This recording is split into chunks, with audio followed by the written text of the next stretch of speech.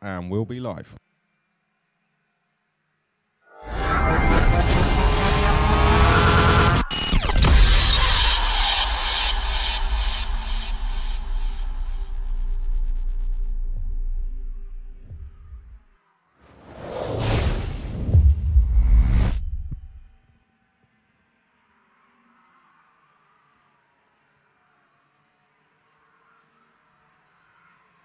Good morning, Le Mans, and a warm welcome to everyone here on track and following us live from the live stream brought to you by IAME Karting RGMMC, available on iamekarting.com. We're more than happy to welcome you for the last day of competition here on Sunday. And as you can see on track at the moment, we're about to get concluded with the warm-up session for the mini category. Then in a couple of minutes at 10:30 local time here in Le Mans, in less than 3 minutes now, we'll be ready to enter the first proper competition of the day, the Final C for the senior class. Myself, Guillaume Alvarez, and Chris McCarthy by my side. I'm more than happy to be with you guys to follow every bit of action on track. We're gonna get running for about 17 races all the way through the day until tonight at 5:30 local time. This will be followed by a beautiful podium ceremony.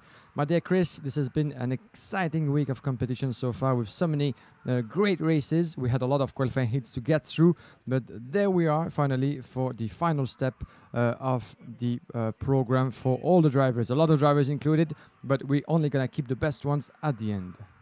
Yes, welcome everyone. It's great to be here. We've got 2 C finals to get through straight away this morning. Then we're going to be going into the B finals for the senior, the junior, the masters and the minis. And then at around 12:30 local time, we'll start with the pre-finals. The finals due to start at 3 o'clock. The order of them will be seniors, juniors, supers, masters, super shifters, and finally the minis at 5:30 before our presentation at 6:30.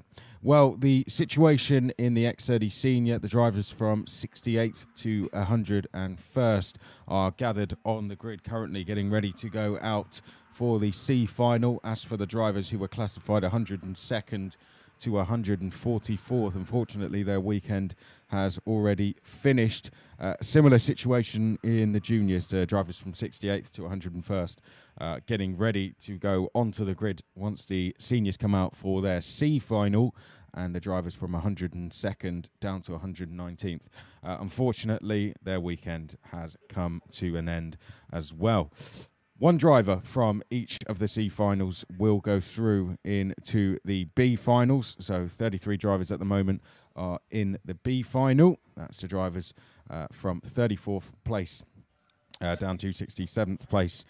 One of the drivers from the C final, will join that B final, and then in that B final, only one driver will go through. It is quite a brutal process, to say the least, but as I've been saying to several people this weekend, having only one person go through from these kind of races always makes it a little bit more exciting. You really have to take a nothing-to-lose approach into it, and sometimes in B finals, maybe 4 up to 6 could go through, and if you're in that top 6, then you don't tend to see much overtaking. But with this, only one goes through, so often it always goes down to the final corner if everyone gets through the first corner safely. And that's another thing we're going to have to watch out for. First corner incidents could be a big factor in these C finals and B finals. Of course, once we get through the C and B finals, we'll have the top 34 drivers in each class battling it out for the IAME International final titles. As for the weather, as you can see at the moment, it is dry around the circuit. I've heard mixed things. Some people saying there is a chance of rain, but from what I've seen, I think we should just be okay. Earlier in the week, it was forecast to rain all day. Then it was scheduled to rain in the morning, and then again in the afternoon with a break with a break in between. But currently this morning, from what I saw, I think we might just be okay. Fingers crossed we have a dry day. Of course, dry conditions always throw up the best racing. However, one or two people saying to me, but conditions could really mix things up, particularly if rain hits during a race. So we'll just have to play it by ear. Let's get ready then for the first race of the program. It's going to be the C final. Only 9 laps, so not a lot of time. It's actually shorter than the heats. The seniors had 11 lap heats. They've only got a 9 lap C final, so anyone down the field hasn't got much of a chance now as to get forward, but anything can happen. On pole position is going to be Olli Petteri Muna, the Finnish driver, currently in that position that'll take him through to the B final. Bo Hymans is going to be alongside on the front row. Row 2, 2 drivers certainly you'd expect to see higher up, Arnold Malizia and Ayrton Fontecha, but that's going to be a pattern through both of these races with so many good drivers here. Unfortunately, some of them are going to have to miss out. Likewise, Xavier Diaz fighting at the front in the heats yesterday, but earlier in the week just had a little bit of bad luck, and hence he is in this C final. We have a driver who finished on the podium last year, Ryan Norberg, 3rd last year in this class. The American is going to start on the outside of row 3 in the C final. Teddy Pritchard-Williams went very strong in the junior class, I think it was last year. He is on row number 4, qualified very well. I think he started all of his heats within the top 10. Carlos Leon, he's finished on the podium here, has Carlos Leon. In years gone by, he was, I think, 9th last year and on the podium in 2015. So, again, a big surprise to see Carlos Leon in the C final. Lautaro Pinedo is on row number 5, the Argentinian, with Isaac Valtonen. Caleb Marshall is going to be on row number 6 with Francois Xavier Venet. Alessandro Serenetti, 4th in the juniors last year, on row number 7 with Paul Stewart. Paul Stewart, who has raced pretty well in the LGM series back in the UK this year. Surprising row 8 as well, Luigi Coluccio on the podium at the World Championships this year.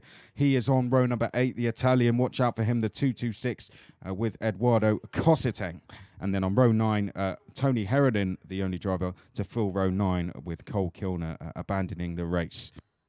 In the second part of this grid, we'll have Harvard Allerud and Ruiz Ichima starting alongside each other on row number 10. Henri Pelagico and Jeroen Berman will be following on row 11. Row 12, Alexander Hardwig and Matthias Salonen, Alejandro Laos Lopez and Rivaldo van der Slaken will be sharing row 13. Row 14, Tom Ledo and Roberto Altea. Athanasios Koulias and Emil Kajalainen will be on row 15. Row 16, Bastien Gassin and Alexander Wang. And Juan Carlos Hernandez Ruiz and Timu Stigl will be on row 17. 34 names on this grid, 33 to be specific, as Cole Kilner unfortunately won't be joining us for this C final. And this is going to be the first competition of a long day to come, Chris. Yes, it is. Another name, Alejandro Lajos Lopez, I've got to say. Surprised to see the Spaniard down here. He did have some sort of problems in qualifying because he was, I think, literally starting all of his heats from dead last. So he hit big problems on Wednesday evening.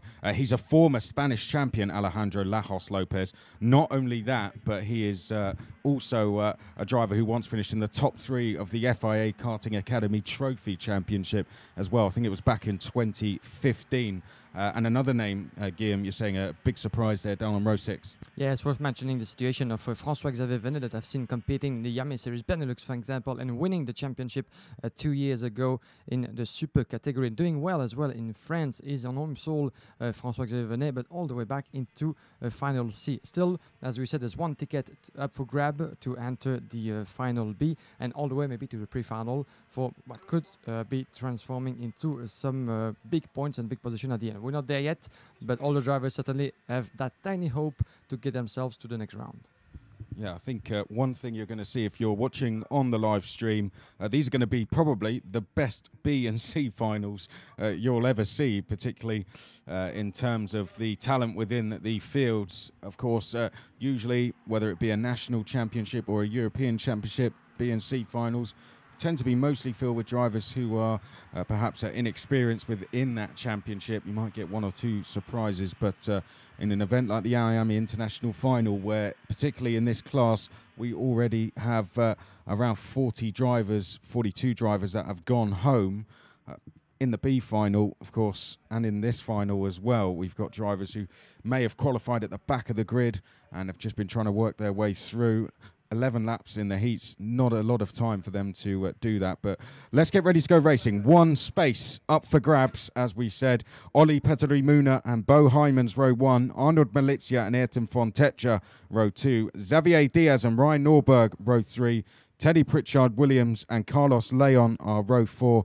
Lautaro Pinheiro and Isaac Valtonen, row 5. Caleb Marshall and Francois Xavier Venet, row 6. And then we have Serenetti and Stuart Coluccio and Koziteng. Heronen is on row 9 as they head round now towards turn number 12. 17 rows of drivers. A few, I think, have abandoned the race already. It doesn't look like Xavier Diaz is out there. Ryan Norberg likewise.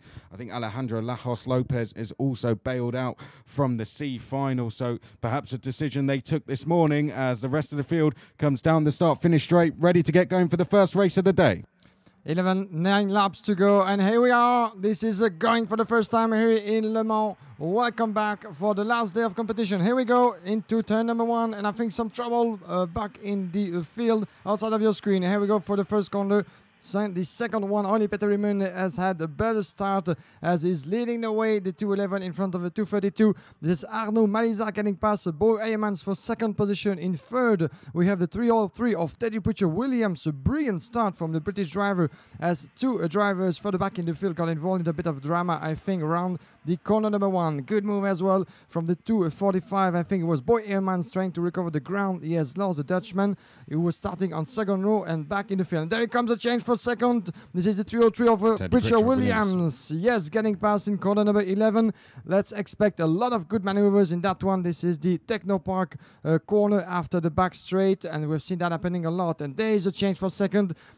Pritchard-Williams in second position, as you see, chasing the leader and pole sitter in this race, Olli Petteri-Muna, concluding what is the first lap in this race. There's been a black flag go out as well for Antoine, so not too sure what that was for, but there was an incident at the first corner. So a black flag for Matteo Antoine, who had gained 12 places on that opening lap as the leaders head through turn number 6 and 7. It's Muna, Pritchard-Williams, Malizia, Pinheiro, Fontecha is there in 5th place. Then it's Leon, Serenetti, Hymans, Valtonen and Caleb Marshall. Tom Ledo has gained 14 places, the French driver, up to 13th at the moment, but only one goes through. Don't forget, and Teddy Pritchard-Williams is now going to have that space in the B final as they go down towards turn number 11 for the first time. Pritchard-Williams down the inside of the Finnish driver. He takes the lead then as we go across the line to start lap number 3, and already going defensive. Closing in is Arnold Malizia there, and Lautaro Pinheiro as well. And then we have Carlos Leon, once a podium finisher at this event, closing in as well in 5th place. Here we go into the second lap, round the corner number 3 and 4, the double right-hander of the 2 Oaks, and there's a double battle going on at the moment on your screen. One for the lead with Pritchard-Williams being chased down by Muna, and then further back in third we have Arnaud Maliza and Lautaro Pinheiro, the Frenchman against the Argentinian. Those two are going to be battling. There goes a change for the second position with Arnaud Maliza diving in the inside of the banking corner and getting past Olli Petteri-Muna. There you go, making their way on the back straight, and there's another change further up for the third place, I think, as yes, Pinheiro is making his way, at least trying to get the inside. That was Carlos Leon trying to go to 4th place. Wasn't quite able to go through. This is getting very intense indeed as we head down the start-finish straight. I feel this is going to be a full defensive drive to the flag now for Teddy Pritchard-Williams. Arnold Malizia just behind us. Carlos Leon sneaks through to 4th place, going through the first corner up towards turn number 2 we go. And there goes Malizia down the inside of Pritchard-Williams. Olli Petteri-Muna has gone into 2nd place. Leon now going through to 3rd. Serenetti trying to go through to 4th place as they come through turn 6 and 7. Is Pinheiro in 6th, Fontecha in 7th as they head down towards the banking. Carlos Leon trying to look down the inside for 2nd place. In 8th place is Valtonen, then Stewart. Luigi Coluccio is up 5 places to 10th at the moment. Someone skipping across the grass as they went onto the back straight there. Up at turn 11 now. More moves being made, this time by Alessandro Serenetti. He goes through to 4th place there as they come out of the last corner. Pritchard-Williams is back into 3rd. So dropping down the order there was Olli Petteri-Muna. Look out for the battle further back between those two on your screen. The 211 of Munero being chased by further back. This is 323 on your picture. Lautaro Pinero, Oli Peter Raymond. This is battle for 5th position at the moment. Further back, we had confirmation of Luigi Coluccio getting past Paul Stewart for 8th position. He's one of the fastest on track. The Italian driver trying to recover the ground as we had expected. Much better, certainly, for Coluccio. It's been a change for lead as well. Carlos Leon past Malizia. Yeah, beautifully made just before the banking corner with Carlos Leon, indeed, the Spaniard now leading the way in front of Arnaud Malizia, but still some time for the Frenchman trying to get past as well. We entering the corner number 11. As you can see, the 4-driver battle with Carlos Leon, the Spaniard, leading Arnaud Malizia. The Puccia Williams in 3rd, Serenetti in 4th position, as the 294 on your screen is going to go for the move, certainly, on the British driver just in front of him. There he goes, trying to get the inside line. He does so, and getting past. Beautifully made by Alessandro Serenetti, now in 3rd position. And look at his voice shoulder is Puccia Williams to see where the rest of the field is, and Pinero is not far behind. There's been a change for 5th place as well. In fact, 6th, sorry. Isaac Valtonen going into 6th place. Carlos Leon here starting to break away out front. He's starting to consolidate his place in the B final here. It's no battling for second, but Serenetti's going to go through to 2nd place. They've got to start working together. There's only that one space in the B final, and Serenetti is now going to lead the attack up towards Carlos Leon behind Teddy Pritchard Williams, trying to go back through to 3rd place as they head now through turn number 12 in towards turn number 13. Pinero has been coming up the order. He is there in 5th place. He's up 4 places at the moment as we head down the start-finish straight. Also moving forward well, Luigi Coluccio up 7 places now into 8th as they head up towards turn number 2. Serenetti starting to bring the gap down to Carlos Leon. It's less than half a second as they head in towards turn number 3. It's now less than 4/10 of a second. So with every sector, Serenetti is getting closer and closer. Luigi Coluccio is fastest on track, back in 8th place. Are we going to see a change for 4th? It's very close for 4th place between Teddy Pritchard Williams, but in fact, he loses a place to Lautaro Pinero down at the banking. Yeah, it seems like the gap was sufficient enough for Carlos Leon in the lead, half a second, but it just dropped to 3/10, a bit over 3/10 of a second as they make their way into the paddock chicane, and it's gonna smell very bad shortly for the Spanish driver in the lead with Alessandro Serenetti closing in 2nd position as they make their way onto the start-finish line. Here they come towards the corner number 1. You see the battle for 1st position getting in place between Leon and Serenetti. They was very close behind for 3rd with Arnaud Malizia and Lautaro Pinero battling as well. Just 2/10 of a second between those two as we are in the penultimate lap of this first race of the day, ladies and gentlemen. Then further back, Isaac Valtonen is still in 5th position in front of Pritchard Williams, but the British driver is going to try something as well. But we're going to keep a close eye on what's happening further up for the lead with Carlos Leon, the Spaniard, Alessandro Serenetti separated by just 2/10 of a second. Here we come on the back straight line. That could be a chance for Serenetti to try to get past around the inside of the corner number 11. And sorry, it does, taking the inside line. Beautifully made. Safe and easy. And this is Carlos up to Carlos Leon trying to fight back. Maybe in the corner number 14 on the way to the start-finish line and maybe around the inside of the corner number 1. But for sure, Serenetti has seen that coming and he shuts the door.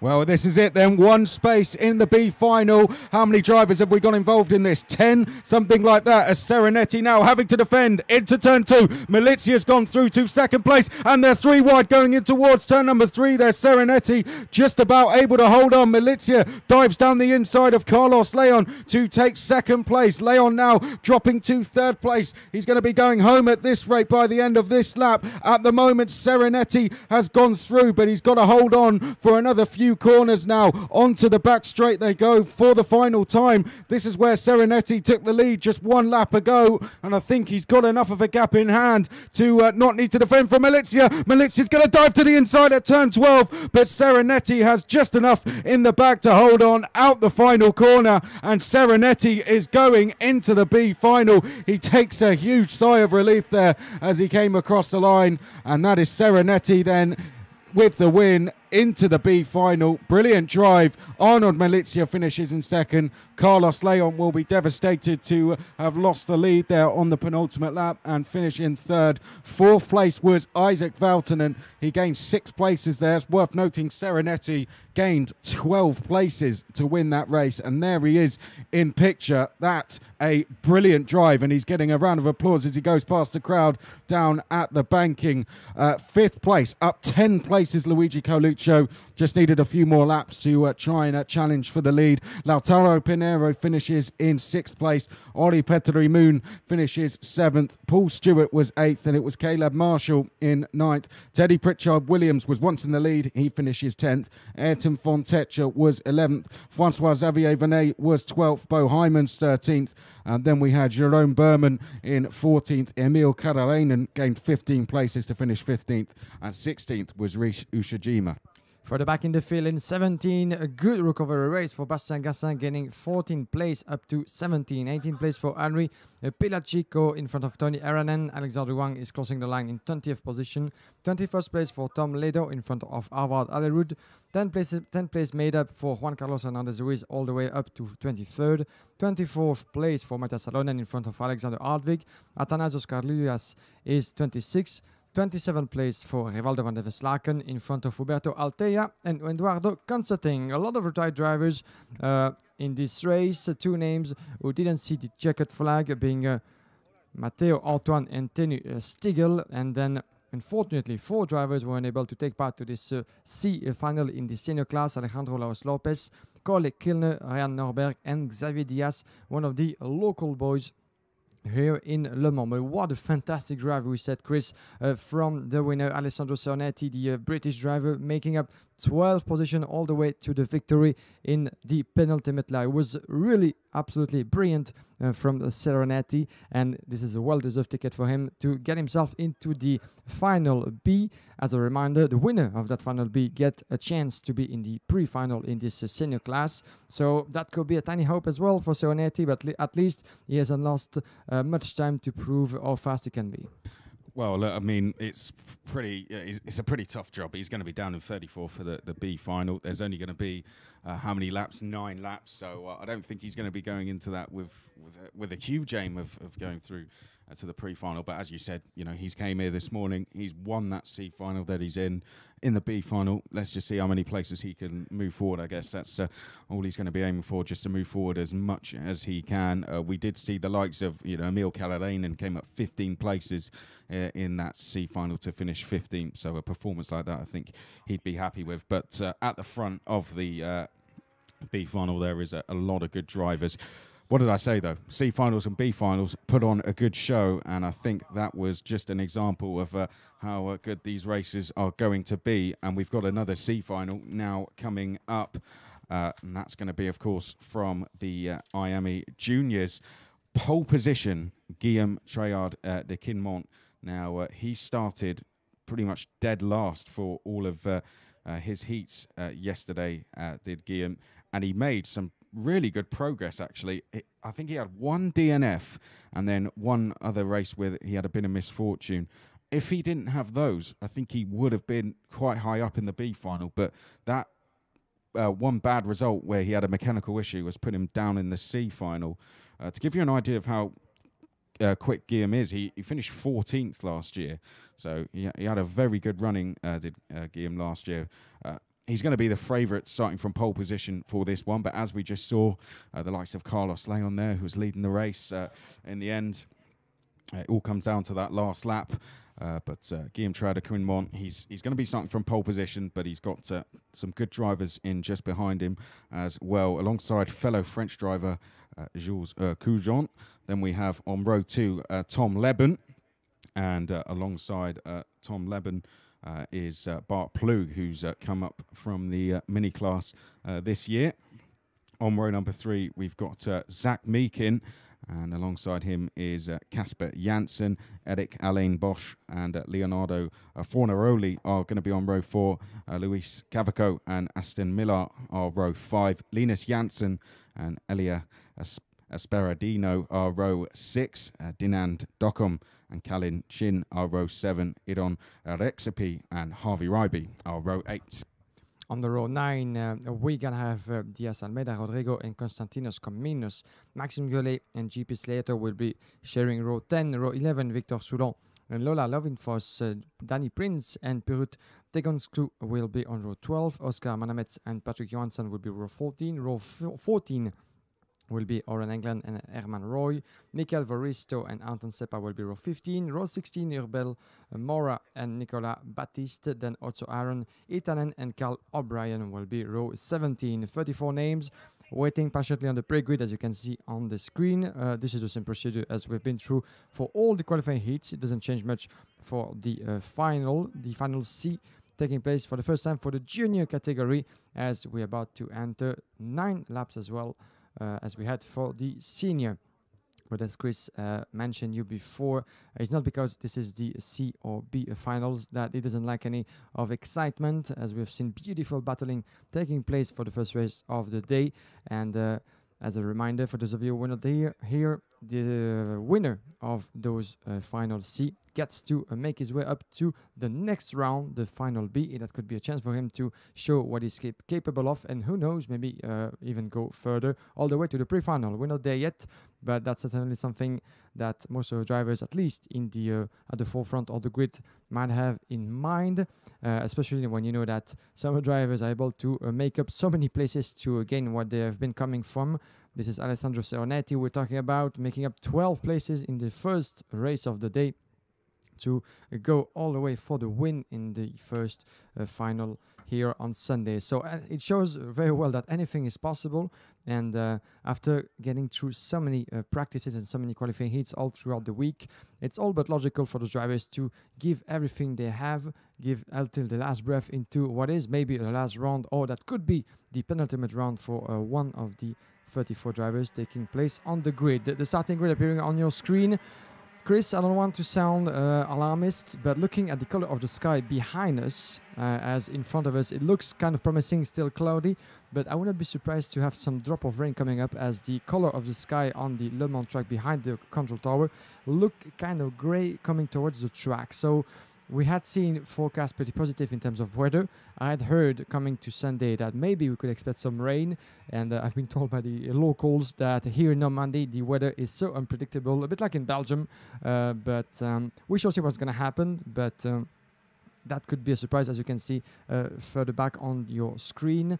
We're not going to get into too many suggestions in terms of the weather, because that could actually bring bad luck to us. But let's cross fingers not to have any bad weather conditions, as we've had previously in this week during the qualifying practice on the Wednesday night, and as well on Thursday night. For those of you who missed what happened on Thursday, at the end of the day, a true storm hit the track, and we had 2 qualifying hits cancelled at the time. But this is in the past. Let's focus on the present and what's happening on the track, with the final C in the junior class, the first of the category taking place, and Guillaume Treillard de Quimenon will be starting on the first row, as it seems that Jules Goujon didn't take part in this warm-up lap, as it seems on our screen. It might still be in the pre-grid, or maybe has retired already. As for Victor Soulon, we're going to wait confirmation if Jules Goujon is on track or not. I believe they've decided to bail out of the event. Looks like Ubelt Mora, who had a couple of incidents yesterday,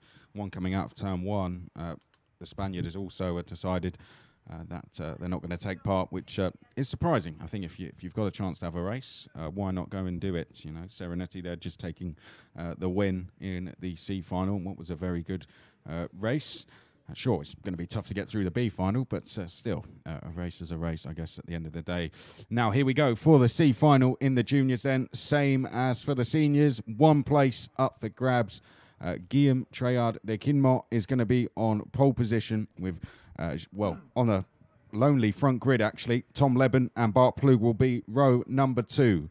Here we go then for 9 laps of racing. Down towards turn number 1 we go, and the outside row not getting going at the start there. The inside row all piling into turn 1, going past our front row sitter Bart Plug there as they came out of turn number 1. One driver off on the grass already. I think that was Tom Leben having a look up the inside of Guillaume Treillard de Quimenon as they came through turn number 2. and the 35 is off, which is Nicolas Baptiste off at turn number 1. Rest of the drivers now heading through down towards the banking. 2 more drivers came off heading down towards turn 2. I think Harvey Ryby may have been one of them, unfortunately, as they come onto the back straight for the first time. The top 2 are away. We have 2 groups of 2 at the front, it seems.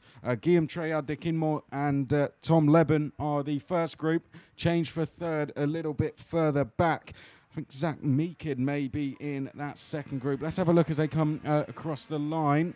We'll get the top 10 for you, and a change for the lead. As Guillaume said there, Tom Leben going into the lead past Guillaume Treillard de Kinmont. Then it is Cavaco and Meakin. Alain Bosch, Plogue has dropped to 6th. Then it's Janssen, Casper Janssen, Aston Miller, and Dinant Dockham. And surprisingly, there's a black flag for François Delati, the 137, as you have a confirmation. And there's a battle is on for first position, as I think Louis Cavaco just got past. So, sorry, my apologies. This is Treillard de Kinmont getting past in first position ahead of Louis Cavaco. So the move just went very quickly on that one, as the Frenchman is back in the lead in front of his fellow countrymen. This is 1-2 for France at the moment. Further back in third is still, let's see who that is. Yeah, this is, I think, Zach Meakin indeed in third position in front of Cavaco. Let's have confirmation as they come across soon the start-finish line for a second lap completed.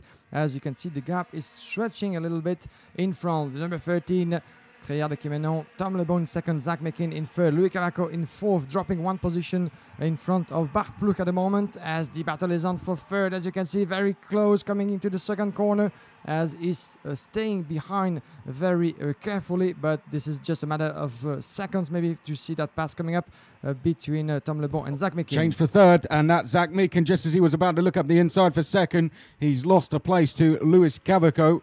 This is it. They know that there's only that one place up for grabs, and everyone wanting to go forwards here. The patience does run thin pretty quickly in a C final at the IAME International Final, and I think that just being proven there. Cavaco, who was in a good position following Zach Meakin, has decided to go straight into third place then. So that's just given the 2 leaders a bit of breathing space for the time being, and it's given Tom Leben a chance to line up a move as they come down towards turn number 1. There is Leben down the inside of Guillaume Treillard de Kinmont to take the lead once again. Third place is still Cavaco. Fourth place is Meakin. Bart Ploeg rounding out the lead group in 5th. And Bart Ploeg is actually quickest on track in 5th place, 56.180, only 1 second behind Tom Leben. There's confirmation on your screen. The rest of the top 10, Miller, Alain Bosch, Janssen, Fornaroli, and then Casper Janssen, who's going quickest in 10th place on this lap. As we see a change down at the banking, Zach Meakin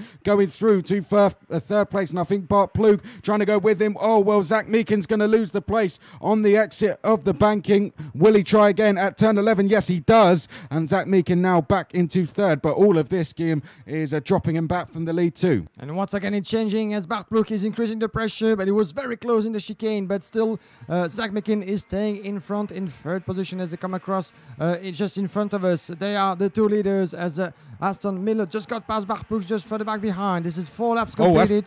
Aston Miller, I think, coming up to third place there almost. He's up to 4th place coming in towards turn number 2. So a good lap that from a good move, from Aston Miller, as he just sets the fastest lap of the race. The driver in 4th place, and the leaders side by side contact. Guillaume Treillard de Kinmont running wide as Tom Leben went up the inside. So the leaders going head to head out the front, and we have a huge queue forming for third.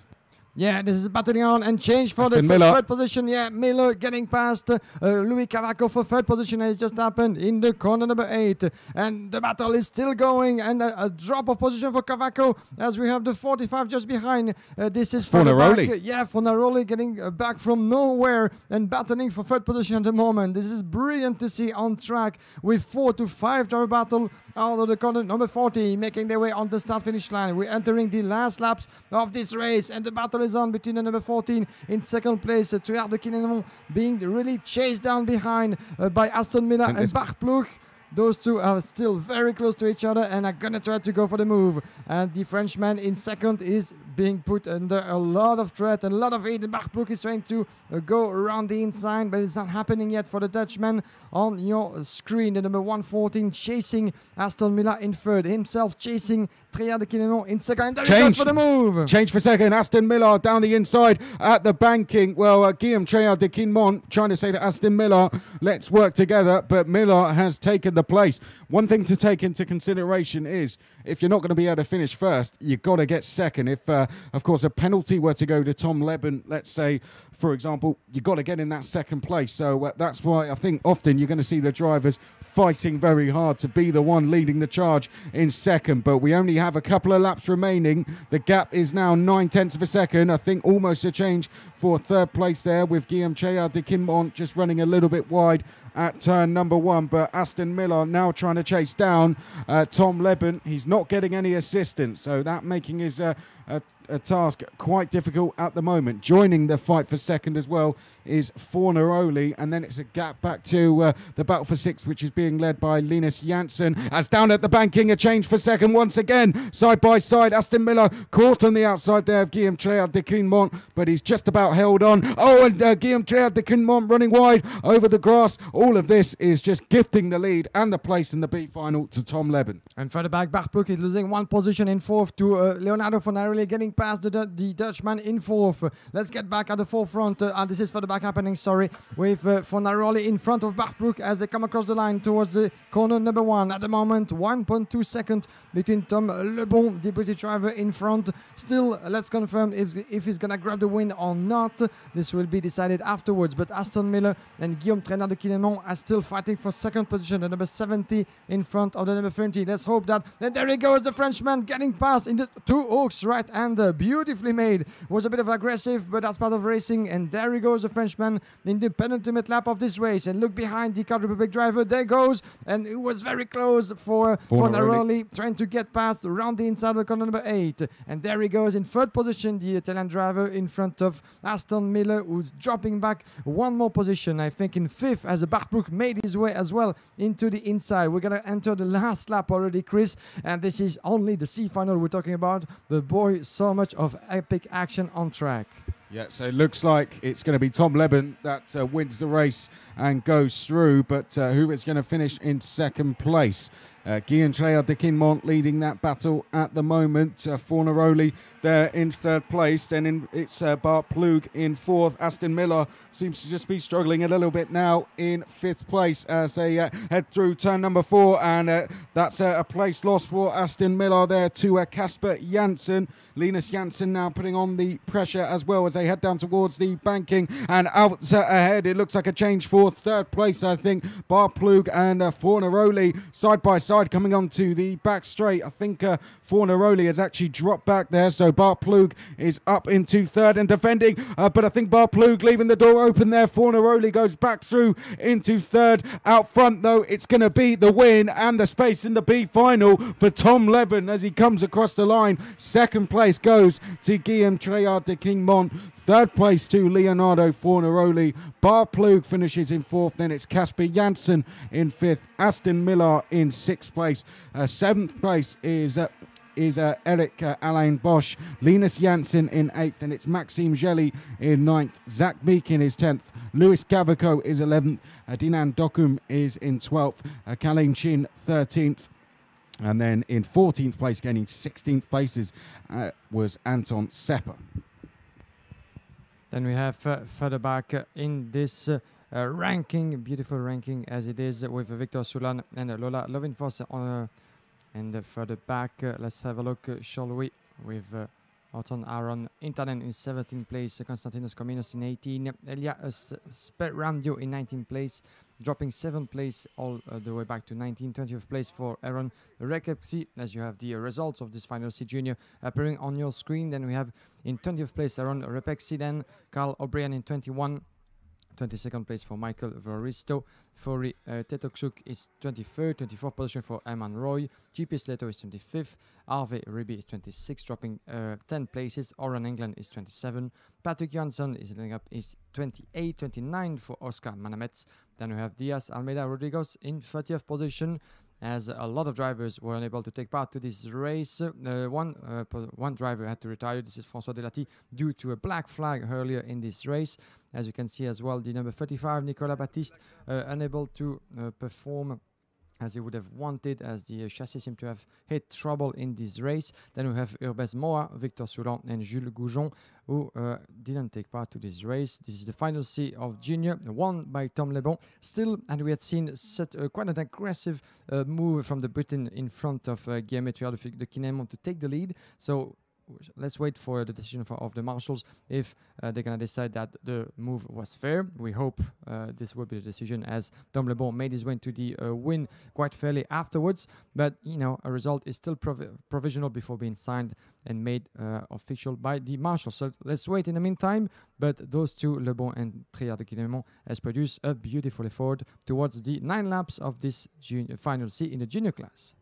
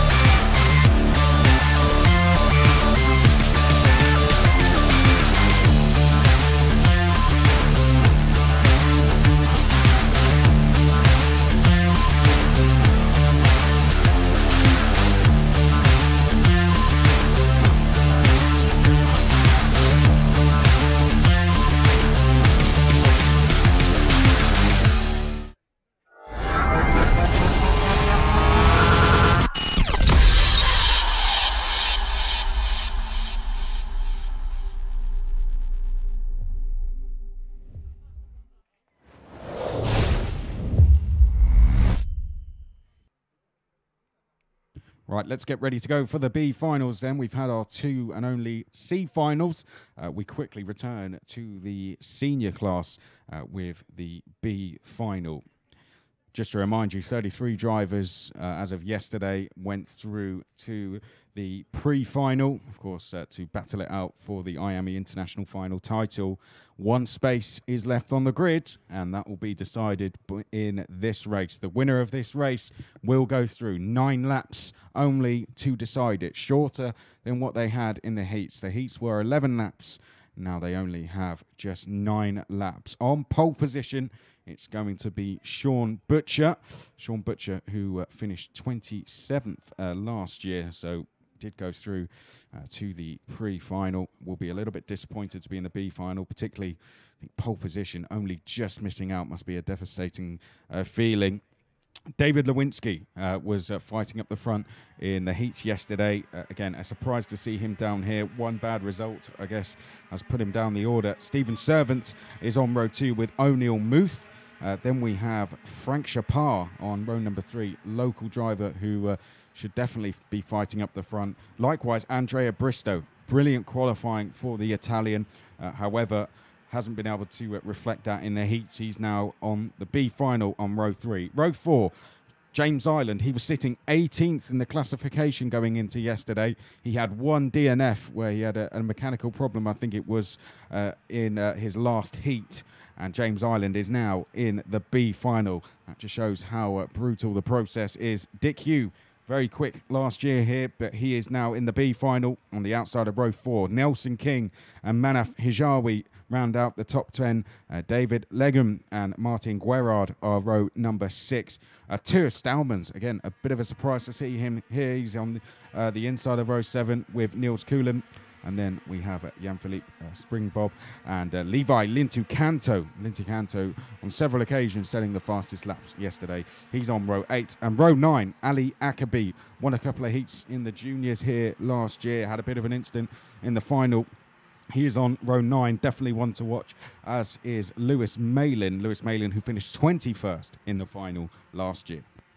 On row 10, Manel Gallofre, and a surprising, disappointing performance so far for Corentin Collignon, one of the French heroes here in Le Mans, and superbly performant over the years on Soul, but only starting on row 10 in this final B. Jean Coyot, another Frenchman, will be alongside Mathias Zacazeta on row 11. Row 12, Alejandro Jaramillo and Gary Edwards on row alongside each other. Row 13, Archie Tillett and Vincent Marcerou. Brandon Jassor crack from the States alongside Taylor Greenfield on row 14. Row 15, Rachid Ghanem and Silver Garcia. Danny Caronini and Axel Leflam on row 16. And row 17, Lucas Sandro Treves and Alessandro Serenati, the British driver. Very impressive in the race before, making up 12 places to enter this day and qualifying himself for the final B. He's going to have a lot of places to cover and to make up in this race, as we're going to be good to go for 9 laps. I was going to say 11, but 9 shorter than qualifying heat for this final B in the senior class. Here they come, up to the line then. Butcher to the right of picture, Lewinsky to the left. This, the senior B final. One place up for grabs. Here we go, down towards turn number 1. Let's hope we all get through nice and safely. Butcher is going to lead the way. Oh, I spoke too soon. One driver off as they head through turn number 1. Butcher leads the way. Looks like Stephen Servant's come up to second place. Just trying to see who that is in third place as they head through turn number 4, now in towards turn number 5. Already places being made up from the likes of James Ireland, who's up into 5th place as they now come down towards the banking for the first time. Looks like a almost clean start at the front. Just 1 or 2 drivers delayed down the field, and we're side by side for second place coming down the back straight for the first time. The top 4 have a bit of a gap here, but 5th and 6th in chase already. 5th place defending at the moment. We've got a change for lead as well. Sean Butcher has lost the lead on this first lap as they come down the start-finish straight then. To complete lap number 1, it's Frank Chapar leading the way. Sean Butcher in second. Servant is third. O'Neill Muth is fourth. Then it's Legum in 5th place. James Ireland in 6th. Then it is Lewinsky in 7th as we have a change for 4th place there. That was Legum going into 4th with Ireland going into 5th. And a change for 2nd place as well with Stephen Servant going past Sean Butcher. 1 lap completed into this final B. This is the senior class, and watch for the 3rd indeed, and no changing yet in the banking as we have Frank Chapar, an impeccable start from the Frenchman, making up 4 places into the lead as we speak. But Butcher in 2nd, Steve Sergeant is 3rd, still Sergeant in 2nd place, getting past Butcher in 3rd, being chased himself by James Hirland, who got past David Legum previously as they make their way out of the chicane, and it was very close indeed. There was a change for 5th there, sorry. O'Neill Muth going past David Legum, I think that was. Yeah, you have confirmation on your screen as dropping down the order. Unfortunately, David Legum, some trouble out of the way as he was running in 17, and you have trouble for the 275. Confirmation, I think, for Martin Gerard, the 275, dropping down the order and you can see there's some mechanical trouble, Yep. obviously. Look at the instant. We've got yellow flags out at the final corner. So David Legham, I don't know if he was involved in that. There was a move being made on him going in towards turn 12, and then I think he ran on the grass and things got bunched up after that. But a bit of a pile up there. We've lost Martin Guerrard, David Legham, David Lewinsky from the front row also out. Joan Callo is out the race, as is Axel Laflamme, and Gary Edwards and Danny Carinini did not start the race. But out front it is Frank Chapard, finished 17th in the final last year. He's leading the way coming out the final corner. Second place as they come across the line is still Stephen Servant, and then it is Butcher, Island and Dick Hugh. These five currently fighting it out for the lead. And there's a lot of heat increasing on the shoulders of Frank Chapard as he's leading the way by being pressured from behind by Steven Sargent and Sean Butcher, and change for fourth position with Dick Hugh getting past James Hurland. It was beautifully made in the corner number 2 from Dick Hugh, now making his way into the top 4. Further up at the front, Frank Chapard trying to keep the pace and the gap on the 7th, and both Sean Butcher, the Frenchman in the driver, making their way into the corner number 8, the so-called banking, such a hot spot for overtaking as they make their way now on the back straight line, and a warning flag for spring job for the back in the field. We shall see maybe a change for second place, and there he goes. I think Sean Butcher getting past Steven Servant in the corner of the Technopark. It was once again a beautiful attack, as you can have confirmation in second place. And Sean Butcher, yeah. So Sean Butcher, indeed, as you said, is up to second place. Brilliant move that at turn 11. A Servant down to third. Now the gap to Frank Chapard is half a second. Is this going to be what we saw in the Junior C final, where the battle for second becomes too intense and they allow the leader to break away? Last year, the Senior B final, one of the best races of the weekend. As there goes a move. Dick Hugh down the inside there. I think, who did he go past? That was Stephen Servant. So a good move that from Dick Hugh to overtake Stephen Servant, and James Island now trying to move for fourth place, not quite able to get through there. So Dick Hugh up to third. Second place is Sean Butcher. In the lead, Frank Chapard. It's getting a little bit congested for fifth place. James Island now having to defend there, as Tua Stallmans is involved in that battle, as Jan-Philippe Springjob also involved as well, as they come down the start-finish straight to start lap number 6 of 9. That's Frank Chapard leading, and that is Sean Butcher now right on his tail, and getting closer is Dick Hugh as well.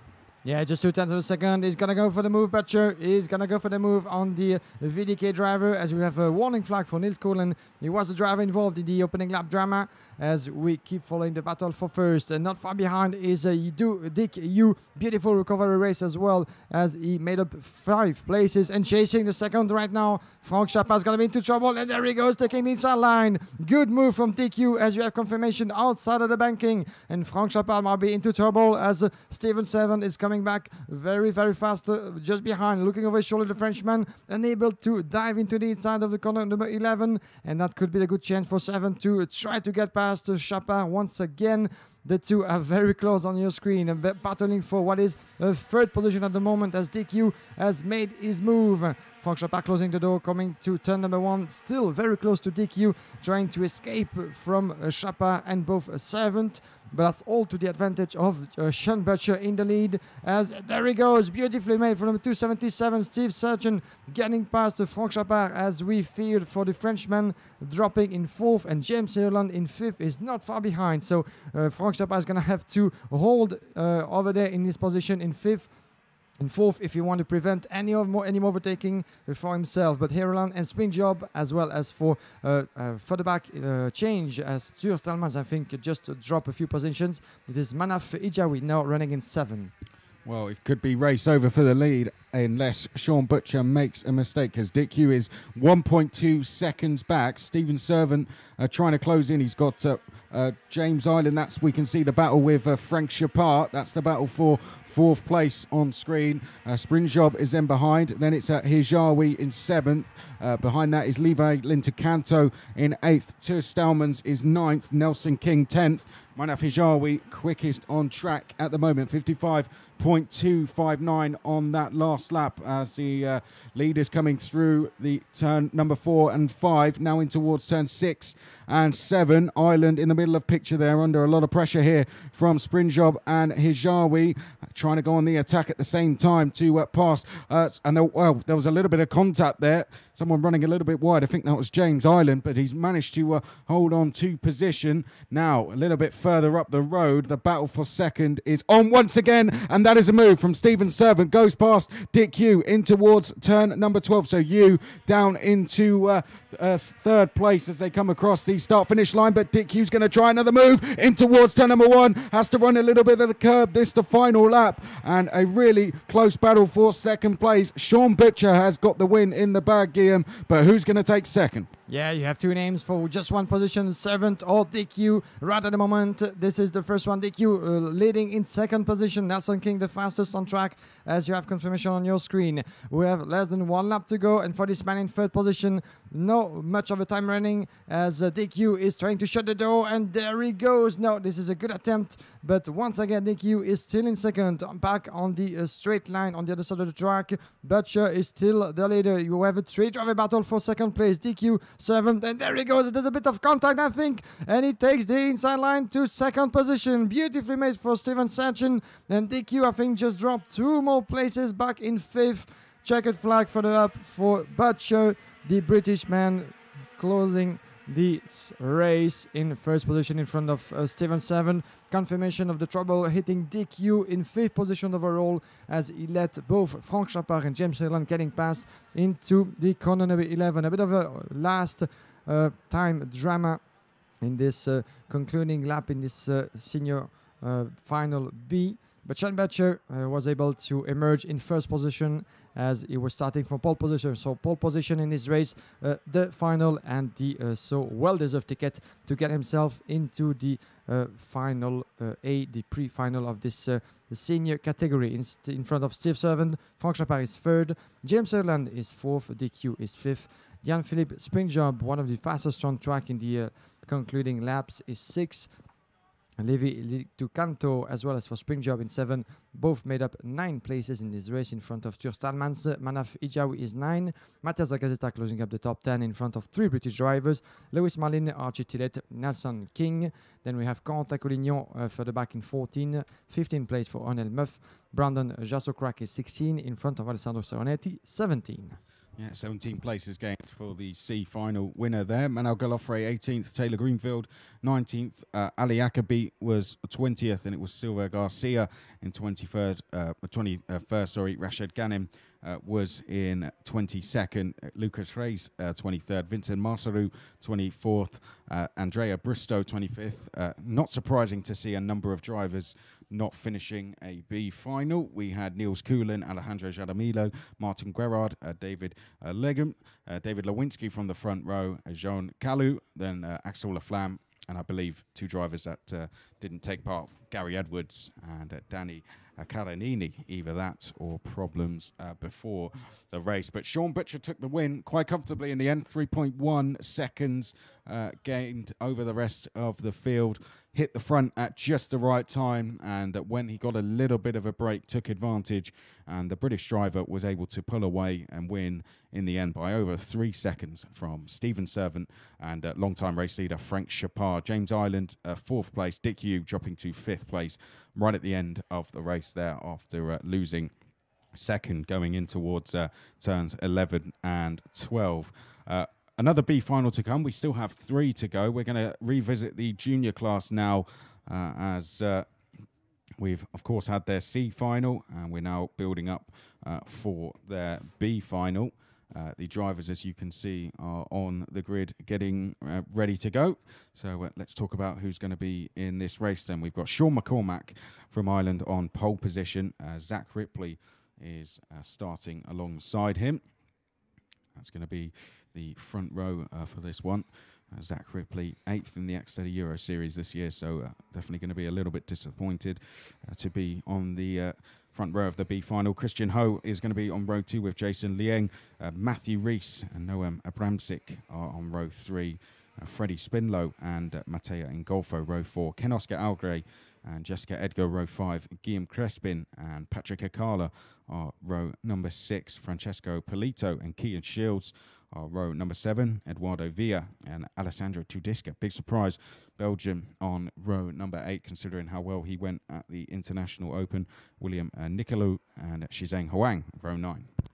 Row 10, we're going to have Lorenzo Patrese, Constantin Reich, Vincent Bouteiller, and Nikish Kalash Bora will be on row 11. Row 12, Oli Pilka and Alicia Barrett, one of the lady drivers in the field. Aaron Walker and Tazanapol Intravusak will be on row 13. Row 14, Jerzy Spinkovic and Noah Maton.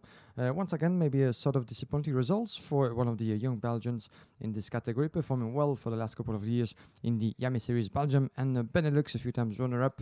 But this is the first time that Noah Maton is in the final B, so this is one step further compared to last year. Jorge Barrio and Oscar Johansson will be both on row 15. 16th place for Patrick Enoch and Sita Van Meert, one of the lady drivers from Belgium in this field, and Nicolas Terlecki and Tom Lebon will be on row 17. Tom Lebon, obviously, the winner of the final C in this very category, winner in a brilliant fashion for the first race in this class taking place here on Sunday morning.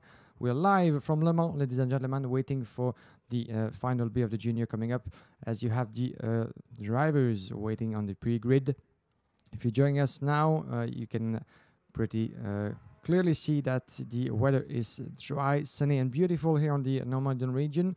This should remain so for the entire course of the day, fingers crossed obviously, as the live streaming is available on yamekarting.com, as well on the Facebook page of Yame Karting. So make sure to tune in to live with us what will be certainly one of the biggest days of karting in this year's season. The pinnacle of all the races in the Yame world, the Yame International Final, taking place here in Le Mans for the 7th year in a row since 2012. And for those of you liking data and statistics, the official record has been officially beaten this year with an entry list of more than 450 drivers compared to 2016 record of 406 names. So there we go, with a success that keeps increasing year after year for the Yame International Final. Only getting started with the finals throughout the day. Coming up, the final B in the junior class for the drivers between 12 and 14 years of age. The time for all the unfortunate retired drivers from the previous race to be recollected into the Parc Fermé, as the procedure is about to be done. Just in front of us, outside of the picture, is the recovery team getting back to the position.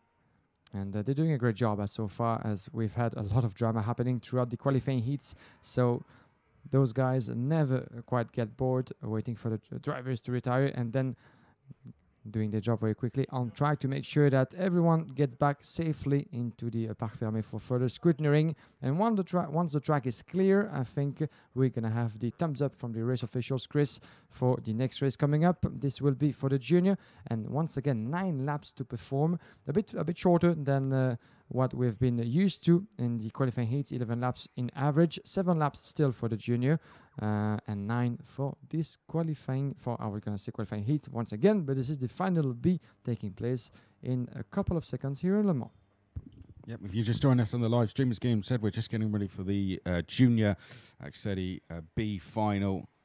If you've unfamiliar with the format, or you're just tuning in for the first time this weekend, essentially the driver who wins this race will join the back of the grid for the pre-final. So only one place up for grabs, and that means the racing can be a little bit chaotic, a bit hectic, but most importantly, very entertaining for you guys. It's really a number of drivers can go through. Sean McCormack and Zach Ripley, they're on the front row. Jason Liang, Christian Ho, row 2. Matthew Rees, Noma Brimsack, row 3. Freddie Spinlow is on row 4. He had a very good end to his heats yesterday. Matej Ngolfo alongside. Ken Oscar Algrave raced well yesterday. He's on row 5. Jessica Edgar was sitting in a position to go through to the pre-final at the start of yesterday, but didn't have the best of days. But she's on the outside of row 5. Guillaume Crespin is on row 6 with Patrick Akala, Francesco Polito, Kean Shields. Had a some pretty impressive results around Europe this year. Keen Shields on row 7, Eduardo Villa and Alessandro Giudisca. International Open vice champion on row 8, William Nicolou and Shizeng Huang. Row 9, Lorenzo Batrese, Constantin Reich. Row 10, Vincent Boutier and Nikhil Bora. Row 11, Ollie Pilker and Alicia Barrett. On row 12, Aaron Walker and Tassana Pol, Intro Huvasak. On row 13, Jerzy Spinkovic and Noah Maton. Row 14, Jorge Barrio and Oscar Andreasen. Row 15, Patrick Enoch and Sita Van Weert. Row 16, and then we have Nicholas Telecki and Tom Leben, who won the C final just around 10-20 minutes ago. Tom Leben is going off the back of the grid. Let's see how he does. Serenetti, I think he gained 17 places, didn't he, before any penalties, of course. So 17 places gained post any post-race checks, of course. Let's see if Tom Leben is able to beat that. Now, at the front, it's going to be Sean McCormack and Zach Ripley on the front row. I think everyone is out on track, which is good to see. So, Guillaume, over to you for the start.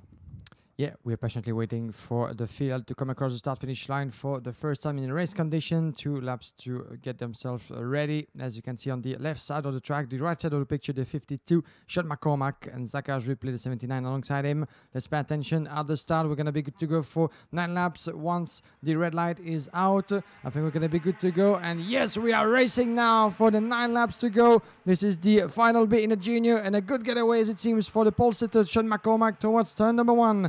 Let's hope for the same for most of the drivers. And we're still information lap. This is wrong actually appearing on your screen, or are they actually lifting speed? Another formation lap. Yeah, another formation lap. Confirmation. This is actually right information. Of apologies, as it seems like we're going once again for one more round of the track, 1.4 kilometer. So for the first time of today, the officials have decided to do the start again. Confirmation of that information on your screen. So everyone has lifted speed and reduced the overall pace to get around once again. So it was a good start still for Sean McCormack, but it seems that I saw one of the officials actually down on the track doing some great signs, and that could have been maybe the signification and the explanation why we go for one more formation lap, as the grid was not entirely well formed coming to the start-finish line. So there's your reason, certainly. But it doesn't happen that much throughout the qualifying heats previously to have one more start. This is the case for the first time today. And I think this is only the second time throughout the enormous list of racing so far that we have actually a second start to get round. Yes, perhaps as Sean Cormack, Zach Ripley then. Let's try one more time as they come round the final corner, up towards the start-finish line. We get ready to go racing in the B final for the X30 Juniors. Down towards the first corner, Christian Ho has gone into second place. Zach Ripley struggling to get across on the outside there, and there's been a bit of an instant. Christian Ho was caught up in that, and I think he's gone across the grass. Going up into second place is Matthew Rees as they make their way in towards turn 3 and 4. We've got 3 drivers off, one of them being Tom Leben, I think, there as they make their way down towards turn number 2, but 3 drivers in total. Oscar Andreasen and Sita Van Meert were the other 2 drivers that were on the grass. We've got 2 more drivers off at turn number 4 as well. So typical B final start, I guess, as they come onto the back straight then. Jason Liang, I think, is one of them. So that is a huge blow then for the Canadian driver from the outside of row 2. There's a big battle going on for second place, and I think a change for third, but no problems for Sean McCormack out front. He leads the way as they come across the line from Matthew Rees in second place. Ken Oscar Algray is third. Then it's Abramsik in fourth place. Fifth place is Freddie Spinlow as a change for second place there. Ken Oscar Algray going up to second, 3 wide almost behind. Spinlow was fifth, then it was Hakala in sixth. Ingolfo was seventh, then it was Crespin, Polito and Rush. But there's certainly been changes in this first sector. Oscar Algray has gone through to second, Ingolfo has gone up to sixth, and Alicia Barrett has gone into the top 10, gaining 13 places on that first lap. And Mattia Ingolfo getting past Patrick Akala, I think, for 6th position as they make their way into the banking. A brilliant start so for Sean McCormack, as once again he was able to get around the corner number 1 in 1st position. And confirmation, I think, for the Canadian driver Jason Leuk, the 189. Disastrous start of the race as he was on the 2nd row but forced to retire of this final B in the junior class. So Sean McCormack, Matthew Rees, these are your top 3, and my apologies, as we had Ken Oscar Algri getting past as well. Then we're going to have the battle for 2nd around the corner number 1 for the hub on your screen, and they are 2 side by side. This is a beautiful start. Get back at the forefront as we have already 0.3 of a second of a gap between McCormack, change for 4th, and Mattia Ingolfo. Thanks, Chris. Getting past Noam Abramzic at the moment. Further back for the hub at the front, McCormack, Canalgri, and just in 3rd is Matthew Rees. Beautiful battle with 3 different names up for 1 victory to make them. And they go straight for the lead in the corner number 8, the banking. And as we go, taking the round the inside line. This is a beautifully made from Ken Oscar Halgray, getting in 1st position. Watch Matthew Rees. He's down the inside, going in towards turn number 11. Matthew Rees takes the lead then on lap number 3 here at Le Mans. 2nd place is Sean McCormack. Then it is Ken Oscar Halgray in 3rd. Look at the queue for the lead as they make their way down towards turn number 1 for the 4th time. Matthew Rees is going to have a job on his hands defending from this lot as we head through turn number 1. Just want to pick up a point. Zach Ripley from the outside of the front row has dropped outside of the top 10 at the moment, trying to recover, but a change for 2nd place. Oh, and off on the grass there almost with Sean McCormack. Coming through to 2nd then is Mattia Ingolfo. So brilliant driving there from the Italian as they head now through turn 6 and 7. Patrick Enoch quickest on track. I think we've got a Bramsick up to 4th place. Spinlow is up to 5th place. Change down at the banking there. Oscar Algray, I think, has gone back into 3rd, having briefly lost that position. We've got Crespin up to 6th. Takala is up to 7th. Change for the lead once again. So that now Mattia Ingolfo in the lead for the 1st time. Sean McCormack, though, he's tumbling down the order. He's 9th place at the moment. We've got Crespin, Akala and Barrett all going past the Irishman, and more importantly though, Guillaume, as you said, change for the lead. What an increasing lap. This is beautiful to see as we have a change for the lead indeed. And Mattia Ingolfo, watch, and there he goes, taking round the inside. And look at what's happening behind. This is 3 drivers side by side as we have a further change into 75 in 2nd position. Beautifully made from Noam Abramzic, making his way into 2nd. And he's going to try to chase Mattia Ingolfo in 1st position. The Italian driver was nothing to worry about at the moment, making their way into corner number 8 as we're going to see who's going to come up in front. There's contact down at the bank, and I think Matthew Rees has run wide, and he's lost quite a few places out of that. And look at the battle on the front, making their way into the Technopath corner. This is the 63 on your picture, being Guillaume Crespin, and being further back is Alicia Barrett, number 53, doing a great job. The 86 just behind. We're going around on the apex on your picture. This is a battle for the back in the ranking as we speak. The 86 being Juan Icheng and Eduardo Villa just behind. Getting back at the forefront on your picture, the 63. This is a battle for 5th position between Guillaume Crespin and Alicia Barrett just behind. A good job from one of the leader drivers trying to get around the 2 hooks corner, the double right-hander. Further up in the field, this is the battle on your screen. The 75 in 2nd position being Noam Abramzic. Ken Oscar Algray, the full blue livery chassis, in 3rd position. He's going to go for the lead and going around the inside in corner number 2. Yes, he does. In the bank in the corner number 8, we have Ken Oscar Algray in 2nd now, with less than 4 laps to go before a checkered flag. The battle is going to be interesting, Chris, but still at the lead. Mattia Ingolfo is increasing his gap up to 9/10 of a second at the moment. Alicia Barrett has gone into 5th place past Guillaume Crespin. We saw the battle going in towards turn number 2, and the move has now been made. On screen, you can see defending. That looks to be Freddie Spinlow looking to the outside there of the number 75, Blamsic, as they come up towards turn number 2. Really, they need to be getting after the 2 leaders here. Ken Oscar Algray is around 0.8 of a second back from Mattia Ingolfo as we head now in towards turn number 5. Spinlow in the middle of your picture there at the back of this queue has just set the fastest lap of the race, and I think he's lining up a move for the banking. Let's have a look. Will there be a change for 3rd? Spinlow looks to the outside. Bramsic putting up a stern defence here, and they now head onto the back straight. To remind you, this is the B final. Just 1 driver goes through. So for Mattia Ingolfo, this is a pretty good situation to be in here. Drivers battling behind, around a second in hand, and only 2 laps to go as he comes out of the final corner and down the start-finish straight. We're still looking at our battle for third place. Abramczyk still defending. Spinlow struggling to get past at the moment. Behind, there's been a change for 6th place. Matthew Rees has gone past Guillaume Crespin. As this battle for second, we still continue to follow it. Will there be a change in towards turn number 3? There won't. So it's going to stay as it is from now. But it looks like him and Golfo might have this one in the bag.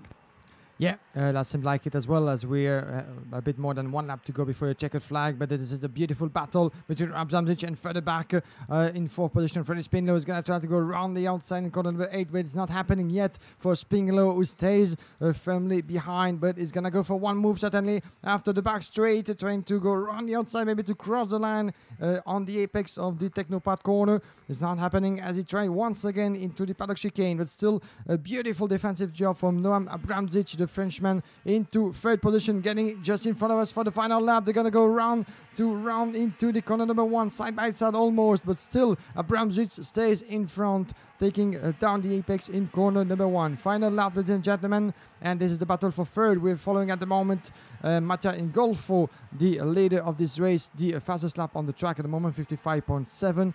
He has at the moment more than 1 second advantage on Ken Oscar Algri, unless a technical failure or a mistake from one of the two.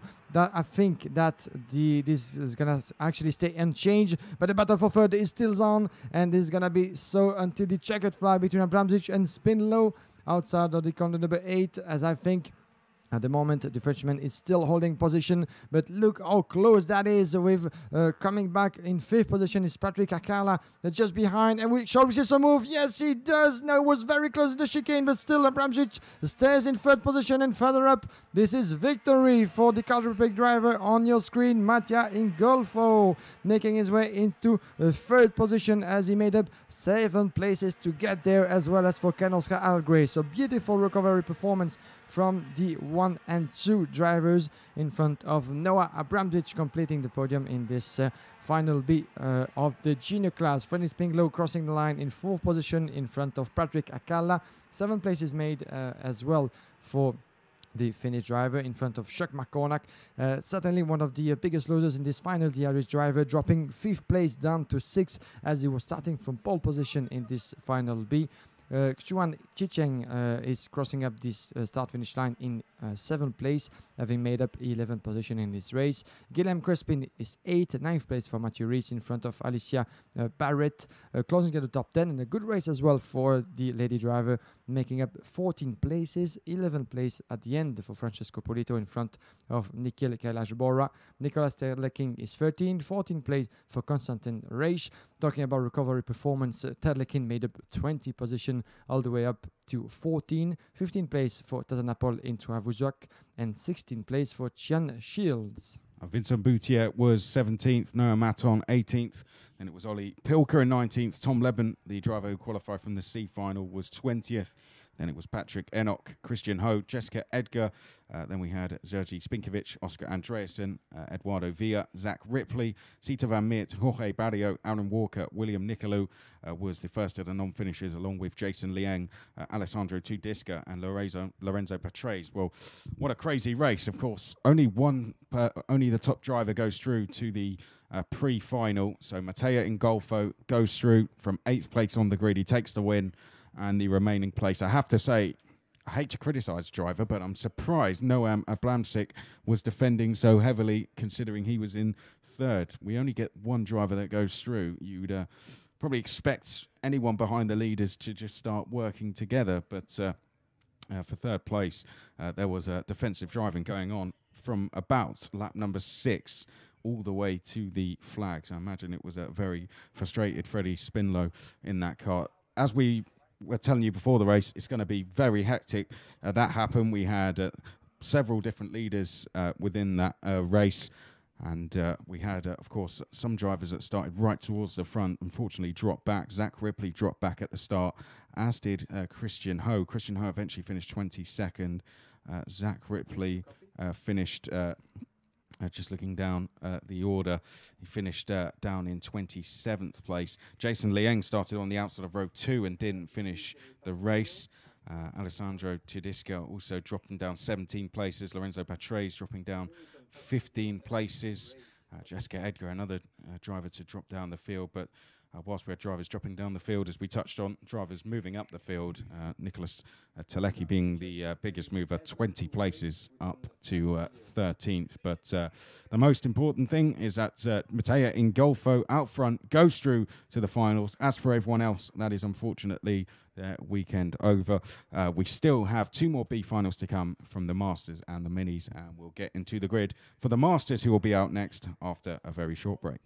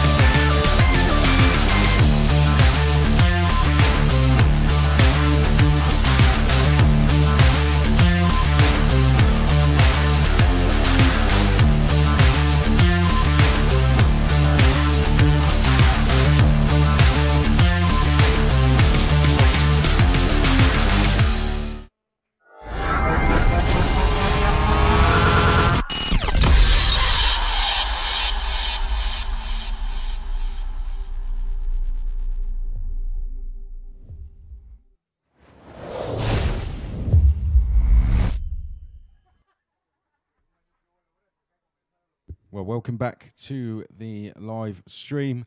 We're building up for the next race, and it's going to be the X30 Master B Final. As with the other B Finals we had, winner will go through to the A Final and the winner alone. So it's going to be a pretty interesting race. We've got, as ever, some drivers in this one that are certainly out of position. Let's run into the grid then. We've got Vincent Jean-Baptiste starting from pole position. He finished in 23rd place to the French driver last year. A lot of French drivers. It's actually an all-French front 3 rows. Mario Balios is on the outside of row 1. So the home crowd with a good chance here to see one of their own through into the pre-finals. Owen Julien will start from row 2 with Willy Rungay. A bit of a surprise as well to see Rungay in the B final. Was in the final last year. Had a bit of a bad luck in the main race, but nevertheless was in. Frank Ruxel, 13th last year, starts on the inside of row 3. So yet another driver who is definitely out of position. Jeremy Hanekand is going to start on the outside of row number 3. Then we have on row number 4, Vili Lepinen. the driver from Finland. And starting to the outside of row number 4 from Chile is Miguel Idro. Derek Wilson, it will be on row number 5 with Patrick Brive as the drivers now come out onto the track. Larentiu Mardan and Patrick Gudici will be on row number 6. Alain Bazar and Alexandra Risch will be on row number 7. Alexandra Risch, 20th last year. So again, another driver way out of position. Angelo Ardito is on row number 8 with Dimitros Papanastasiou. And then on row number 9, we have Ricky Tanioka and Sebastian Vosges. On row 10, we're going to have Simon Ramsmeyer and Hiroyuki Saka, another Japanese driver. Then on row 11, Sami Naguti and Gilles Rimodo. Kosawa Hiroki and the Norwegian driver Vegard Floki. Virlev will be on row 12. Row 13 is Frank Darbonville and Alberto Franchini. Row 14 now is Ekaterina Kazakova and Yanni Fokin. Then we have Gerardo Isaac, Maya Wolf and King Louis Wong on row 15. Row 16, Johannes Aberg and Jari Niminen, Adrian Ferguson and Jari Artikainen will be on row 17. So this is your 34 driver pack grid for the final bit of the Master coming up.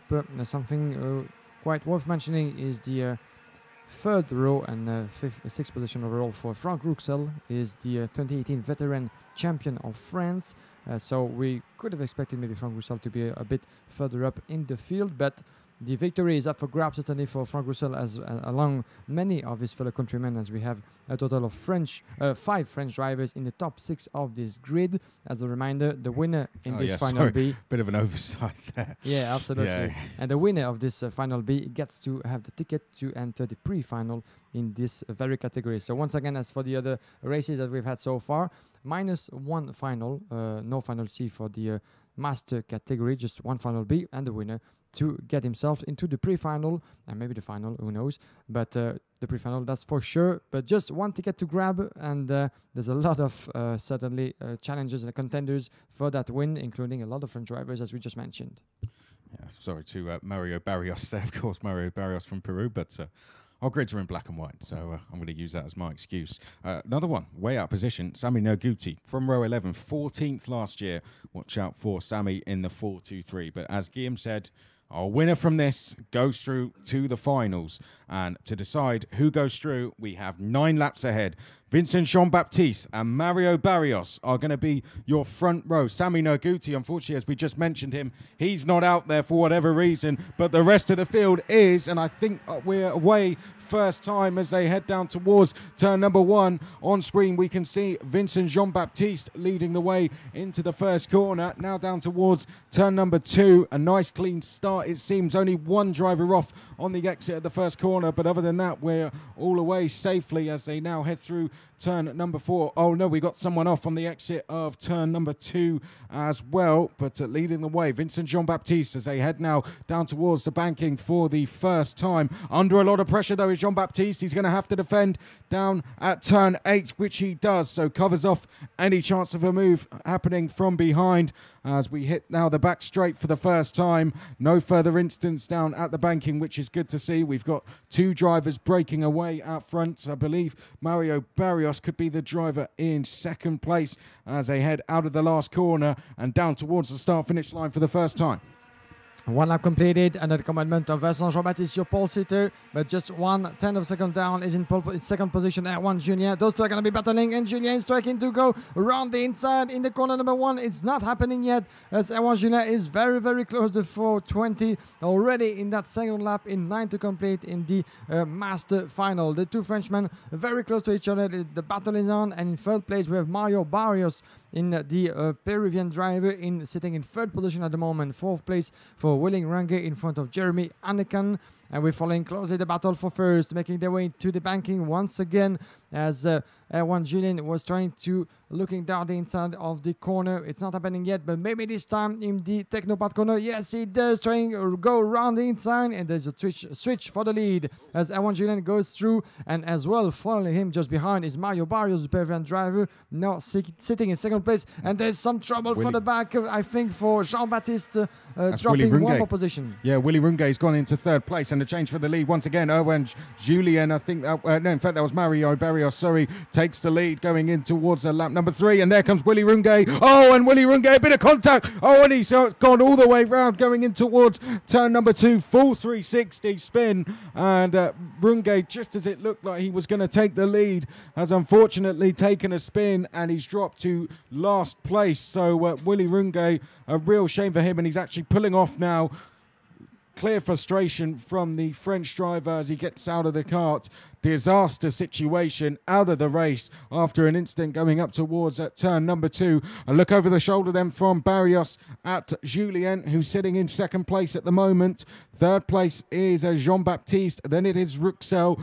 We've got a new driver in fifth place, I believe, as they come round the final corner. Let's confirm the order as they come across the line. It is Barrios from Julien. Then in third place, we have Jean-Baptiste, Ruxel, Hannikin, Idro, Gudishi, and then Leppinen, Brive, and Razmir. And already a switch for the lead with Erwan Julien getting past Mario Barrios, dropping back one position in second place. But look out what's happening behind with Vincent Jean-Baptiste in third, Franck Ruxel in fourth. The Frenchmen are really on top of the game at the moment in this final B in the masterclass, as we had the retirement, unfortunately, for Willy Runge, who was very, very unhappy on the other side of the track, as it is understandable after the incident that just occurred with, I think it was Mario Barrios, your current leader. Second place, my apologies, at Erwan Julien just went past just a few seconds ago, making their way into turn number 11 for once again they're about to complete the fourth lap into this final B of the Masters. But further back, the battle for third is on between Franck Ruxel and Vincent Jean-Baptiste, making their way into corner number 1. This is a 4-driver battle even for the lead, as we have Erwan Julien making his way into the lead with just 0.2 of a second advantage on Mario Barrios. Franck Ruxel is third, the veteran champion of France of this year. Some trouble on the way for the 407, I'm afraid. Further back in the field is trying to identify who that is, the 407. As was hit by a bit of a trouble. I cannot see him right now in the moment, but we'll get back to him in a second. And there's a change for the lead down in the corner number 8, as Mario Barrios is making his way into the lead. And we're almost side by side coming in towards turn number 10 there. I think that was in third place. Franck Ruxel or Jean-Baptiste trying to move. In fact, Jean-Baptiste going into second place at turn number 11. Behind, that's 2 drivers side by side for fourth place. I think that's Ruxel and Hannikin involved, and it looks as if coming out ahead was Franck Ruxel. So Ruxel in fourth place, 3 now for the lead. That's really damaged the chances of Ruxel and Hannikin to get through to the A final. They've lost over 1 second in that little fight. But out front, it's Barrios from Jean-Baptiste from Julien as they head in towards turn number 5. Further back down the field, let's look at any big movers. Freeliev is up 12 places. Looks like Wong is up 10 places. Ferguson up 11, and there's a change down at the banking. That was Jean-Baptiste going into the lead. Good move that at turn number 8. Barrios just getting a little bit of a helping hand out of turn number 10, and that's going to help him get the run. Is it into turn number 11? He goes back into the lead then. So Jean-Baptiste back down to second place. Julien there in third, and Mario Barrios into the lead once again. Yeah, look out for the Frenchman in third position. The 420 is going to try to go for the move as well on his fellow countrymen and trying to get into second position. Vincent Jean-Baptiste goes as well for the lead once again. Good move in corner number 1. And look at what's happening with Erwan Julien really diving into the open door in second position, but not so as beautiful defensive work from Mario Barrios, but still who's losing second position back in third for Mario Barrios, who was leading this pack. And once again, 2 position drop with Franck Ruxel and Jeremy Hannikin getting past the Peruvian driver, as you saw, Chris, all the way back to 5th for Mario Barrios. So definitely not a good lap. And now he's dropped to 6th place down at the banking. What a disaster this for Mario Barrios. Was leading the race at the start of the lap. By the time we come onto the back straight, he's down in about 6th place. So his chances of making it through to the final have just vanished as we go back to our leaders then. Jean-Baptiste leading the way out of the final corner. Julien there in second place. So it looks like that one space in the A final could be between these two. Of course, only one of them's going to go through. The phrase, if you're not first, you're last, is pretty significant for a race like this as they head now in towards turn number 2. Jean-Baptiste leading the way there in the Kart Republic chassis. Just behind is Erwan Julien. About a lap and a half remaining now. Jean-Baptiste is going to have to put up a defensive drive going on to that final lap down towards the bank. And we go. And is that Julien trying to move? Well, he certainly had a think about making a move there.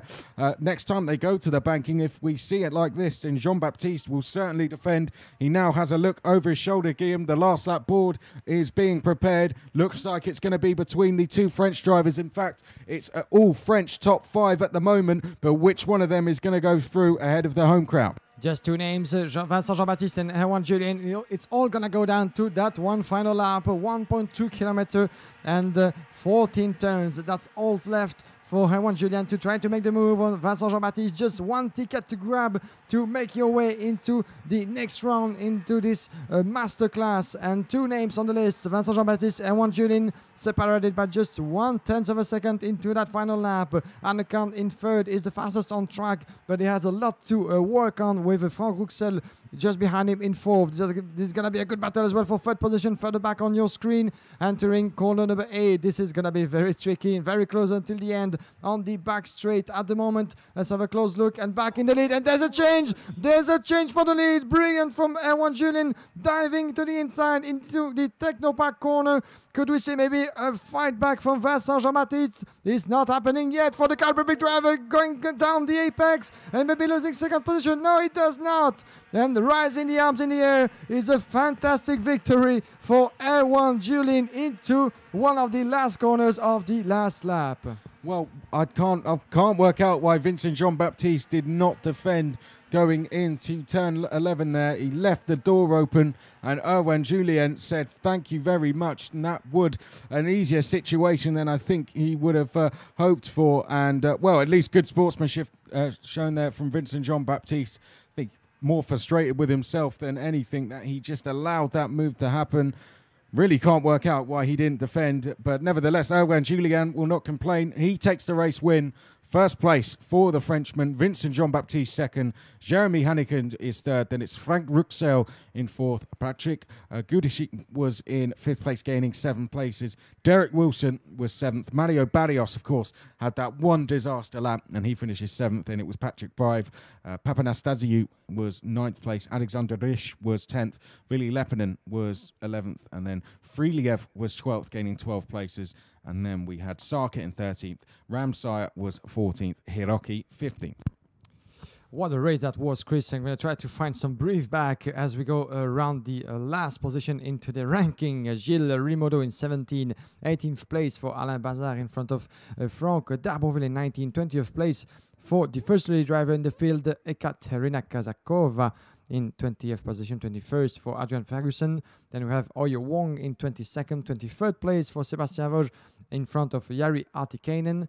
Then in Gerardo Wolf is 25th, 26th position for Valentino Mardan in front of Angelo Ardito, Alberto Franchini, Miguel Edro.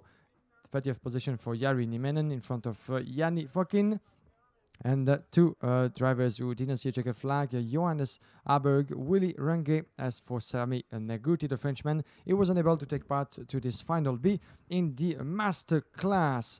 But what a fantastic performance and a battle between the Frenchmen on the Omsol. Erwan Julien being able to get past Vincent Jean-Baptiste in the corner number 11 into the very last lap. It was beautifully made, as we had seen some coming signs that the move was about to happen, but Erwan Julien never gave up and really waited for the very last lap, the very last round in this Master B final for making his move, getting past his fellow countryman. Jeremy Anquin, the fastest in the closing laps of this final B, is third overall in front of his two other fellow countrymen, Franck Rouxel, the 2018 veteran champion of France, with a bit of a consolation result in fourth in front of Patrick Giudici.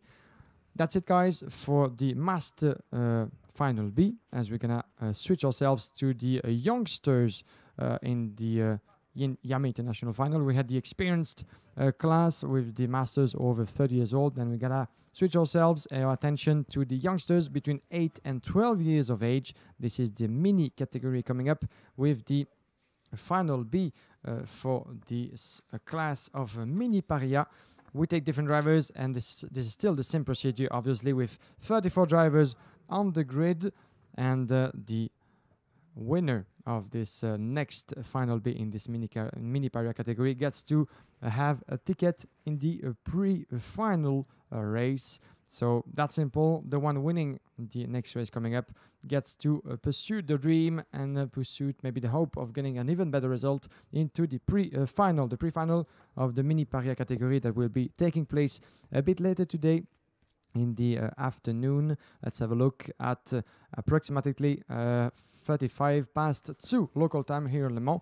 And as for the final, the starting grid will be actually down to the results in the pre-final. So this is one round after the other. The first one starting in a couple of minutes for the mini category.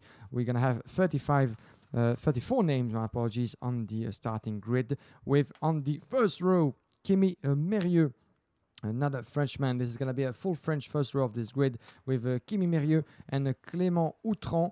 Two impressive names so far, but certainly disappointing not to be already in the pre-final. Kimi Mérieux, the vice champion of France in the minim category, as well as for Clément Outran, who ended up on the podium in this year mini French championship. So really two big contenders on a national level, starting alongside one another on the first row of the grid. Mérieux will be on the left side of the track, and Clément Outran alongside him on the outside towards the corner number 1. Daniel Durso from Italy will be starting from third on the grid, with alongside him row show. Then we have Lorenzo Marquez and Jérôme Hubert in fourth on the third row of the grid, and fourth row on the grid will be Danny Shield and Emil Sederberg. Fifth row, Tristan Krohn and Georgios Nantopoulos from Greece. Then we have Sean Yaoxu and Ron Madish sharing the sixth row on the grid. Seventh row will be Stefano Ravoire and Valerio Rinicella. Eighth row, Jordi Dres from Belgium and Simone Bianco. Ninth row, another Belgian just behind his fellow countryman, Liam Verbeek, alongside him, René Lammers. Paul Rivero and Tom Mangtang will be on row 10. Nathan Fabrice and Ishan Madesh, row 11. Bradley Beavers and Carmen Krav will be row 12. Mathilde Ferreira and Nicholas Frakagis will be row 13. Julia Vanti and Bertie Gibbons, row 14. Xiao Dong and Freddie Horsley will be row 15. Georgios Carfentaris and Alessio Strollo will be row 16. Maria Neto and Yushin Ki will be on row number 17. So last of the B finals, and we are deciding the final driver to go through to the pre-final. And we're going to have only 7 laps to do that. So X30 Mini will conclude all of the B finals for today, and then from there on it will be pre-finals and then the big ones, the finals. So the order of the pre-finals, it will be the same for the finals. We'll start with the seniors, then the juniors, then the supers, the masters, the super shifters and the minis. So senior pre-final will start at 12:30, and then every 25 minutes will be the next race, roughly. So it'll be seniors, juniors, supers, masters, super shifters, and minis. The first final, which will be X30 Senior, that's going to be a good one, will be at 3 o'clock local time. The junior final will be at 3:30. The super final will be at 4 o'clock. The masters will be at 4:30. The super shifters at 5 o'clock. And minis at 5:30, all local time here in France. So make sure you keep a note of that if you're following on the live stream and you want to make sure you're tuned in for a particular final. But coming up next, it's going to be the B final for the minis, and we're just getting ready to go on the grid game. Yeah, green light is given, and the 34 drivers in this mini paria category are about to make their way on the track. Here they come, as you can see on the left side of the picture, and the starting grid appearing on the live stream, brought to you on yamekarting.com. So make sure to tune in for what comes next. Certainly one of the most impressive young classes to see on track through this IAME International Final 7 edition. And as we have seen previously, and as we have said numerous times, the mini Paria category is something worth waiting for, as all the drivers there between 8 and 12 years old have nothing to lose. Basically, they're here to have fun, they're here to learn the skills of driving, even though they're pretty skilled already for such a young age. Most of them showing a lot of maturity, competing at such a high level in the karting world, making their way onto the track for the warm-up lap that will be quickly followed by the formation lap, as they have to obviously respect a minimum pace to make their way onto the start-finish line. 30 kilometers minimum, 50 is the level they cannot go over, otherwise that might be worth of a penalty.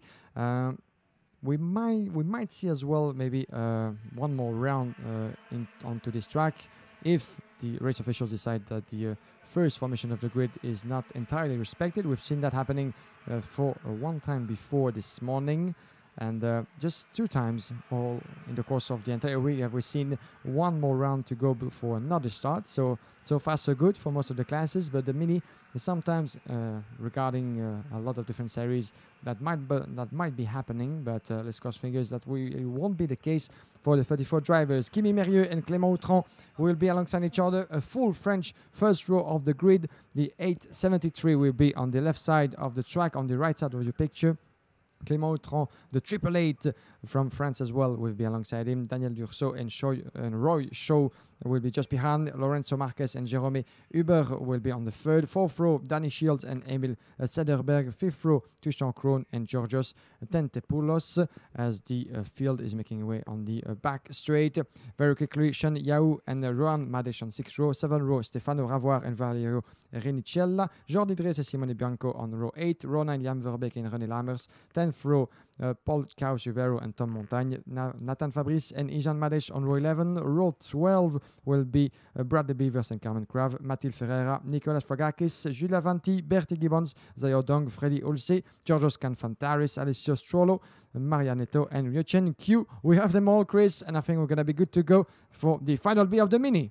Yep, Mérieux and Outran on the front row. Up to the line they come, and we are away and racing then down towards the turn number 1, almost 3-4 wide. Mérieux under a lot of pressure out front, and it looks as if Outran has been able to hang on to his second place around the outside at turn number 1. Mérieux having to defend going in towards turn number 2 there, just getting a little push going down towards the second corner there, but Mérieux putting up a good defence as they make their way now in towards turn number 5, and a good clean start actually. I don't see any yellow flags out, so all 34 drivers still running. Oh no, but one just slowing up out of turn number 5 out front. Mérieux, I think it's Freddie Horsley who may have slowed up coming out of turn 5, so must have been a bit of an instant there, but Mérieux is leading the way at the moment. Clément Outran, I think, is about to go into the lead, is he? Let's have a look down through the 11th corner, and it looks as if Clément Outran is into the lead. So Kimi Mérieux at the moment out of the A final, Clément Outran into it, but still 6 more laps to go, Guillaume, as we come across the line. One first lap completed, and as you can see, the 3-named driver on the lead of this race. Clément Outran made his way into the first position in front of Kimi Mérieux, the pole sitter. 3rd place for Lorenzo Marquez. This is going to be the battle for the lead at the moment, with further back 5/10 of a second further in 4th. We have Roy Shaw in front of Daniel Dursault. 6th place very quickly, Jérôme Hubert, Tristan Krohn, Danny Shields in 8, Giorgio Nitinpoulos in 9, and 10th position, Simone Bianco, as I think Jérôme Hubert, thank you Chris, is getting past Daniel Dursault for 5th position in the meantime, as you have confirmation. It's further back, my apologies, with a drop of position for Jérôme Hubert, getting passed by Tristan Krohn. Getting their way into the corner number 8, back on the straight, as you can see on the screen, with Clément Outran being put under a lot of pressure by his fellow countryman Kimi Mérieux, more than willing to take back first position after he started on the front row and the pole position, but behind, look out for Lorenzo Marquez as they make their way onto the start finish line again. Tristan Krohn made a move up at turn 11 as well, so in fact, no, he was past, wasn't he? I thought he was going up to 5th, must have lost it on the exit, so I think that is Jérôme Hubert that has gone up into 6th place then as they head down towards turn 2. I think a sensible race so far out front. Clément Outran is leading the way. Mérieux, I think, just trying to assess what's going on behind it. They've got Lorenzo Marquez with them, but they're going to stay as a trio for now in the same order. Let's see if the banking changes anything. It doesn't. So I think Merriott is going to play the long game here. He's going to wait until a little bit further in the race, unless Lorenzo Marquez decides to put a lot of pressure on him. Behind that, we've got Deruso in 4th place. Roy Shaw is in 5th. Jerome Hubert in 6th place. Then it is Kroon Shields. Tentopoulos is in 9th place. And Simone Bianco in 10th as they come across the line to complete lap number 3. And further back in the field, Bradley Beavers has just been shown a warning flag for suddenly an unsporting behavior on the track, but all the way back on the field. Further back, further up, at the forefront, let's focus ourselves on the battle for the lead. Clément Autran, Kimi Mérieux, Lorenzo Marquez, in that order. These are 3 drivers battling for what could be a good golden ticket for the next round in this mini category, talking about the pre-finals taking place this afternoon. But at the moment, Clément Autran, the Triple Eight, might have the upper hand in front of Kimi Mérieux. But Lorenzo Marquez is more than willing to prevent that from happening in 3rd position. 4th place still for Daniel Durso. Roy Shaw, for at the moment, the top 5 remains unchanged, but we might see some move coming up. For example, in that corner, Technopart turn, the 11-1, where we have seen so many beautiful maneuvers already today happening. And as you can see, the 873, Kimi Mérieux is very, very close to his fellow countryman, increasing the pressure.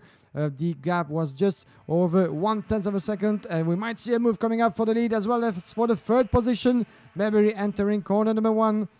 But the leader, Clément Autran, is doing a good job at defending his 1st position at the moment. Less than 1/10 of a second. I think the move might come up very well. Looking over his shoulder is Daniel Durso, as he just gained 3rd position behind Lorenzo Marquez, dropping 1 place in 4th. Well, there's your 5 leaders then. As we can see, Clément Autran, Kimi Mérieux, Deruso is 3rd, Marquez 4th, Shaw is 5th. And there we go. Change down at the banking, was it? No, it was just a look up the inside there from Deruso. So Deruso, having just set the new fastest 1st sector of the race, felt confident to go for a move. But in the end, the Italian driver just having to stay in 3rd. This is building up to what could definitely be a good last lap. At the moment, it's been perhaps the most sensible B final we have seen so far today. No one taking any huge risks at this stage, as Roy Shaw there almost having a look up the inside as they went down towards turn number 1. But there hasn't been too many incidents, and out front, everyone being sensible, just trying to keep themselves in the fight for the last lap. Clément Autran has just set a new fastest lap out front. And that could answer some of our questions as to why we're not seeing a load of overtaking for the lead. Clément Autran, our leader, is quickest. Kimi Mérieux, though, only 2/10 behind at the moment as they head down to the banking.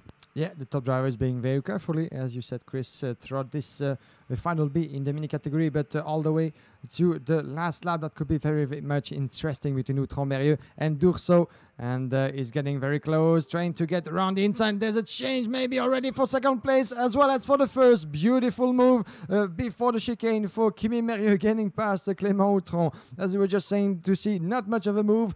There it happens, and Kimi Mérieux just waited for before entering the last lap of this final B. And there we go. There's a switch for the lead. Kimi Mérieux, the pole sitter, getting back where he thinks he belongs in front of Clément Autran. Daniel Durso in 3rd position still. Maybe the Italian driver is going to try to take 2nd place from Clément Autran, taking the round the inside, and there he goes in the 2 hooks, right-hander, beautifully made from the 882, and there we go in 2nd place. Daniel Durso now in front of Clément Autran. Not so much of a good news for the Frenchman, as maybe he has one less than half of a lap to try to recover the ground he just lost.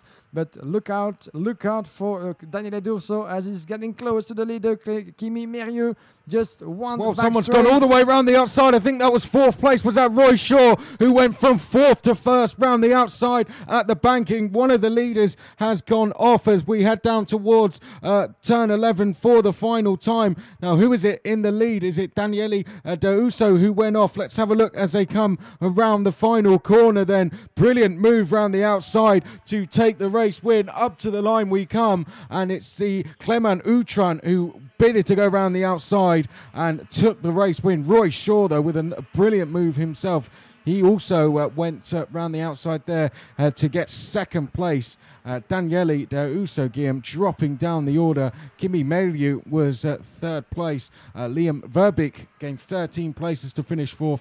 Tentopoulos was 5th place. Tristan Kroon 6th. And it was Jerome Hubert, Emile Sedeberg, Danny Shields, René Lammers. Then we had Sun Xiao in 11th. Tom Montang was 12th. Ruhan Madesh was 13th, Jordi Dries was 14th, and 15th was Valerio Renisella. Then we have further back in 16th position, Alessio Strollo. Good race from him as he just made up 16 places up to 16. Stefano Ravoir is 17th place. 18th place for Ishan Madesh in front of Carmen Krav, the lady driver from Estonia in 19th. 20th place for Nicola Flagakis in front of Maya Germano Netto. 22nd place for Daniel D'Urso in front of Giulia Vanti. Georgios Kafantaris in 24th. 25th for Paul Causiveros. Xiao Dong is 26th. 27th for Nathan Fabris.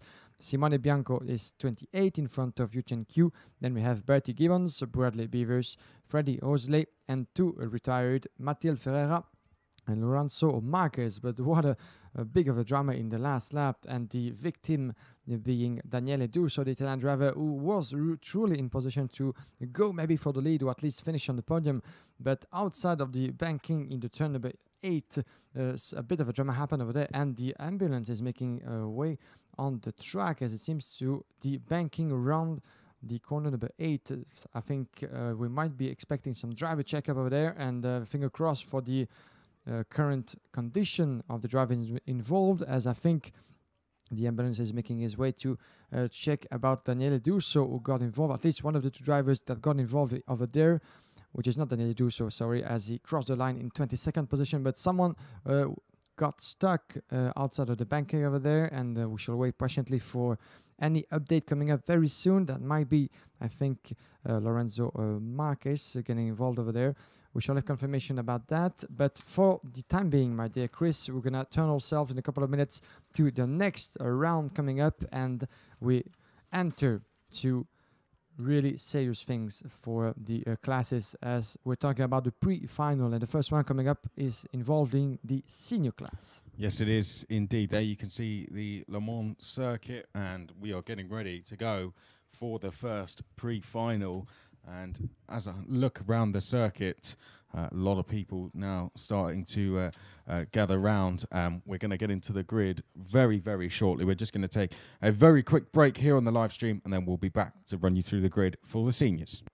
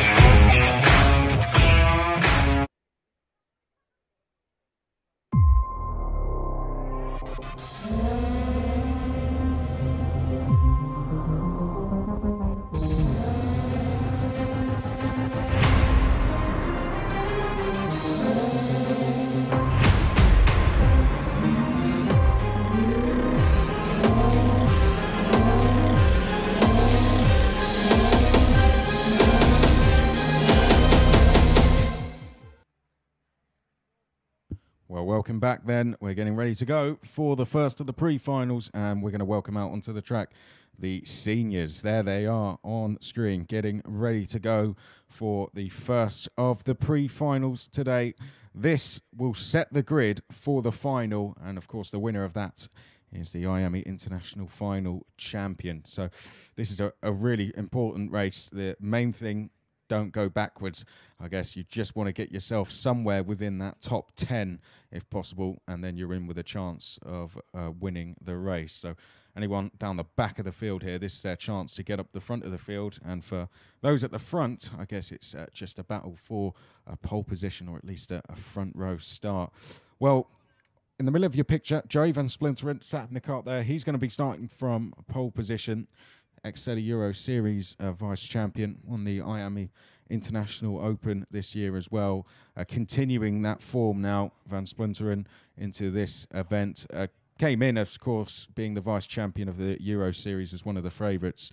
And he's kept himself out of trouble this weekend and has driven very well throughout the heats to put himself on pole.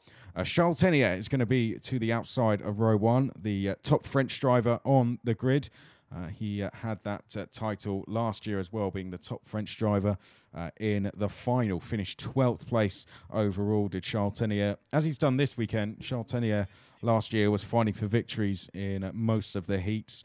I'd say he was probably a little bit unlucky to finish down in 12th in the end, but Charles Tenier giving himself a good chance to make a big improvement on that result this year. Then we come to row two and we find Harry Thompson won the junior final last year. Did Harry Thompson, of course, he's a Red Bull junior driver as well.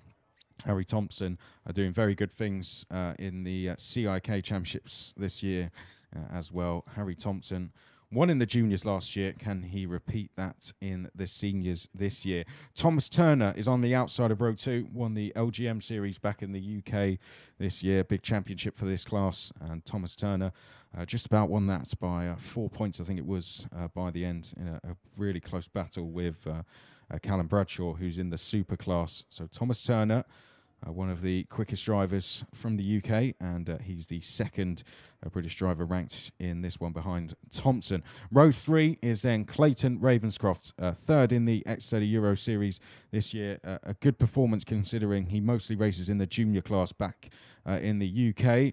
Alongside him is going to be Piers Lehane. Good to see him racing back in Europe, as we've said this weekend. Has been a former European champion in other classes over the years. Row four is then Stephen Letts. He finished 15th last year, but he did start on the front row for the final. So Stephen Letts was a bit unlucky. He had a bit of an incident. I think it was at turn 2 in the final last year. Watch out for the Litchfield Motorsport driver on row 4. Then we come to Morgan Porter, 9th in the Exeter Euro Series this year. Morgan Porter, he starts on the outside of row 4. Row 5, Elliot Harvey, 16th in the final last year, came through from around 27th on the grid to take that result. Leonardo Caglioni finishes to the starts to the outside of row 5, qualified 4th overall on Wednesday. So a very good weekend for him so far. Row number 6 then, it's John Norris, 3rd in the shifters last year before he picked up a penalty for a jump start. But John Norris, brilliant performance at this event over the years, and moving to the seniors this year, and he going along very well, the Irishman, so far. Then we come to our reigning champion, Oliver Hodgson, starts to the outside of row number 6. Certainly one to watch in this one. Row number 7 then is Nicolas Picot, 7th in the Exeter Euro Series this year, the French driver. He is to the inside of Joe Turney, the British champion, who's going to start on the outside of row 7. One bad heat for Joe Turney yesterday, dropping him down the grid. Victor Oberg is then going to be on row number 8.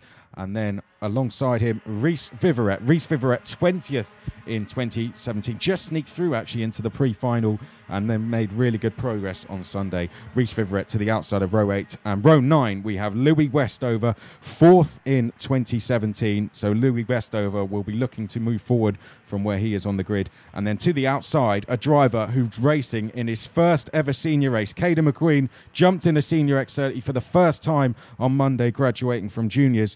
And he starts from the outside of row 9.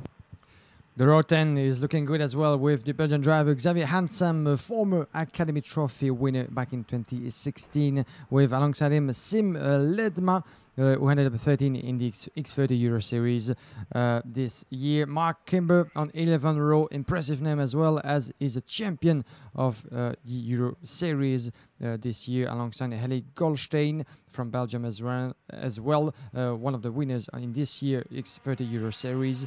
And then we have on row 12 Mark Sjolander from Sweden, with alongside him will be Anthony Dugg. Impressive recovery races from Anthony Dugg, considering he had a bad qualifying session on Wednesday night due to the very difficult weather conditions. Harry Platten from Britain will be alongside Ross Ace on row 13. Ross Ace, who won one of his qualifying heats previously to lead the way to the pre-final. Darius Mogadampu from Finland will be alongside Enric Bordas Cortes from Spain on row 14. Row 15 it will be Etienne Shelley. A lot of ground to recover for the Frenchman, who has been absolutely impressive throughout the heat, but a bit of unlucky at the end. Then Philippe Rawson will be alongside him from Britain. Row 16, Arthur Salmela and Alexandre Pic, Gus Lawrence and Sean Butcher closing out the top 34 on this very impressive race. This is the senior pre-final, my dear Chris, and this is actually the race who's going to give us the starting grid for the final later this afternoon. But for now, there's the win for the to grab for Joey Van Splitter on the 204. Chaltanier will be alongside him, the 262 on the right side of the track and the left side of your picture. Here they come, making their way on the start-finish line. This is going to be a 14-lap race. Here we go then, senior pre-final time. Joey Van Splinteren and Charles Tenier on the front row. Do we get away first time? Up to the line they come. We're here at Le Mans for the IAME International Final, and this will set the grid for the final later on. We're off away and racing then. First time, Joey Van Splinteren leading the way. Harry Thompson goes through into second place. Clayton Ravenscroft into third, and I think that's Thomas Turner trying to go around the outside. It looks as if Stephen Letts may have slotted into fifth place. Charles Tenier, I think, in fourth. Then it's Thomas Turner in sixth. Pierce Lehane, I think, is seventh place as they come through turn number 4 and now into 5 for the first time. No one off at the first corner, so good clean start as they make their way down to the banking. Is Harry Thompson going to try and move on Joey Van Splinteren on the opening lap? Van Splinteren, wise to it, defends down at the banking. Now we head through the chicane and on to the back straight for the first time. Ravenscroft is there in third place. Tenier is there in fourth. Then it is Letts in fifth place. A move being made a little bit further back. Oh, and contact going through turn number 11. I think that was Nicola Pierce Lehane, sorry, who got caught up in that. Someone trying to make a move on him, and they've dropped positions, the pair of them, as we complete lap number 1. It's Van Splinteren, Thompson, Ravenscroft, Tenier, Letts, Turner, Harvey, Pico, Caglioni, and then Morgan Porter. Up towards turn 2 we go for the second time. Just 0.2 of a second between Van Splinteren and Thompson, the young British driver who's going to go for the move and lying himself certainly into the next corner, the opportunity spot that we're going to see coming up in the corner number 8, this so-called banking. There he is, Harry Thompson trying to make his move certainly very soon. And there he goes around the inside line. It was a first attempt for Thompson in second, but Ravenscroft is not far behind in third. This is your 4-driver battle with Charles Tenier, the Frenchman, trying to recover the ground he just lost. 2-position drop as we don't see any move from Thompson into the corner number 11. Van Splinteren is doing a great job at keeping first position at the moment after what will be a second lap completed for the Dutchman, leading the way. The 204 coming across, and Thompson is making his move now in corner number 1. Beautifully made for the Fusion Motorsport driver, who is now in the lead with Van Splinteren looking over his shoulder in second place. Ravenscroft and Tenier are not far behind, separated by less than 0.2 of a second. And there he goes, Ravenscroft and Tenier as well in third. He's gonna go certainly for the second place. There it is, Charles Tenier, the Frenchman, in second place. Ravenscroft is third, and all the way back to fourth is Joey Van Splinteren, putting a lot of pressure as well on Ravenscroft, but as well behind is Turner in fifth position, as well as Elliot Harvey, the two British drivers. And a change for third, Joey Van Splinteren down the inside then of Clayton Ravenscroft in towards turn number 9 as we head down towards turn number 11. There's a move in the background. I think that's Pierce Lehane, is it, or Nicola Pico making a move in towards turn 11 on Stephen Letts as they head now round towards the start-finish straight, and Ravenscroft dropping back further. shoulder. He's off on the grass coming down towards turn number 1. So that's put Thomas Turner up to 4th, Elliot Harvey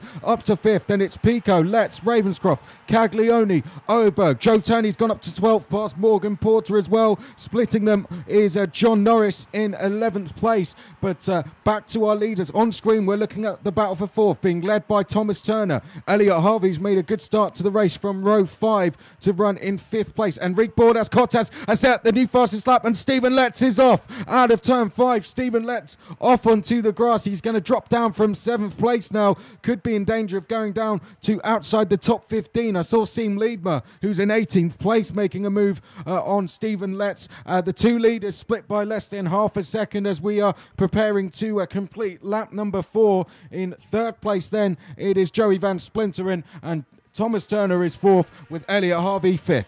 And Harry Thompson on the lead, 3:79, showing an impressive pace at the moment as he keeps the gap to almost half of a second. And it was very close for the back, entering the corner number 1. Half of a second. Thompson, Tenier, Van Splinteren is 3rd. Thomas Turner is still in 4th position, making their way into the corner number 2. This is your leader on screen. Thompson, Tenier, just 4/10 of a second, and there is a battle further back with the 2024 of Thomas Turner and Elliot Harvey just behind. This is a battle for 4th between the two fellow countrymen in 4th and 5th respectively. Then there comes a move, the 243, brilliant further back. This is Victor Horberg, I think, getting past Caglioni for 7th position, entering corner number 8 as we get back up at the front. Thompson, nothing to worry about for the British driver. Really impressive so far, but Chatenier is not far behind and decreasing the gap for almost 1/10 of a second as we speak, completing the 4th lap and coming across the line. 14 to complete as we still have a long way to go before any checkered flag being waved. But Thompson is at the moment having the upper hand on Charles Tenier, but the Frenchman can still believe in his chances to grab the win and maybe start from pole position in what will be the final later on today. Thomas Turner, the fastest on track, putting the best performance as he's running in 4th position, still being stuck behind Joey Van Splinteren. But further back in 5th is Elliot Harvey. These are the two drivers on your screen. Elliot Harvey is gonna maybe go for the move on Turner in 4th, as the two are still very, very close. And further back, there's somewhat of an interesting move as we're gonna have confirmation. Harry Thompson, my apologies, still in front of Charles Tenier as the gap still isn't really stretching out at the moment. Well, Harry Thompson's lead is being reduced here. It's down to less than 4/10 of a second now as we come onto the start-finish straight. The two danger men could be Thomas Turner and Elliot Harvey in 4th and 5th, though, because Elliot Harvey now sets the fastest lap of the race, 55.278, but it's immediately beaten by Caden McQueen down in 19th place as the leaders heads through turn number 2. Then Harry Thompson's lead now just 2/10 of a second. So Charles Tenier, the French driver here in Le Mans, trying to get the race lead here from Harry Thompson, the reigning junior champion. 3rd place, Joey Van Splinteren, as they make their way down through the banking. 4th is Turner, 5th is Harvey. Joe Turney has just moved up to 7th place, a little bit further back, going past Victor Oberg. Down the back straight go the leaders is Elliot Harvey. I wonder, lining up a move on Thomas Turner, or are the pair going to continue to work together? Behind them is Nicola Pico trying to chase them down. He's in a lonely 6th place at the moment. Turney's broken clear in 7th, and in the background there goes Elliot Harvey down the inside of Thomas Turner. So Harvey into 4th place then as we head up towards turn 2 now for the 8th time. 7 laps completed. We're at the halfway point of this race. The top 3 are split by 4/10 of a second. Elliot Harvey now putting in a purple first sector as well, just as he goes past Thomas Turner, absolutely flying. The gap between Harvey and the top 3 is 8/10 of a second, so we'll have to monitor this over the next few laps to see if Harvey can bring down the gap to the top 3. Well, look at Van Splinteren in 3rd. He's getting a lot closer to Tenier now. Tenier starting to look over his shoulder in towards turn 12. Will we see any moves? We don't, but this, the closest the top 3 have been for a number of laps.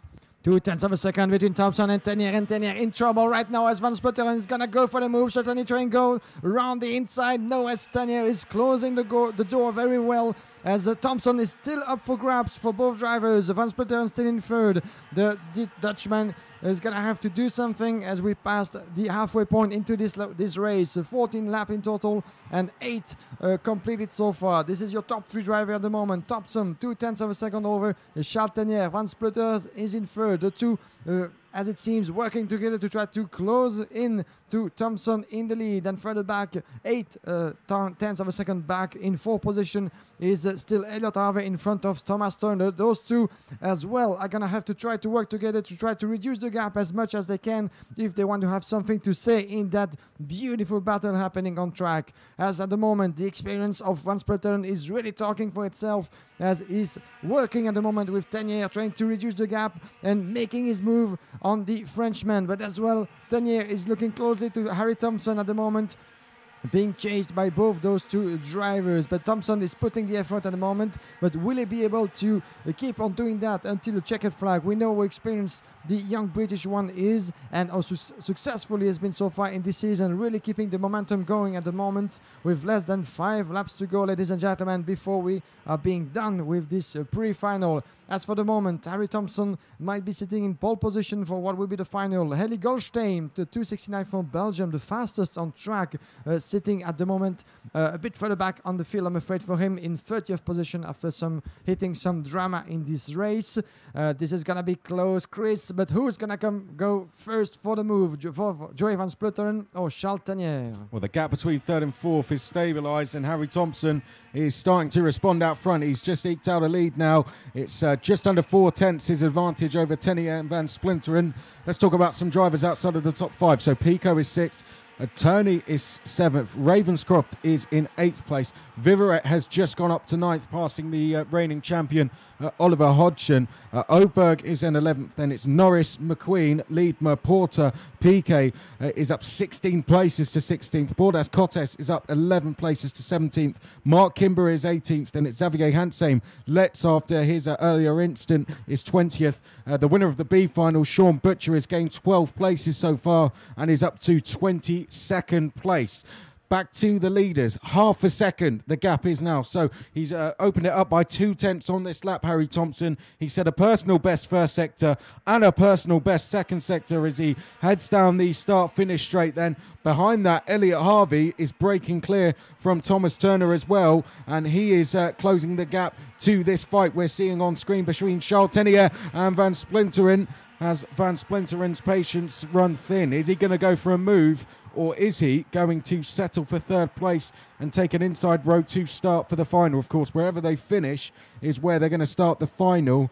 Is starting on the inside of row 2 better than starting on the outside of row 1? I know last year we had someone in the juniors actually pull up coming down the straight in the pre-final in 2nd to start 3rd. So is that what Van Splutteren is going to do, I wonder, as we come down towards turn number 11. This now for the 12th time. We're getting towards the final couple of laps here, and Van Splutteren applying more pressure as Elliot Harvey in 4th gets even closer. Van Splutteren running a bit wide outside of corner number 11 as it seems, and then we might see confirmation in the gap. Yes, we have, with 0.3 of a second between Tenier and Van Splutteren, as the judgment made a slight mistake out of the Technopath corner. But still 2 laps to go. Less than that now for Van Splutteren, maybe to get past Charles Tenier. But as Chris just suggested, that might be enough for the Dutchman in 1st position, as he will be starting on the exit row of the grid. As we have a move further back, and Joe Turney getting past Nicolas Picot for 6th position as it is,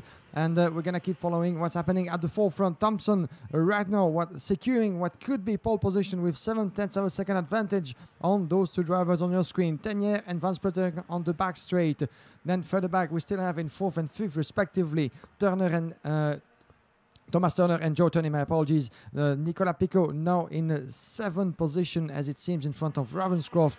Riesvert is 9 and Oliver Hodgson is closing at the top 10 as we are entering the last lap of this pre-final already, as Harry Thompson is still in the lead, half a second at the moment, and Tenier is still there up for grabs for Joey Van Splutteren. Could we see maybe the Dutchman going for one late move, as it seems unlikely, because that would mean a lot of risk to take for Van Splutteren. But at the moment, as we're going to enter for the final later on this afternoon, 3rd place on the grid could be enough for Van Splutteren at the moment.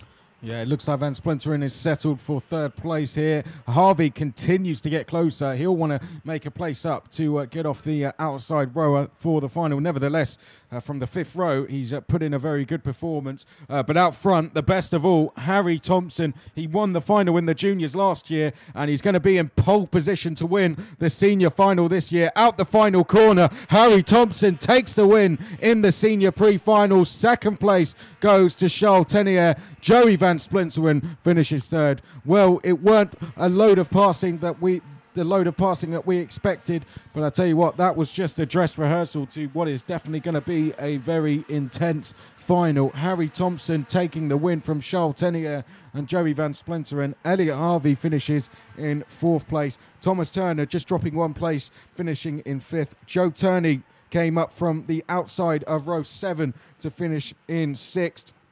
Nicola Pico finishes in seventh place. Nicola Pico gaining 6 places there. A good drive from the Frenchman. Clayton Ravenscroft finishes 8th. Rhys Viverette gaining 7 places to finish 9th.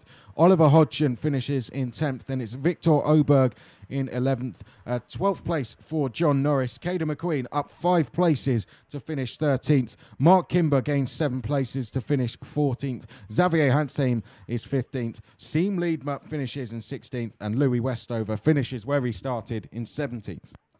Behind Louis Westover is fellow countryman Sean Batcher, making up 16 places up to 18. And 19th place for Stefan Letz, one of the biggest losers, obviously, dropping 12 places in that pre-final in the senior class. And we have Enric Borda-Cortes in front of Harry Platten, Etienne Shelley and Alexandre Piquet following Anthony Doug in 24th. 25th place for Arthur Salmela.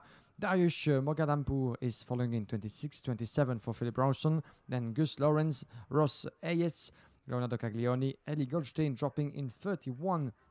Another race to remember, certainly for Ellie Goldstein. Max Scholander is closing up the top 32, as we have 2 missing names at the end of this race, Piers Lehan and Morgan Porter, to say the least. These are really 2 big contenders that 2 big names, we won't have.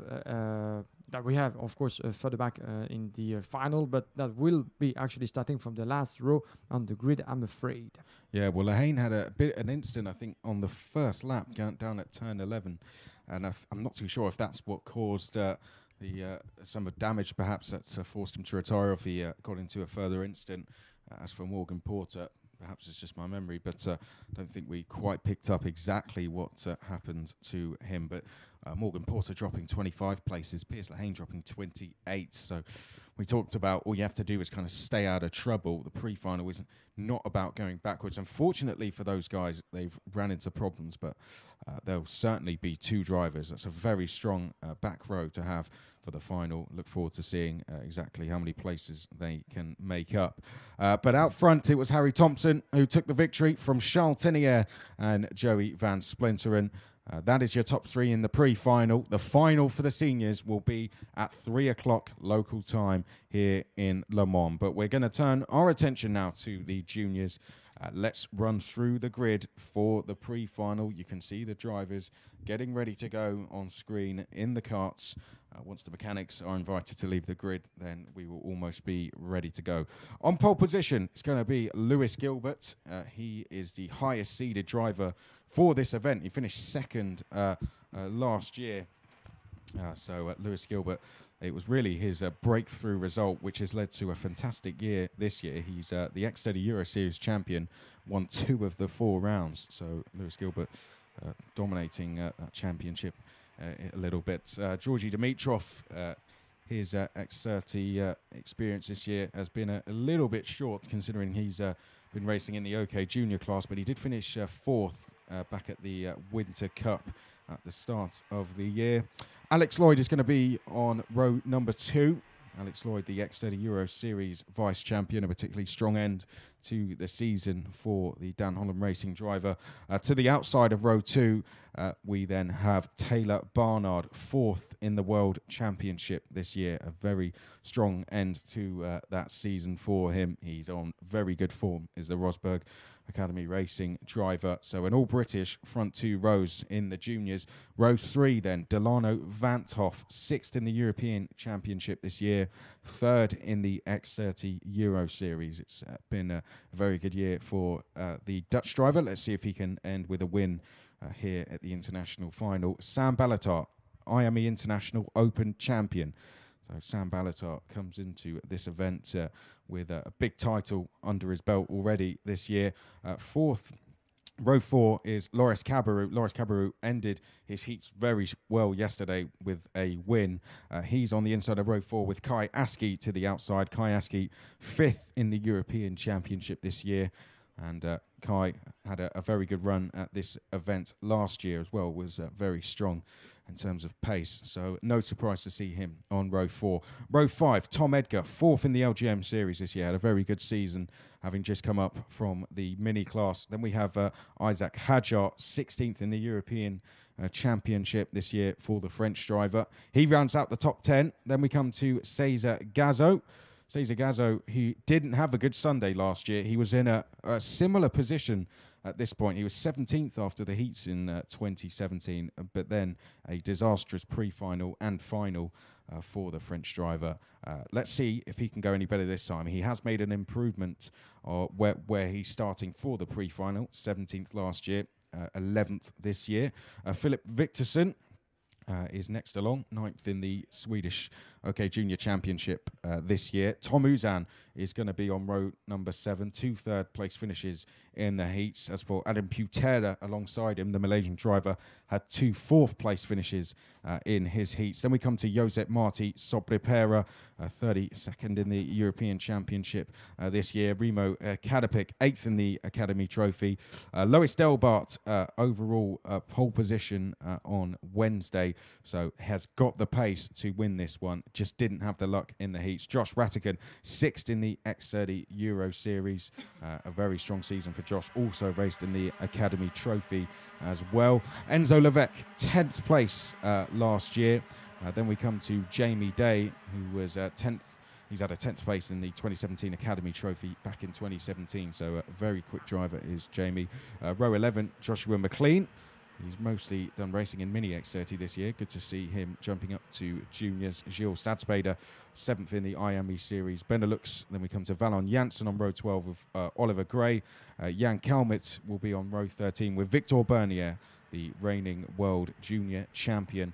Douglas Bolger is going to be on row 14 with Alex Lay, who had an incident during the heats which has dropped him down the grid.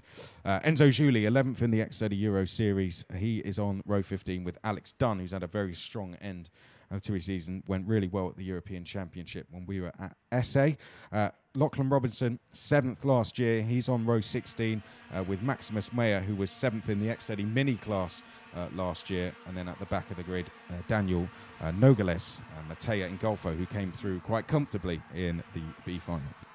34 drivers, 17 row on the grid as the entire field is getting into its second lap already of warm-up, making their way onto the start-finish line very, very soon. 11 laps to perform through this pre-final in the junior class. As a reminder, this will decide for the starting grid for the final of this very category that will be taking place later this afternoon at 3:30 local time here in Le Mans. So the one that takes the victory at the end of this race will be starting from pole position. That's as simple as that. As for Harry Thompson happening previously in the senior, the young British driver will be starting from the first row on the grid. On this very grid, Lewis Gilbert, one name certainly to keep an eye on, the 129 on the left side of the grid, the right side of your picture. Georgi Dimitrov alongside him, Alex Lloyd and Taylor Barnard, Dylan Navantov and Sam Balota. That's certainly a very, very impressive 3 rows of the grid. Not to forget, of course, all the drivers behind, including Kayaski or Loris Cabarrou. This is going to be good for racing as the grid formation is getting underway. On to the start-finish line just in front of us. 11 laps to get through, and I think we're good to go. Yes, we're racing now towards the corner number 1, and this is a good getaway for Lewis Gilbert into the inside of the corner number 1. Let's hope for no further incident in that race, and I think Tello Barnard was involved in a bit of a drama in a contact onto the way into corner number 1, making his way now as we see a bit of a battle between the drivers in 3rd and 4th position. In 2nd position, beautiful getaway for Alex Lloyd in front of, I think this is Dimitrov, the 23 indeed, who dropped 1 position and being purchased already by Dilano Vantov, the young Dutchman, chasing down already. And Kayaski, fantastic start from the number 15 from Britain, already 4th as we speak, as it was starting a bit further back in the grid, as I have confirmation about that.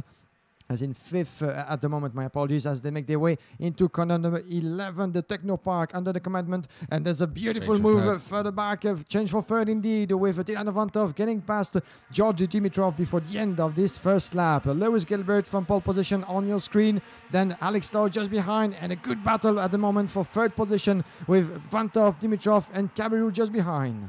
Yeah, up towards turn number 2 they go. So Lewis Gilbert there just leading the way from Alex Lloyd. Delano Vanhoff was into 3rd place, but Georgi Dimitrov has taken that place back from him. So Vanhoff back down to 4th place. 5th place, Loris Cabarrou. Barnard leading the group for 6th place with Cesar Gazzo, Kayaski, Tom Edgar, Remo Kadapik all in it. Down towards the banking we go, and that's a change. Loris Cabarrou down the inside of Delano Vanhoff. Vanhoff fights back, though, in towards turn number 9. So the pair changing positions twice in as many corners. Out front, Lewis Gilbert, I think, starting to defend a little bit here from Alex Lloyd, as once again a challenge there from Loris Cabarrou on Delano Vanhoff. Round the last corner we come, and down the start-finish straight. A long look over the shoulder that time from Lewis Gilbert. We'll pick them up eventually.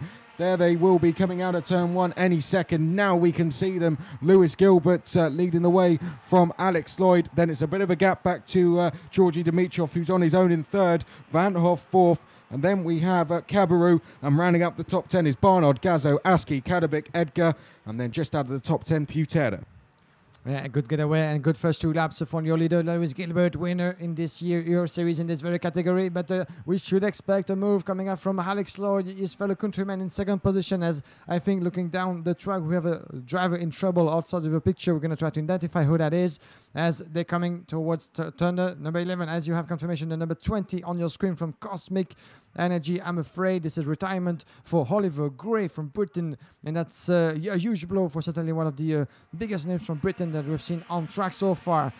Back at the forefront and a lead, certainly a switch for 1st position not happening yet between Lewis Gilbert and Alex Lloyd, but the British driver in 2nd place, the 54, is more than threatening behind your leader. And there he goes, there we go. diving into the turn number 2. This is beautifully made. Alex Lloyd goes wide. And Gilbert's off on the grass, and now Dimitrov trying to dive to the inside there of Alex Lloyd. Dimitrov gets through and gets into the race lead. Well, good opportunistic driving there from Georgi Dimitrov. Saw a gap and went for it. He now leads, but he's going to have to defend down towards the banking. This battle for the lead stretches all the way back to Tom Edgar in 10th place as they come out of turn number 10. In fact, Tom Edgar having just made a move on Cesar Gazzo, so that's a change for position. In towards turn number 11 we go. Gazzo trying to go around the outside of Edgar for 9th place and gets back past, but look at this battle as they come out of the last corner. Dimitrov leading the way. It's Lloyd, Dimitrov behind, it's Delano Vanhoff, of course, in 3rd place. And it's Gilbert, Cabarrou. There comes Kayaski trying to go around the outside, the number 15, and he's going to pick up a couple of positions. Brilliant driving there. 2 places, I think it was, gained for Kayaski. He now runs in 5th place, just behind Lewis Gilbert. Now trying to go on the attack, Kayaski, down towards turn number 4. So Dimitrov, Lloyd, Gilbert, then Aski. Then we have Delano Vanhoff just ahead in 4th. Behind Aski is Cabarrou. Then it's Barnard, Kadapik, Gazzo and Edgar. And it's absolute chaos out there. We could have as many as 20 for the lead, Guillaume. Yeah, chaos, but brilliant chaos as it is in this piece of racing. This is the pre-final for the junior at the moment. And looking at the forefront, Dimitrov putting under a lot of pressure from Alex Lloyd in 3rd. And we have in 3rd position Lewis Gilbert, the pole sitter, the 129, increasing the pressure as well. Kayaski is further back in 5th position, getting past Dilano Vantov. Look at that field at the forefront. All those drivers battling for just one position, the pole position, as Kayaski is making his way up in fourth position, getting past Dylan Ovantov as he's trying detachment to do the same as well. But look around the outside. This is the number 8 of Kabiru trying to make his way. And Aski spun. Kayaski spun, and Tom Edgar's gone off as well. And I think Gazzo might be into the barriers. The number 3 incident going in towards turn number 3, and Gazzo, I think, out of the race as they head down towards the banking. Dimitrov still leading. Gilbert bidding to go around the outside. The pair run wide, and Alex Lloyd's taking the lead. Then going into second is Loris Kabaru. Third place is going to be Delano Vanhoff. Fourth place is now Remo Kadapik. Remo Kadapik from the outside of row 8. Oh, and another incident. Isaac Hajar has gone round Georgi Dimitrov off across the grass. So let's get the new order for you then. And here's a sensible decision now. Loris Kabaru just saying to Alex Lloyd, let's work together. We've got a gap. Now we've got to pull away. Delano Vanhoff is third. Then it's Kadapik. Enzo Levesque, he's up 14 places to 5th. Then it's Barnard, Putera, Dimitrov dropped to 8th. Balatar is 9th. Jamie Day is up 10 places to 10th. Janssen is up 12 to 11th. Alex Lay is up 13 places to 15th. Also up 13 is Lachlan Robinson. But Aski and Hajar dropped down the field, as did Cesar Gazzo. Making their way into the banking, we had a battle, and Barnard is just on your screen trying to recover the ground further back behind. And this is the battle for the win. Alex Lloyd and Cabaret, the young Frenchman, in second place. Beautiful battle, just 1/10 of a second between those two. And further back with Kadapik losing a place, and there comes Dylan Avantov in second position, getting past Cabaret in the paddock chicane. And Kadapik is going to try to imitate certainly the Dutchman, as he doesn't succeed, but there's a change for the win. And look at what's happening with Vantov and Kabiru getting past the two at the same time. Alex Lloyd dropping back in third position, and Kadapik still stuck in fourth position. Brilliant for driver battle at the moment for the win and the pole position that could be for the final in this junior class. This is brilliant racing at the moment happening here live from Le Mans, and at the moment Dylan Avantov seems to have the upper hand as he tries to increase the gap on Kabiru, being very defensive on Alex Lloyd. And there he goes, Lloyd taking round the inside in the banking, and so he does in second position. And Kadapik dives in cell in third position. This is 2 places drop for Kabiru, my apologies, in fourth position at the moment. What a race we are living right now at the moment. Well, Kadapik there now just saying to Alex Lloyd, let's work together here, because Delano Vanhoff has got a gap out front as they come onto the start-finish straight. His gap is around 0.4 of a second then as we head in towards turn number 1. The driver who finished third in the X30 Euro Series this year, leading the way from Alex Lloyd, who was the vice champion of that championship, as they head now through turn number 2. Then we have Kadapik,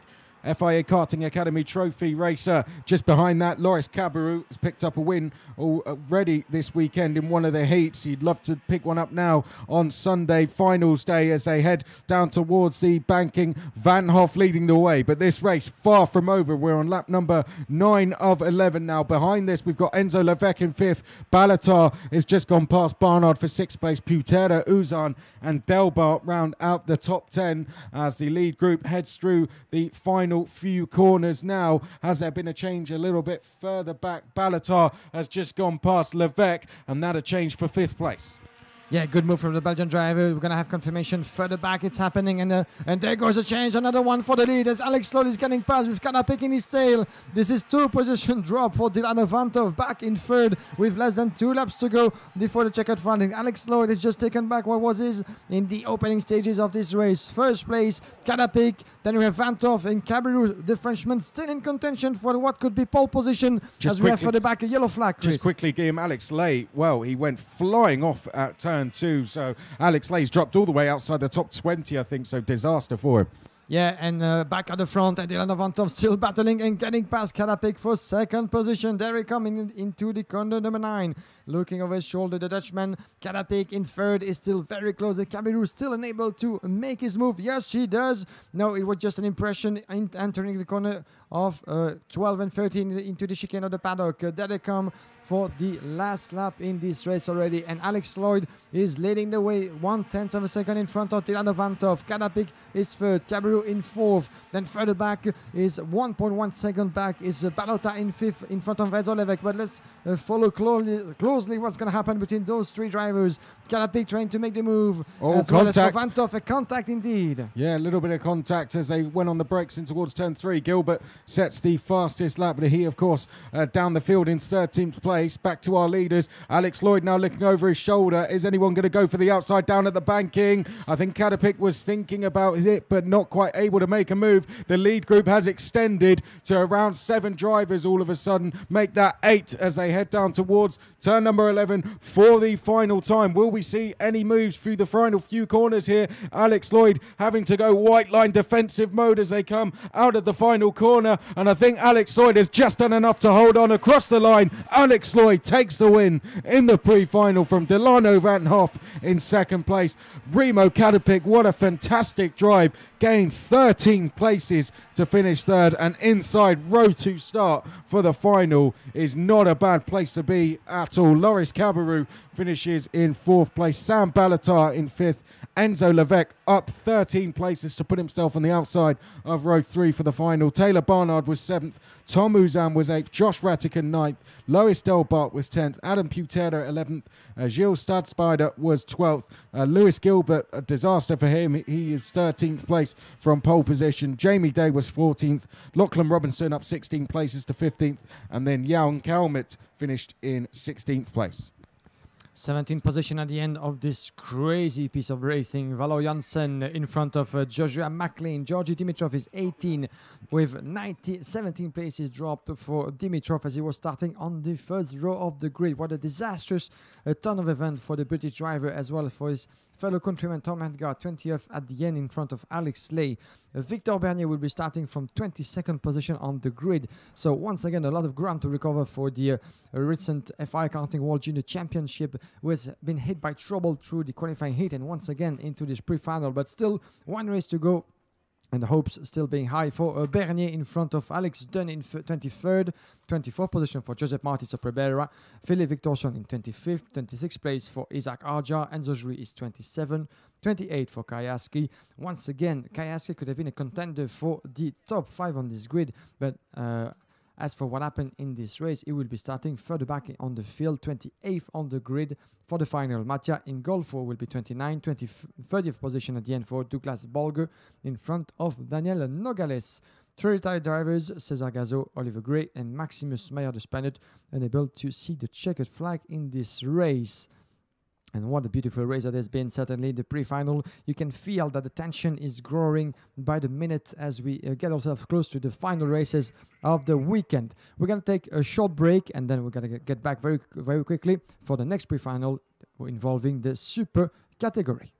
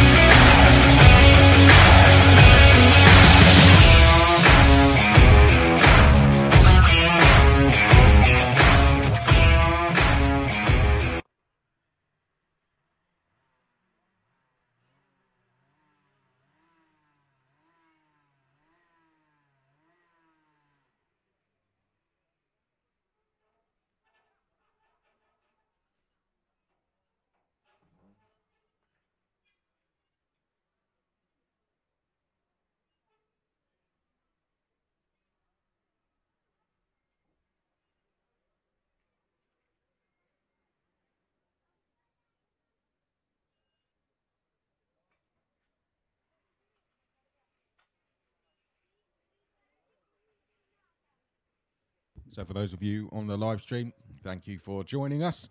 We are building up to the X30 Super pre-final. We have just a couple of minutes, a few minutes before the race is due to get underway. So we're going to take a quick break up here, but do stay with us as very shortly the X30 Super pre-final will be coming out onto track.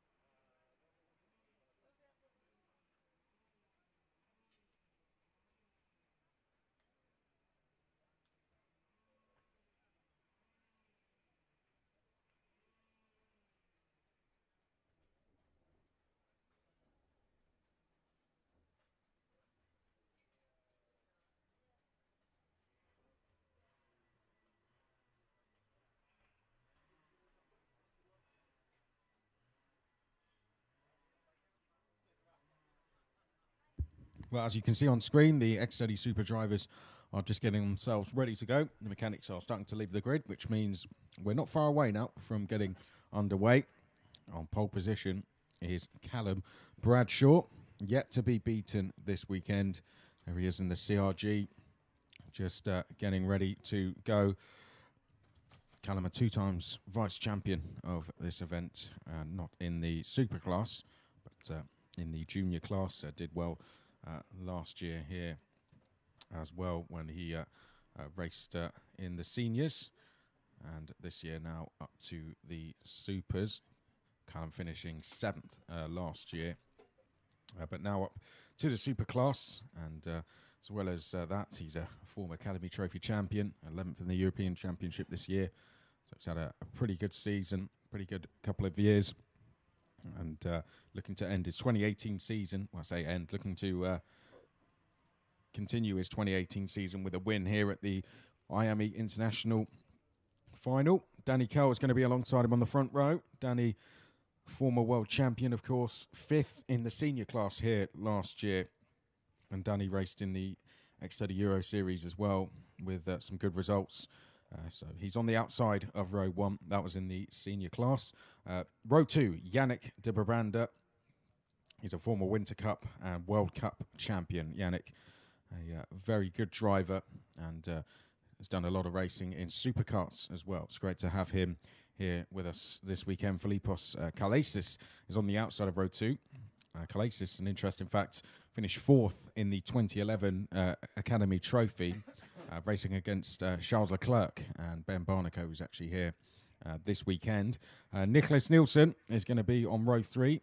Nicholas Nielsen, he's won several titles, including the Winter Cup, the Final Cup, the CRK FIA Asia Pacific, Champions Cup, Supermaster Series. The list goes on. Nicholas Nielsen is on row 3. Is he going to add the international final to that list? Adrian Renadan will be to the outside of row 3. He's the reigning KZ2 European champion. Row 4, Ruben Moya, 3rd in the Spanish Championship last year. He's alongside Sylvester Aleski-Avis. And then we have Shane Van Den Broek and Pierre Loubert, who was 7th in the KZ2 European Championship this year. Row 6 is Andreas Herbert and Dario Vizzardo, and then row 7, Clement Pierrat and Clement Briquet. The row 8 will be shared by Clément Hibil and Max Jan, with Christopher Schrabe and Okuda Momo on row 9. Row 10 will be Milo Ligdlane and Frederic Lee Fuquan. Then Chris Rosenkrantz and Henry Lowe's will be on row 11. Row 12, Lena Böhler and Jack Ayliffe. Then George Lazakaros and Martin Siog will be on row 13. Row 14, Dino Rostad and Mayan Babaza. And closing up the top 29 is David Iperti on his own on the 15 and last row of this grid, the Frenchman Iperti closing up the grid as the drivers are making their way into the last corner. This is the first formation lap to get the tires up in temperature before the formation lap getting underway. As Chris just mentioned, we got a few big names at the forefront of this grid. Callum Bradshaw, Danny Kiel, what a beautiful looking first row of the grid, with Bradshaw certainly impressive all throughout the 7, 2 times vice champion, as well as for Danny Kiel last year OK world champion. Yannick de Brabander in third, one of the most experienced drivers, wearing the Ralf Schumacher colors in full red and white livery, as well as for his teammate behind in third row, Niklas Nielsen, who recently won a few more victories in this impressive ranking, impressive CV in motor racing, actually in car racing, in the Ferrari Challenge. So Niklas Nielsen certainly one more name to keep an eye on at the forefront of the grid, but Andrea Renadin will be more than willing to improve his last performances, being hit by a bit of a trouble during the qualifying heats, as is won indeed the FIA Karting KZ2 European Championship. Renadin, one of the biggest names from France, with the full blue livery on both his helmet and his chassis. This is 605 of your pole sitter, Callum Bradshaw, Danny Kiel alongside him, the two British forming the first row of the grid, making their way onto the start-finish line. I think we're going to be good to go for racing 14 laps in this pre-final for the Super. Yes, we are. We're racing now, and a good start in the middle from Filippo Calesis, I think, trying to get around the inside in the middle. But at the forefront, this is Callum Bradshaw getting away with Yannick de Brabander already in second position, I think it is, and Niklas Nielsen trying to get around the inside of the column number 2. And fourth, dropping 2 positions, is Danny Kiel, the Briton, getting past already. I think, no, it was just an impression. Still in 4th position, as you can see, Danny Kiel behind the 2 KSM Motorsport drivers, as we have, I think, de Brabander in front of Niklas Nielsen. Callum Bradshaw, good getaway for the British driver, and no one out of the track so far in this first and very clean lap. We go for 14 rounds of this International Karting of Le Mans, and Andrea Renaudin a bit in trouble further back, as he's getting past, I think, for what will be a 6th position. Yeah, the 6th position, and Andrea Renaudin getting passed behind. I think it was by Ruben Moya. That's a confirmation as they come across the starting finish line for the first time, and already the battle is on for 2nd place, and we have Niklas Nielsen diving into the inside of Yannick de Brabander, as goes Danny Kiel as well for 3rd. And just behind, I think we could see a change again for 4th. Ruben Moya trying to line up a move then. It's so far so good for Callum Bradshaw out front. That's 2 drivers who have unfortunately come together and just having a slight disagreement as well. That is Okuda Momo, and we didn't quite catch the other driver. Well, in fact, not Pierre Loubert hasn't come through the first sector. I think that was the other driver involved. Shane Vandenbroek involved somehow, I think, as well. So 3 drivers out of the race on the start of lap number 2. The rest of the field heading now through turn number 12, being led, of course, by Callum Bradshaw. There he is in the middle of your picture, yet to be beaten this weekend. We've got yellow flags out now down towards turn number 1. So Danny Kiel, who looked tempted to make a move on Niklas Nielsen there, will have to hold fire for the time being. Then we have de Brabander. Behind that, Andreas Herbert. Philippos Calesis has just gone up to 6th place. And coming into the top 10 now, Clement Pierrat. He's now gained 4 places to run 9th. Here we go into this second lap, third lap, 2 laps completed, and on your picture, Niklas Nielsen in second place, Danny Kiel just in his tail, and the Brabander, the two teammates surrounding the former OK World Champion for third and fourth respectively. Further back, we have Andreas Herber, Philippos Kalesis, Ruben Moya in 7th, 8th place for Alexievas, Pierre Ronodin closing out the top 10 as we speak, getting past and change for third as we see, and this is a beautiful pass from Danny Kiel, I think it was, the Brabander, my apologies, getting past Danny Kiel, as you can see coming across the start finish line. So the two teammates of Carlsen now in second and third. Let's see what the Belgian driver is going to be able to do. He's going to have first to try to pull the gap on Danny Kiel, but certainly not an easy thing to do considering the pace that Danny Kiel has been showing so far. But Kiel as well has to defend against Andrea Herbert in 5th position. And there he goes, Herbert, as we just mentioned in his name, getting past in a beautiful move in corner number 5. Danny Kiel, who remains in his tail, the 603, is going to try to fight back as soon as possible. Further back in the field, we have on your picture Adrien Renaudin battling for 8th position against Sig Velas, as it seems, but still stuck behind. This is in 10th position, my apologies, with Vezaro just in front. Yeah, and also Ruben, Sylvester Alexievas made a move on Ruben Moya on this lap as the leaders now make their way down the start-finish straight. Well, if you haven't been with us so far this weekend, become a story of the Superclass. Of course, this is there hasn't been a B final this morning, so all the drivers entered this weekend are racing out there, all 29 drivers, that is. The story of it really has been, of course, Callum Bradshaw has taken all 4 wins in the heats, but he won the first one quite comfortably, and then the gap he's won each heat by has kind of reduced as the heats have gone on.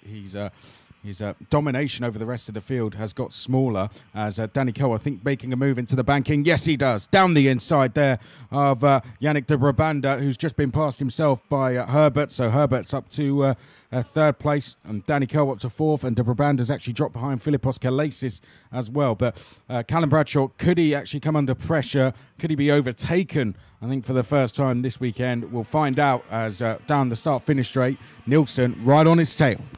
I think all the drivers know how long that kind of race is, and 14 laps is a lot to get through. And for Niklas Nielsen, is waiting patiently the right moment to get through Callum Bradshaw in first place. Less than 0.2 of a second between the two drivers. On your picture, Andreas Hebert is still the fastest on track as is in 3rd position. That might be a good sign for the French driver trying to close in on the top 2 drivers. 0.7 of a second as you have confirmation on the left side of the screen and the overall ranking. Then a bit further back is Danny Kiel still in 4th, and a good battle further behind as Yannick de Brabander in 6th is trying to recover the ground he's lost against Philippos Kalesis. But we're going to focus as well on the 1st position as Niklas Nielsen is getting close to Callum Bradshaw. The battle for the lead is on. This is the battle for pole position for the final later this afternoon as Niklas Nielsen seems to be ready to go for the move. Still a bit further back. A warning flag for Lowe's, the 697 driving further back into this field. But at the moment, 12th place. Thank you very much, Chris. At the moment, less than 0.2 of a second still between Bradshaw and Nielsen at the same pace at the moment, but let's wait maybe for the later stages of this race as Nielsen might try a very late move on the ladder, being Bradshaw at the moment, but still both are going to have to prevent themselves from the comeback of Andreas Hebert in 3rd. Well, these two have raced each other a lot this year, of course, in the European and the World Karting Championships. So they know each other very well, do Callum Bradshaw and Niklas Nielsen. I don't think they've raced each other in the X30 Superclass, though. So this is a bit of a different situation for them, of course, racing around Le Mans as well as they head down the start-finish straights. Head down for Callum Bradshaw then. Nielsen a little bit closer, 2.5 tenths to gap.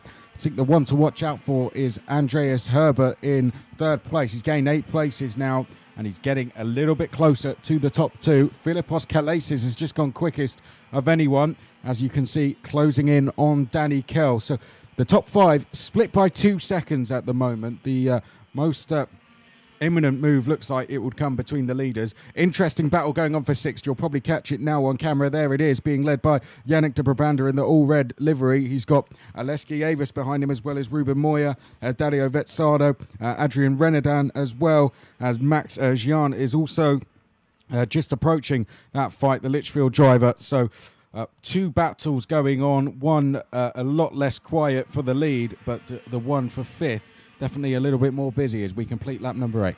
And you can see Callum Bradshaw working towards his mechanic to improve his overall pace, more than 3/10, almost 4/10 of a second advantage for the British driver onto the Danish in second position. Niklas Nielsen still very close, but not yet attacking the leader as we speak. Yannick de Brabant, the fastest on track with 52.7 as a performance for the Belgian, still running in 6th place. The second part of the top 10 field, as you mentioned, Chris, with at the moment 1.7 second. There is Yannick de Brabant, the 607, leading a little train of drivers as we have a switch. Just quickly, Guillaume. Yeah. Lena Buller, I think, is pulled off. Likewise, Marianne Barbatza. So not too sure what's happened, but we got a card off at turn 2. Indeed, there's some trouble looking down on the track. Get back at the lead as the leaders comes across just in front of us, crossing the line. Still kind of unchanged gap between Bradshaw and Nielsen. Those two are really testing each other towards the end of this race. But Bradshaw seems to be in a position to secure what could be pole position. CRG driver against the KSM, but there he comes. Niklas Nielsen seems to be very much faster in the middle sector. The Brabander is once again the fastest on track, but Hebert is not far behind in 3rd, so we could have a 3-driver battle towards the checkered flag. This is a very close race, isn't it? It's all about one person making a mistake, and that will change everything. Bradshaw, although he's not needing to defend, he's under severe pressure here from Nielsen. One mistake, and he's going to have 4 drivers on his tail for the lead. So Callum Bradshaw at the moment just needs to stay focused and just keep focusing on what he's doing. A look over the shoulder there, and I'm pretty sure that's one of the first times he's done so. So Callum Bradshaw knows the pressure he has now from Nicholas Nielsen. Andreas Herbert likewise is closing in. Nielsen will not be too worried about that, though. He will only be concentrated on Bradshaw ahead. Curl is in 4th place and Kalasis in 5th. If you're on the live stream, thanks for joining us at the IAME International Final live here from Le Mans. This is the X30 Super pre-final. It'll set the grid for the final, and that will, of course, determine the winner of the event. We have a couple more pre-finals to go after this, from the Masters, the Super Shifters, and then the Minis, and then we'll be into the finals. This race starting to really heat up, though. There you can see Bradshaw leading Nielsen on screen. Herbert just behind, half a second between the three of them. Lap 11 now about to be completed by Callum Bradshaw. We're getting to the last part of this race, and look, a good look on the over his shoulder for Callum Bradshaw. Indeed, 0.2 of a second between him and Niklas Nielsen. Once again, as you mentioned, Chris, he doesn't seem to be entirely comfortable in the lead, as he knows that the pressure is on still from Niklas Nielsen and Herbert in 3rd. We had previously the fastest lap on track once again from Yannick de Brabant, still sitting in 6th position and really pushing lap after lap, but unable to decrease the gap as much as he would like. Back at the forefront as Niklas Nielsen is really now in the tail of Bradshaw, coming in the turn number 8 onto the back straight. And once again, Bradshaw seems to having a better pace on the straight line than Niklas Nielsen, unable really to put an attack in the corner number 11. And look what's happening behind with the Frenchman Herbert really closing in on the KSM Schumacher Motorsport driver. We shall see what's going to happen between those two, but that could be up to the advantage of Bradshaw if the two on your picture keep battling for second, because it means that Niklas Nielsen is going to lose some time as well defending to secure what could be first row for the final. As you can see, it's still 0.3 of a second, but Bradshaw doesn't show any sign of weakness at the moment, as Niklas Nielsen is put under a lot of pressure, as we said, from Haber. Danny Kiel seems to be a bit further back, 0.6 of a second for the former OK World Champion in 4th. Then we have further back in 5th position, Philippos Kalasis. De Brabander pushing like never before, 1.1 second. He wants to have this top 5, the Belgian driver, certainly, but this will be certainly too short, I'm afraid, for him. But at the forefront, that remains kind of an unexpected and uncertain at the lead, as Callum Bradshaw seems to be increasing his gap, looking over his shoulder once again. This is the final lap, Chris, as Niklas Nielsen will be able to secure second position. Well, Niklas Nielsen is now under pressure in second. I think that penultimate lap from Callum Bradshaw, which was a personal best, by the way, 52.808. Could have just won him this race. All he's got to do now is make no mistakes, just keep a clean pair of heels on this last lap, and then he should be okay. But what about the battle for second? Down to the banking we go for the final time. Nielsen versus Herbert for a place on the front row of the grid for the final. Danny Kell looks to have settled for 4th place. Likewise, Calasis in 5th and de Brabanda in 6th. And, well, interesting. That's the first time we've seen it today. Nielsen pulling up down the straight and allows Andreas Herbert to take 2nd place. Is Herbert going to do the same thing coming down the start-finish straight, or will he want to start on the front row? Well, Nielsen wanting to start from the inside of row 2.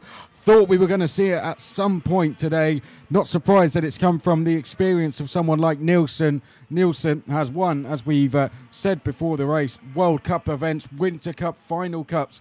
So he knows how to win these one-off events. And he will be wanting to start from the inside of row 2. That's what... He had a good look over his shoulder, actually, coming on to the last lap. And I think that was him just saying, yep, I'm just going to let Herbert go through. Even if I let him go through, I should be able to hang on to 3rd quite comfortably. So an interesting decision there. Let's see if it pays off for him in the final. But Callum Bradshaw it is who takes the win from Andreas Herbert. Nicholas Nielsen finishes in 3rd place. Danny Kerr in 4th. Philippus Calasis in 5th. And then we have Yannick de Brabanda in 6th, Sylvester Aleskievich in 7th, Dario Vizzardo in 8th, Ruben Moy at 9th, Max Jean rounded out the top 10. Now, for any viewers at home that might be a little bit confused about that, what just happened there, well, this result effectively determines where they start for the final. That final is the one and only race that will decide the winner of this event. The first corner here at Le Mans, you can see it on your screen now. A long left-hander, and pretty much every race we've had this weekend, and we would have had 80 by the end of the weekend. I don't think anyone that has started on the outside of row 1 has come out in the lead. In most situations, the driver on the outside of row 1 has dropped to 5th, 4th, maybe 3rd if they're lucky.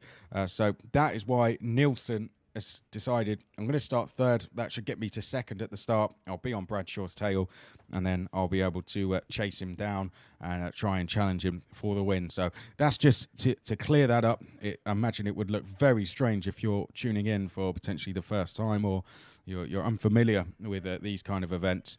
But effectively, that's what we've just seen happen. It happened last year, and it actually didn't pay off from my memory. I think, in fact, that the driver who started, who allowed the driver on 2nd to go through, actually then lost out going through turn 1 and ended up in 3rd place anyway. So it made no difference, but he didn't want to take the risk. Adrian Renaudin finishes 11th, Henry Laws in 12th, Sheikh Martin in 13th, and then Clement Hebel finishes 14th, and Clement Pierre at 15th. 16th place at the end of this race for Christopher Schwab in front of Jake Elif. Milo Ligelane is 18 in front of Frederic Leo Fouquan in 19th position. 20th place for Chris Rosenkrantz in front of Rino Rochad, Georges Lazakaros, and then a lot of retired drivers in this race. The first one who didn't take part to this pre-final in the super category is David Hipperty, unfortunately for the French driver. Then we have Okuda Momo, Pierre Loubert, Shane Van der Broek, Clément Riquet, Lena Buller, and Marianne Barbaza. Unfortunately, the 3 lady drivers involved in this field haven't been able to cross the checkered flag, as well as for Pierre Loubert. Certainly a big blow for one of the top Frenchmen at the moment. Pierre Loubert unable to see the checkered flag, and who will be starting from further back on the grid for the final coming up later. Talking about strategy, as you described what has happened with the situation involving Niklas Nielsen, letting himself pass by Andrea Herbert to start on the left side of the grid. In a similar strategy, we've seen as well pole sitters deciding to switch their position from one side to the other on the grid, depending of the grip, the state of the track, and the strategy they want to get into. And as well as for the first corner, might not be always in the same category, but that's a kind of similar move that we can see in karting events after the result of a pre-final, for example, or after the round of qualifying heats. We've seen that happening. And this shows how strategic sometimes those races could be, as long as you get close to that big title really up for grabs.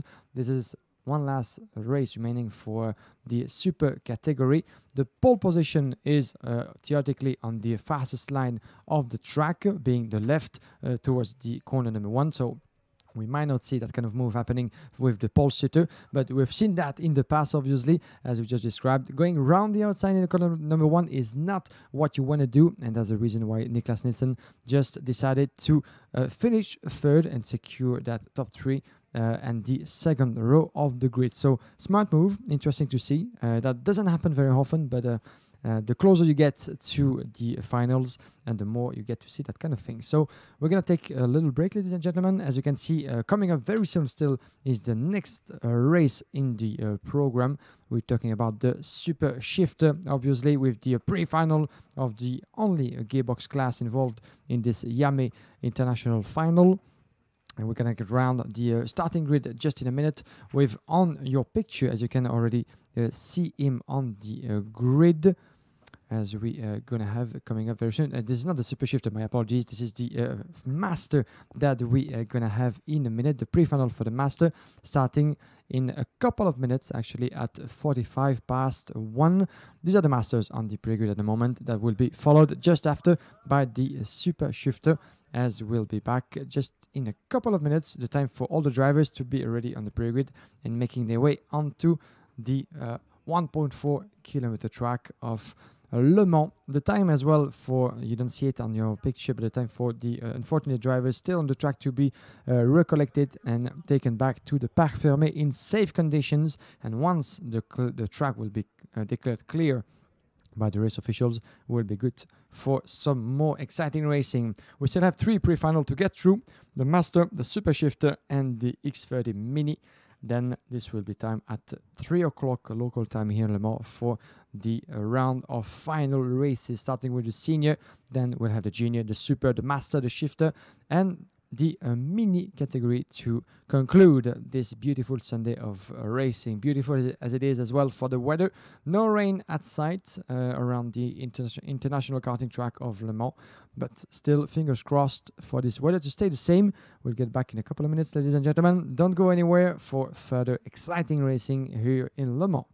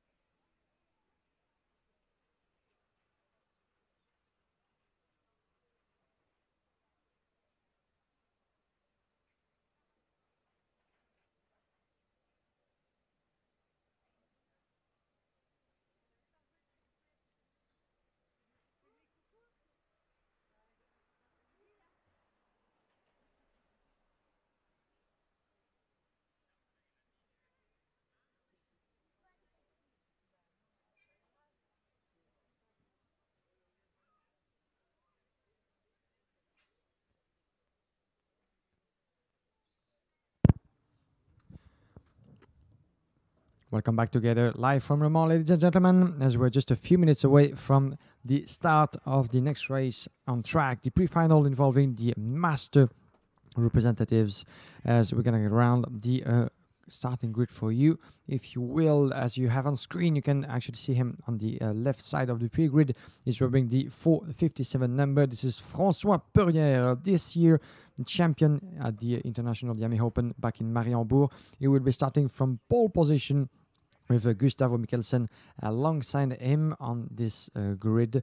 Then we're going to have from the third position on the grid, second row, one of the most impressive names in this category over the last few years, Wilfried Le Carpentier, one of the best drivers on home soil and winner of numerous events here in Le Mans. Gary Turkington from Britain will be alongside him, the 437. Gérard Cavalloni, wearing the 503, will be starting from third row with Maxime Bidard alongside him. Then we have Morgan Rich, the 460, on the fourth row on the grid. Morgan Rich, this year champion of France in this master category, in front of Maxime Bidard, runner-up in that very championship, just in front of him in fifth position. Then Marcus Ocho will be alongside Morgan Rich on the fourth row on the grid, as you can see appearing on your screen if you're following us through the live stream. Fifth row on the grid will be Richard Faulkner and Leonardo Nincotter, the Brazilian. Patrick Stief and Laurent Marchandise will be sharing the row 6. Row 7 will see Nicolas Duchateau and Takeharu Nakamori starting alongside each other. Johan Renault and Rémi Eastwood will be on row 8. Row 9 we have Gildas Kinke and Mikko Lenné. Then Tommy Norgvang and Eric Chapon will be on row 10. Row 11 Alexandre Leota and Kip Foster. Julia Poncelet in front alongside Fabio Kiltica, the Belgian driver from RSD. On to row 12. Row 13 is Vincent Arnould and Antonio Ventrefiglio. Mathieu Bourdon and Mark French are on row 14. Mark French, despite the name, was from Ireland. Then we have 15 row Tony Lindam and Tommy Prosi. Andy Gosling and Christophe Guimeno are row 16. Row 17, Michael Slane, and the winner of the final B, previously in that category, Erwan Julin, will be starting from the 34th and last position, but he was not actually participating into this final in the first place, but won the previous race this morning, the final B in this category of master, allowing himself to take part to this next race on the way to the final. As a reminder, the results of this pre-final in that category will set the starting grid for the most important race of the weekend for the most experienced drivers on the track, and the master final that will take place at 4:30 local time here in Le Mans. As you can see, the field entering the formation lap as it appears, and there is some trouble for the back and one driver that just went out of the track, I'm afraid, in the midfield. That's something that we haven't seen so far in the formation lap, Chris, but I think a bit of a trouble involving 3 drivers and one that actually went out going around the track, but I think hopefully is back in the field on the way to the grid. But something unexpected, but hopefully no mechanical trouble for the driver, I think, taking his place back on the grid. Further back, as we have at the forefront on your picture, on the left side of the grid will be François Perrière, alongside him Gustavo Mikkelsen. 34 drivers, the most experienced on the track, and we're going to be good to go for 14 laps in this pre-final. This is the master category taking place here at Le Mans, ladies and gentlemen. Right then, here we go, up towards the line. There is Pouillet to the right and Mikkelsen to the left. Do we get away? Yes, we are. So off away and racing. First time of 14. We go down towards turn number 1. Wilfried Le Carpentier trying to get through to second place there. I think going through the third is Gerard Cavalloni as they come up towards turn number 2 for the first time. A little bit of wheel banging going on as they went through the second corner. A couple of drivers running wide. One driver off, unfortunately. So we've got one of the drivers just recovering now as they exit turn number 2. But for the rest of the field, they're making their way down towards the banking for the first time. And Nakamori is the Japanese driver who has hit more problems. We've got another incident over at turn number 4. I don't know what's happened to Richie Faulkner, but he is not in the race at the moment, and he was due to start on the inside of row number 5. Now, Mikko Lane, so big name to fall, is out of the race. Fabio Chialca has hit problems in the end of the heats yesterday. He seemed to be delayed in that. And I think Mark French was also caught up as well. So Few drivers getting involved in incidents both before and after the race had just started, but no such problems for Pouillet. He leads from Le Carpentier and Cavalloni. This is the one that completed into this master pre-final. Important to set the grid for the final coming up later tonight. This afternoon, not tonight, this will be the prize-giving ceremony. François Perrier at the moment leading the way in front of Wilfried Le Carpentier. 3/10 of a second as they make their way into the banking corner. Then turn number 9 on the way to the back straight, and already the gap stretching out between Perrier and Le Carpentier. Third place for Jacques Cavalloni.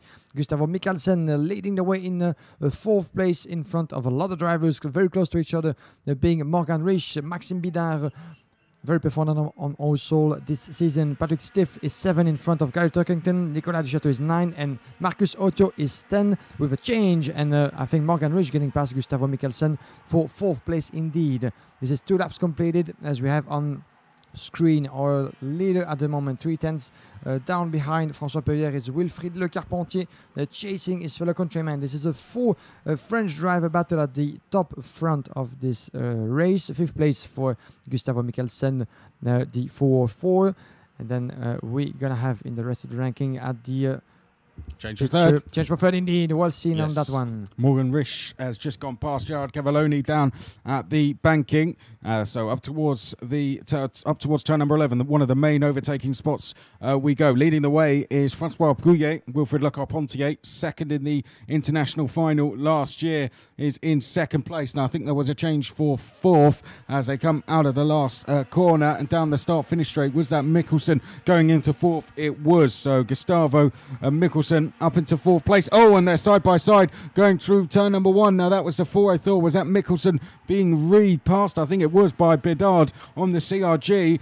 Someone else running a little bit wide coming through turn number 2. Is that Patrick Stiff? I think that may have run a little bit wide and dropped to 9th place. Gerard Cavalloni is down to 7th. So Mikkelsen then has just lost a place. He was 8th in this event last year. Currently running 5th at the moment. So definitely improving over the last year, but Mikkelsen is there then in 5th place, just behind Bidard. Your top 10, Pouillet. Then we have Le Carpentier, then Morgan Rich, then Bidard, Mikkelsen.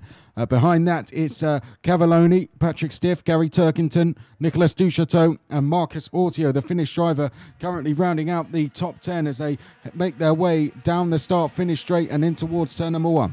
On your picture, the 2 drivers battling for 4th position, Maxime Bidard and Cavalloni. There's some trouble in the corner number 1. It was a heavy incident and a heavy hit for one of the drivers involved. The 464, I'm afraid, who's gonna... This is driving Pauline Chassis, as you can see, the 464. Let's try to identify who that is, but definitely not a good news for Marcus Occhio, the Finnish driver, and a severe hit with one of the 2 drivers involved as... Marcus Occhio won't be able to get back on the track. Yes, he is, but with his front fairing partially gone, I think, from his Pauline chassis. I think Laurent Marchandise was the other driver involved. Very slow through the first sector. Lost about a second and a half. So I'd say Laurent Marchandise, they were both 11th and 12th. I'd say those are 2 drivers caught up in that. Yeah, there's your answer. And it was quite kind of spectacular, but... good news for Marcus Occhio, was running 11, now all the way back in the field, but he's back in contention for this race. 5 laps completed into the 6th one already, making their way into turn number 1 is your leader, Perrier. 7/10 of a second now from Wilfried Le Carpentier in 2nd place. A similar gap between Le Carpentier and the driver in 3rd place being Morgan Rich in front of his fellow countryman. Maxime Bidard still a top 4 that remains unchanged at the moment as we approach the half point of this pre-final in the master category. Gary Turkington still running in 6th position with Jacques Cavalloni following, Patrick Stiff, Duchateau, Johan Renault and Remy Eastwood just out of the top 10 as we speak. There's been a change, I think, for 9th position with Johan Renault getting past Nicolas Duchateau. Yes, it is. Confirmation on your screen. And at the moment, a good effort put together by the Tonica chassis driver on your screen. François Perrier trying to increase the gap. Yes, he does. Almost up to 9/10 of a second as we speak. Le Carpentier securing 2nd position at the moment. Quite a good gap away from Morgan Rich, still under the pressure from Maxime Bidard. The battle for 3rd will certainly be interesting to follow, as well as further back between Gustavo Mikkelsen and Gary Turkington. We're talking about battling for 5th place at the moment. And Ocho is shown at the moment a technical flag, I'm afraid. That could be meaning retirement for him. Well, down through the banking for the 7th time. We're about to hit the halfway stage of this race. And on screen, Francois Pouillet leading the way by just under 1 second. He's just gone purple through the second sector to just extend his lead over Wilfried Le Carpentier, who's starting to come under pressure from Morgan Risch. Then we have Maxime Bidard, Gustavo Mikkelsen. Gary Turkington is in 6th place. Gerard Cavalloni in 7th. Patrick Stiff, top 5 finish last year. He is in 7th place now, going past Gerard Cavalloni. Gary Turkington is 5th. Then it's Johan Renault and Nicolas Duchateau. As we head in towards turn number 2, it's getting close for 3rd place. Maxime Bidard doing a very good job at the moment to close in Morgan Risch as our leader. Francois Pouillet sets a new fastest lap of the race. Any big movers in the field at the moment? Tony Lindholm is up 10 places. Julien Poncelet, of course, started his heats on the front row. He's up 9 places to 14th at the moment. So look out for the 447. Qualified very well earlier in the week. But unfortunately just had some bad luck in the heats. But our race leader on screen, Francois Pouillet, round the final corner he comes. Wilfried Le Carpentier there in 2nd place. Morgan Risch in 3rd. Patrick Stiff has gone up to 6th place, by the way, past Mikkelsen, as Morgan Risch seems to be struggling a little bit now. He's just dropped down to 6th place, and a lot of overtaking going on through the first corner. Yeah, the 2018 Master Champion of France, who just went wide in the corner number 14, dropping to 6th place. It was happening further back at the top of your screen. If you're following us through the live stream, there is Morgan Porter, the 466. Morgan Risch, my apologies, now running the blue livery chassis in the midfield over there and put under pressure by Patrick Stiff just behind in 7th. And there he goes, Patrick Stiff going around the inside of corner number 8. And this is one more position drop for Morgan Risch, who battles out of the corner number 9. And once again behind him, there's going to be pressure rising from the 4 or 3. Gerard Cavalloni who's going to try to get past. Not yet. And there he goes, Cavalloni. And just behind him as well is going Johan Renault. Once again, 2 more position drop for Morgan Risch. Really in a lot of trouble at the moment, as he was running in a good 4 position. Back at the forefront, this is the 437 in 4th position. This is Gary Turkington and Patrick Stiff in 5th. And there's your battle for 3rd indeed, with Turner getting past for 3rd position, Maxime Bidard. This is the battle further back in the field, as at the lead. Still no change, and 1.1 second between François Pouillet and Wilfried Le Carpentier.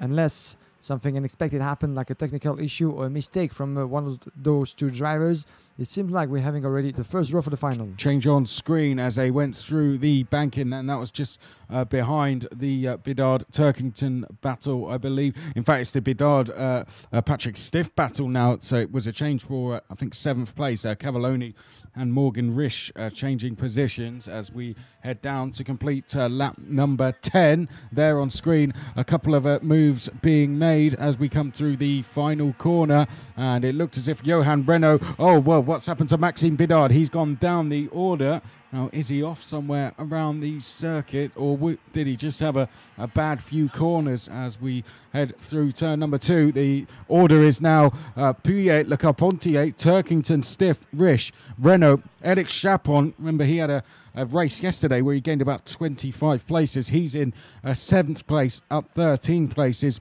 Definitely going to be one to watch in the later final. Then it's going to be Nicolas Duchateau, Gilles Kincaid. Julien Poncelet is now 10th place. Remy Eastwood is in 11th. And there now we can see the fight between Patrick Stiff, I think that is, as they head through turn number 12. It looks as if Morgan Risch, and Johan Renault on screen battling away with Eric Chapon, I think, getting involved now as well. Coming across the start-finish line just in front of us, and warning flag for Eastwood, and then certainly was going to come and move as he was preparing his attack. The 446 on your screen, big at the moment. Johan Renault, he was going to try to get past Morgan Risch just in front of him, and in behind, running in 7th position, is Eric Chapon. Indeed, close as well. This is your top 3 driver battle at the moment, with less than 3 laps to go before a checkered flag. And Morgan Risch is going to have to give everything he has to secure what could be 5th position on the grid. But behind Johan Renault and Eric Chapon, as have other plans for him. And there he goes, beautifully made by Johan Renault, taking the lead in the inside of the corner number 8. the lead in front of Morgan Rich. This is fifth position we're talking about. So Johan Renault getting past Morgan Rich, and the Frenchman is going to put himself into a lot of pressure. And this is a bit of a contact running into the chicane of the paddock for the 421. Really unhappy about this. Eric Chapon trying to make his way into the field, but not particularly happy about the defensive mode from his opponent. Morgan Rich just behind him as Chapon just made his way into sixth position, and Julien Poncelet just getting past for 8th position. Just in front of him, it was Nicolas Duchateau, I think, who just got past for 9th place. It keeps moving. It keeps moving for the back as we have a 6th place for Morgan Rich. Julien Poncelet 7. Duchateau is 8th. Is 9th position as just in front of him is Remy Eastwood getting past. Less than 2 laps to go before a checkered flag, and Perrier still unbeaten in this qualifying heat, 2.8 second in front of Wilfried Le Carpentier. Third good place for Gary Turkington at the moment with 1 second ahead, but this is what's really interesting. Further back behind into the chicane, it's a bit messy as we enter the final lap, Chris, already. Yeah, well, Francois Pouillet has a lead now of 2.7 seconds. There you can see the battles going on just outside of the top 10. Gerard Cavalloni was the one making a move. That's Francois Pouillet leading by 2.7 seconds, as we said, from Wilfried Le Carpentier, who is in second.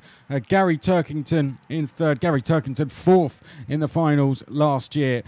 Starting third place would be a brilliant chance of him to potentially take a victory. Fourth place is then Patrick Stiff. Then it's Johan Renault, Morgan Rich, then Julien Poncelet, Remy Eastwood, Alexandre Liotta, Alex Chapon's up one more place. As I think Remy Eastwood trying to move down at the banking there side by side a little bit further back. Look at this, 3 wide now going through turns 9 and 10. Remy Eastwood trying to go past Julien Poncelet here as they head down towards turn 11. Out front, it's going to be a very comfortable win for Francois Pouillet, but who's going to take 7th place? That's the main focus on track at the moment as they come out the final corner. I think Poncelet just about going to hold on. Remy Eastwood was not happy about something as he came across the line, I don't think. But Francois Pouillet takes the win from Wilfried Le Carpentier. Gary Turkington finishes in 3rd place. Patrick Stiff, 7 places gained. 4th place on the grid for him later. Johan Renault, brilliant performance. Inside row 3 start out will be now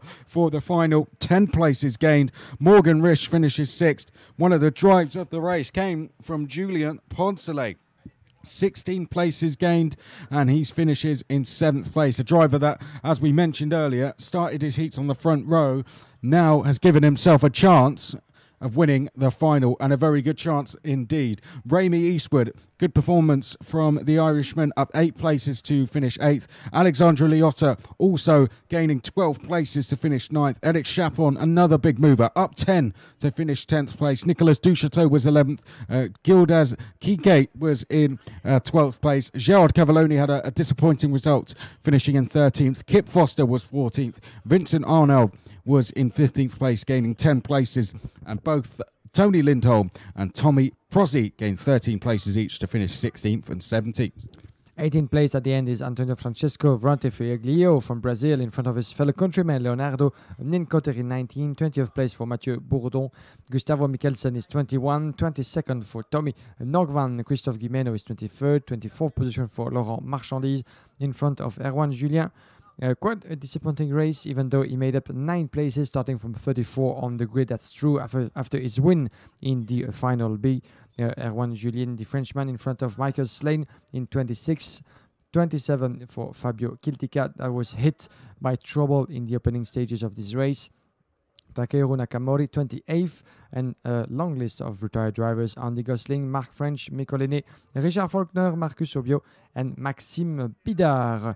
That's the final word for the Master pre-final, ladies and gentlemen, setting what will be the starting order for the final in that very class. So waiting for the officialization of the classification. Obviously, François Perrier is likely to be starting from pole position with Wilfried Le Carpentier alongside him. Second row will be Gary Turkington and Patrick Stiff in a beautiful race put together by those 4 drivers, as well as for the rest of the field. Waiting for the retired drivers to be taken care of to the Parc Fermé for further scrutineering. We're going to take a little break and then get back very soon for the next pre-final to come. That will involve the gearbox class of the Super Shifter. Then we'll get round with the final pre-final, the final pre-final of the list involving the mini category before getting ourselves to the final races of the afternoon. But before that, a short break, and then we'll get back very soon live from Le Mans.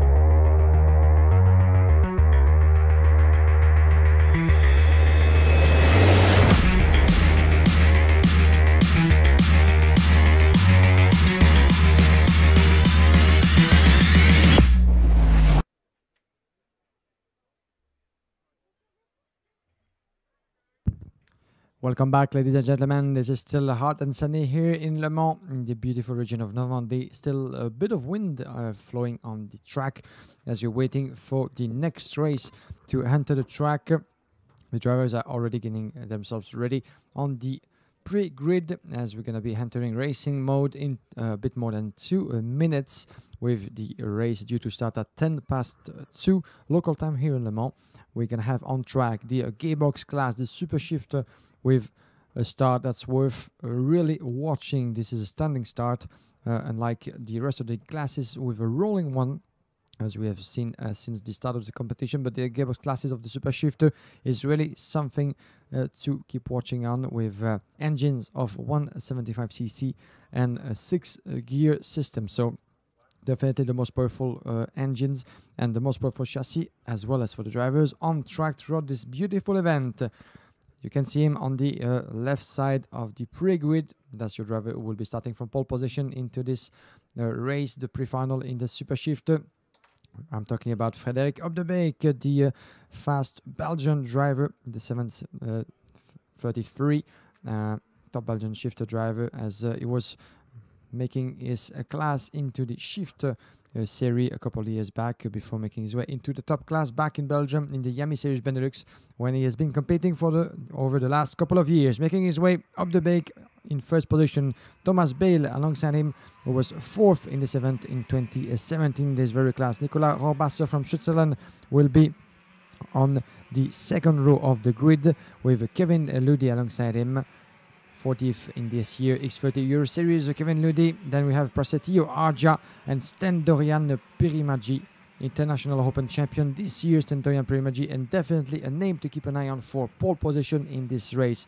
Milan Delat from Belgium will be starting from the fourth row on the grid, just 15 years old, and graduated this year from the juniors into this event. Christoph Eubers, his fellow countryman, will be alongside him. He started from pole position in 2017, but unfortunately ended up his final with an incident, so certainly a little taste of revenge this year for Christoph Eubers. Further back in the field, Vincent Herblot, the Frenchman who ended up 13 in this event in 2017, will be starting alongside certainly one of the biggest names in the super shifter class in the IAME world, Thierry Delray, 2 times former winner of the IAME International Open back in 2012 and 2014. Further, those two, we have Thomas Dam and Shane Daly on row 6. Row 7 will be Sam Klaas and Thomas van Steenberg, the teammate of Thierry Delray, and those two from Mach 1 Racing had a bit of a trouble. And I think there's trouble going on the track for the pole sitter in this race with Justin Frederik Op de Beek. Yes, it is the 733 out of this track, but not yet. What just happened for Frederik Op de Beek in the formation lap, as he seems to have been stuck on the track, but able to get back at the forefront as we hope. But what just happened with Frederik Op de Beek? It was quite a strange situation. As quickly we get around the rest of the ranking, Thomas van Steenberg and Sam Klaas on row 7, Rowan Greenways and Rodrigo Ferreira on row 8, and row 9, Dionysis Liveris and Keiza Aristo. Casper Cordius, surprised to see him down on row 10, Ronan Welbrock alongside him. Then we have Fotius Sotiropoulos on row 11 with Mika Aniskevada. Then we have Pugdeluya on row 12 with Eric Helmans, Alex Dapp. And then we have Kukavangas on row 13, Massad and Rutsalane in row 14, Stoller and Avrand row 15, Loon and Hogg row 16, Ong and Longa are on row number 17. Now, where is our pole sitter? Frederik Op de Beek, of course, one of the top Belgian drivers. Is he going to be allowed to come down to pole position, or is he going to have to go off the back of the grid? He's pulling up to the back of the grid. So Frederik Op de Beek was one of the favourites for this event, if not the favourite. He now has an unbelievable task on his hands. We have a empty inside of the front row. Tom Bale, the only driver on the front row. There he is to the left of picture, and we get away and racing. Tom Bale is going to lead us down towards turn number 1. Nicholas Rohrwasser trying to go into second place. Kevin Ludi is there in third, of course, 4th last year. Kevin Ludi just missed out on the podium with our pole sitter down the field. Ludi now into a podium spot, albeit in the pre-final, as they head through turn number 4 and now in towards turn number 5. A couple of drivers delayed, but just trying to look out for Frederik Op de Beek, who's actually slowing up on this lap as well, I think. So not too sure what's happened. Someone's been delayed. I think that might be Op de Beek as they come onto the back straight then, and in fact, that wasn't. It was Kuka Vangas, I think, who's actually been delayed. Casper Cordius as well has been delayed, as is Dionysis Laverdis. So some bad starts for those drivers. But out front, Tom Bale leads the way. And here we go, 1 lap completed. And what has happened to Frederik Op de Beek? We shall have a response later in the day in search of explanation. But back and towards the first corner of this track, Thomas Bale leading the way, and the battle for second is on between Nicolas Rohrwasser and Kevin Ludi in third. The 743 who's going to go for the move. Yes, he does. In the 2 walks, right-hander, beautifully made from Ludi. Now in second position in front of this Swiss driver, put under a lot of pressure from behind, and Prasetio Arja coming back very strongly in 4th position, making their way into the banking, the corner number 8, and then out into the 9, as we have Tom Bale increasing the gap in the meantime with up to half of a second on Kevin Ludi, who just got past Nicolas Rosbader for second. Rosbader still in third position, further back in the same order. Arja, Stenderian, Perimaji, the Estonian in fifth, making their way into the last corner onto the start-finish line. Let's have a look at the gap, shall we? Less than half of a second, 4/10 as we speak between Bale and Ludi, respectively first and second. Then further back, still in third, Nicolas Rosbader. Where is Frédéric Op de Beek? Let's have a look at the Belgian. He's in about 26th 26th place, position indeed. I wonder really what has happened in the formation lap for the Belgian driver who was supposed to be starting from pole position. So we're going to keep an eye in the meantime about Frédéric Op de Beek, who's going to try to recover as many places as he can, but certainly not an easy task in such a fast midfield. Yep, Frédéric Op de Beek has a lot of work to do now, and we'll keep an eye on his progress throughout the race. He's still being shown in 26th at the moment, but we'll see if that changes at the end of the lap. Well, out front, Tom Bale leads the way from Kevin Ludi in second. Made a good move on Robassa going into the first corner. Fourth place is then Hajar. And then behind that, we have Stendorian Pirimarji, Thierry Delray looking to add another title to his IAME International final tally. He's got 2 at the moment. Could he get the hat-trick this year? Christoph Halbers, as we said, last year did such a good race. Started starting on pole position, but the final just didn't seem to go well for him at all, unfortunately. Run into problems during that final, but other than that, you would have bet your house on him taking the win last year. So good to see him running up the front this year, as we've got Sam Klaas in 8th, Shane Daly is 9th, Milan Delart, the young 15-year-old, running in 10th at the moment as the drivers come through the final corner. And now onto the start-finish straight, Tom Bale leading the way.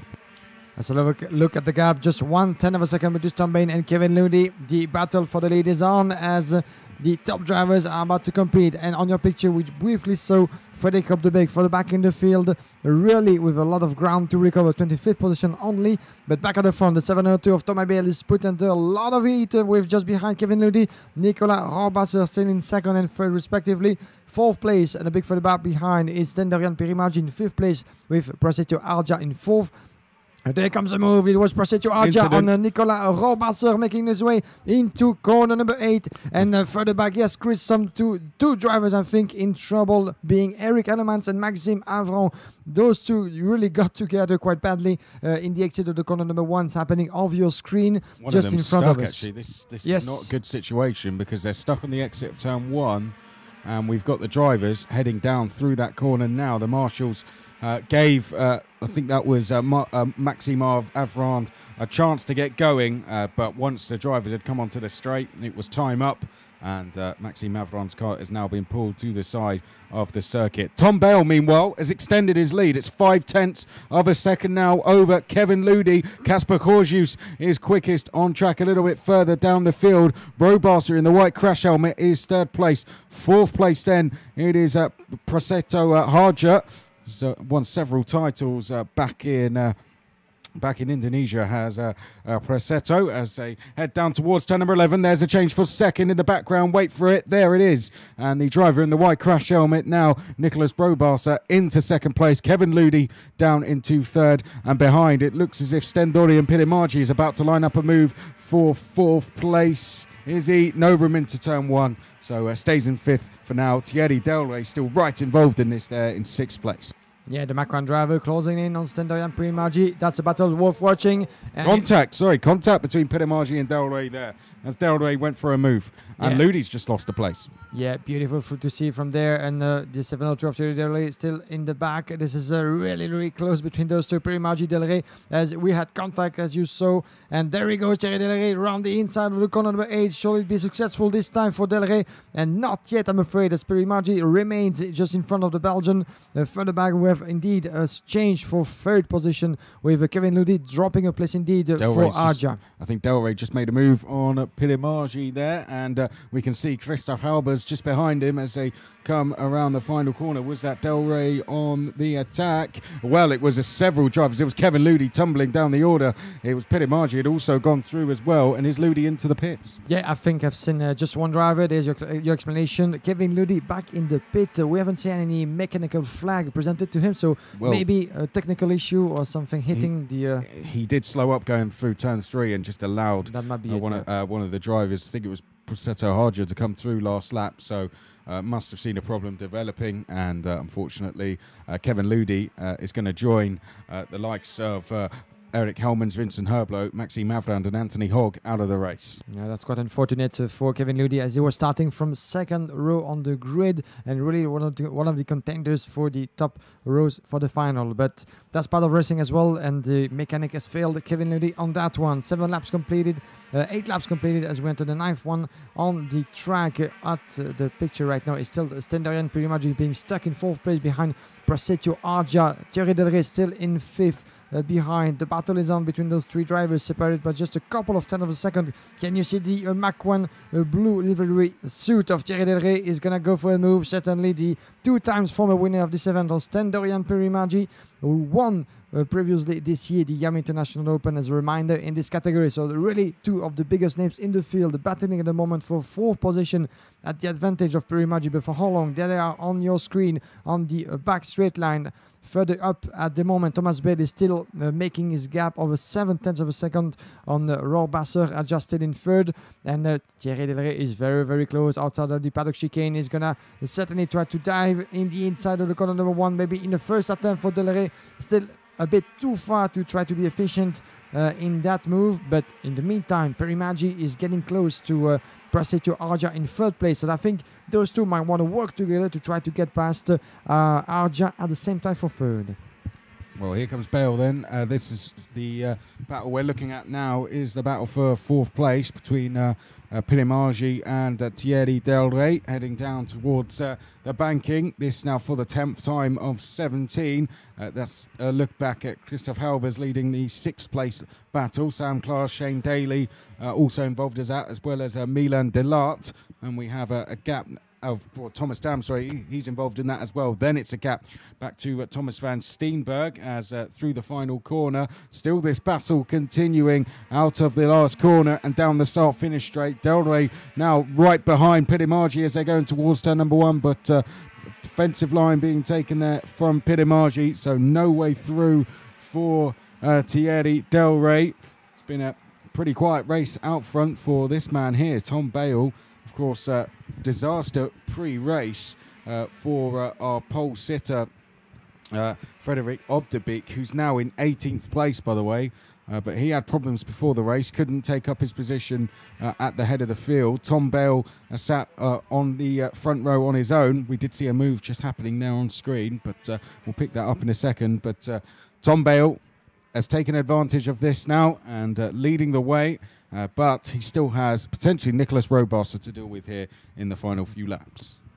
Yeah, we're entering the slowly the latest stages of this race, and the battle on your picture at the moment is still involving 3 drivers. In 3rd, Arja Perimaggi in 4th, and Delray in 5th position. Back at the front, the 702 is your leader, Thomas Bale, with less than half a second in front of Nicolas Rohrbasser. And further back, we see a move. Thierry Delray has made his way through Stenderian Perimaggi in 4th position. So there's the confirmation of the overtaking of Thierry Delray, getting past Perimaggi and now trying to chase down Prasetio Arja for 3rd place. He is still very close to the Belgian driver, or really keeping a good momentum at the moment. And shall we see a move coming up?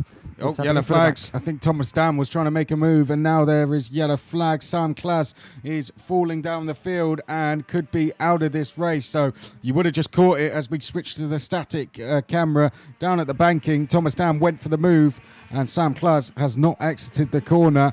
And that looks pretty terminal to me. So Sam Klaas, who was running inside the top 10, now out of the race. And another spinner over at the final corner. And I think, let's have a look, is that Sotiropoulos who may have hit trouble? That's yes, it is. Fotia Sotiropoulos has run into problems and I think may have dropped down the order. Got going again, but is now in 21st place as someone else off down at turn number 7. Who's that? That's gone off there. That's not one of our leaders, is it? Is that a back marker that's gone off for? Let's have a look. We've got yellow flags down at the banking now, and I think it's just a back marker doing a more than good enough job to get out the way. Yeah, black clash helmet over there and yellow flag being waved at the moment. We're going to try to identify who that might be. Milan Delat, unfortunately, for the Belgian drivers, it seems, who is going to have to retire from this race. Back at the forefront, as you can see, the gap has fallen to just barely nothing between Bale and Rohrmacher in second place. The Swiss driver with the white crash helmet really putting everything he has to close in on Thomas Bale. And it seems to be paying off at the moment as we have less than 4 laps to go before the checkered flag. Will it be enough for Thomas Bale to secure what could be pole position? Further back behind on your screen is the battle for third between Thierry Delray and Praseya Arja in third. But Stendorian Perimeji is not far behind. This is going to be a 3-driver battle as well for what could be a very interesting position. The third one on the grid. Remember what happened with Niklas Nielsen deciding to drop back 1 position to be able to start the final from the second row of the grid. So this is really interesting, and all the drivers know that very well. And there goes Thierry Delray diving into the inside of the corner number 1. There he goes. Yes, that works for Thierry Delray, as it seems. The Mach 1 driver making his move into third position, passing Praseya Arja. Well, Harjo was trying to fight back at turn number 2 there as we head in towards turn 3. It's close for the lead and it's close for third place. So 2 big battles to focus on here as we come in towards the final 2 laps of the race. 2.5 to go now down at the banking. Thierry Delray has driven a very good race here, starting from the outside of row 5. Delray has now worked his way through to third place. That third international final title could be his in the final, starting from third place. But out front, Tom Bale, his lead has been reduced. Coming down the start-finish straight, Nicolas Robar. So let's get the gap across the line. 2.5 tenths. So Tom Bale could be under a lot of pressure here going on to the final lap. This is now the penultimate lap, the 16th lap of 17. Behind that, Harja and Pilimarji still fighting away. The pair of them have been pretty much together all race. And then we have Shane Daly now having gone up to 6th place just behind that. He's gained 6 places. Then it's Christoph Albers, Thomas van Steenberg is in 9th, and then Ronan Welbrook is in 10th place. As back to our leaders, that is the gap between Tom Bale and Robasser. It's come down in the first sector, but in the second sector, Tom Bale has risen it back up to 3.5 tenths. It could go any way, this. Nicolas Robasser, will he just settle for second, or is he planning an attack? As we mentioned, the pole position could be a big advantage as entering this corner, the first one entering the fastest line in theory. So Rossbasser, the Swissman, knows that more than ever and is going to go for the move, certainly at least trying to get past Thomas Bale in that very final lap in this pre-final in the Super Shifter. But still, he could be as well willing to secure what could be the first row on the grid. But knowing that Thierry Delray, the reigning winner of the the IAME Euro Series this year, will be certainly on third position. So this is certainly a perspective that Rosbasser doesn't want happening. So maybe he's going to go for the move, but it's a bit too far behind, I'm afraid. More than 2 tenths of a second, and that will be certainly a victory for Thomas Bale unless that Rosbasser dives into the chicane, which is not happening at the moment. One last corner, and Thomas Bale and Rosbasser will be almost side by side to cross the start-finish line. There they come, and checkered flag for Thomas Bale, the British driver, securing victory in this pre-final into a pole position for the most important race of the weekend that will be taking place at 5 o'clock local time here in Le Mans.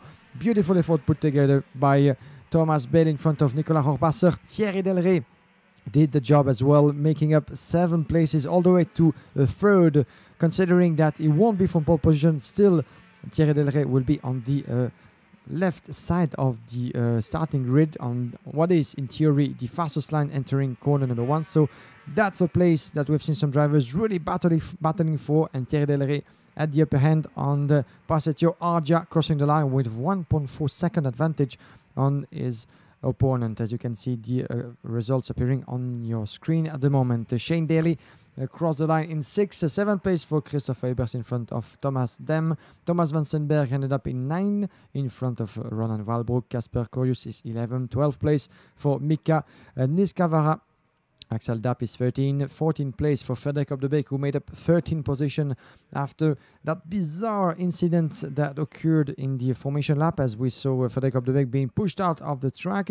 Was it a little incident involving another driver that we haven't seen? Was it maybe a mechanical small failure, or did he miss a gear that put him out of the track? And around it was, I think, in the corner number 8.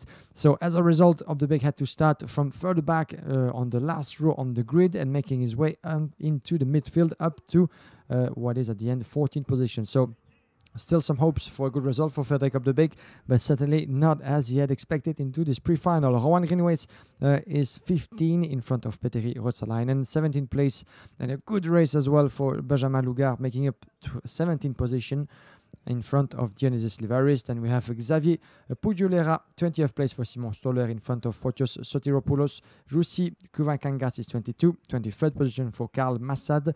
Then we have, following Rodrigo Ferreira, Kaisa Aristo, Mang Ong, then Milan Delat and Shokai alone. An impressive list of retired drivers waiting on the track to be recollected by the team operating on the track. Anthony Hogg, Maxime Avran, Vincent Herblot, Kevin Ludy, Eric Elemans, and Sam Klaas. And Kevin Ludy, who went straight back to the pit for what is certainly a mechanical issue that he saw developing on his chassis, and unable to see the checkered flag. Once again, as you can see on the grid, this is the pre-grid actually of the Mini Parial category, the youngsters between 8 and 12 years of age that will enter the track very soon. The time for the entire track to be cleared by the marshals, and then we'll be good to go for the last pre-final in the list involving the Mini Paria before switching to the most important race in the finals in this Sunday afternoon. But in the meantime, this is pole position secured for Thomas Bale, a good return for a driver who was hit by trouble in last year's edition of this IAME International final. But Nicolas Rohrbasser is certainly more than willing to give him a hard time at the start of the final. It will be alongside him on the first row, but look out for Thierry Delray, the Belgian driver, twice winner on this very track in the past years, winner of this year European Championship in that very category, is certainly a big name to keep an eye on, as has shown improving pace. As I had the chance to have a brief chat with Thierry back in the paddock, showing a lot of confidence, and this result is certainly going to add to the level of confidence that the Belgian driver has been showing so far. So this is plenty of action to see for later. In the meantime, we're going to have the last pre-final, ladies and gentlemen, for the Mini, getting ready in the pre-grid. Then we'll get around the most important race, the finals for each of the 6 categories, coming up very soon.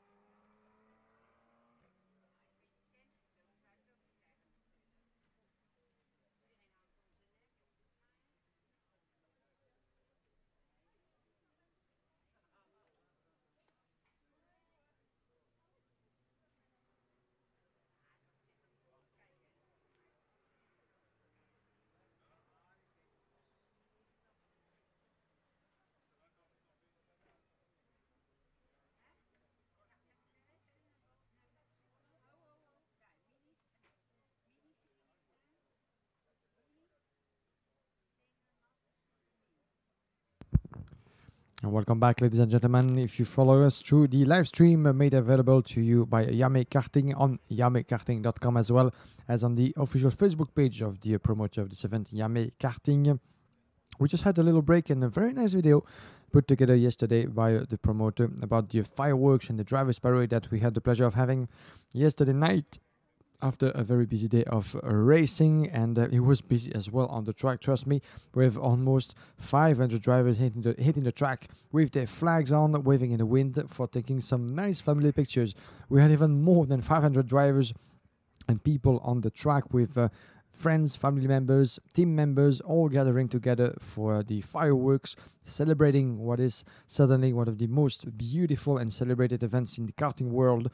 And we're talking about the IAME International Final, of course, the pinnacle of all the karting series in the IAME world throughout the year. So the fireworks and all the drivers, all those colors, those helmets and those beautiful suits taking place yesterday on the track. It was a drivers' parade. If you want to see that little piece of video back, make sure to tune in on the official Facebook page of IAME Karting, where everyday content is being published. If you want to find back all the data and results of the qualifying heats and the finals we are going through, make sure to tune in as well on apextiming.com, the official partner of this event, where you will be able to find anything that you want concerning even the free practice, the non-qualifying practice, qualifying practice, everything that has been happening for more than a week here in Le Mans. Let's get into the grid then. The minis coming out onto the track. The youngest drivers we have here this weekend.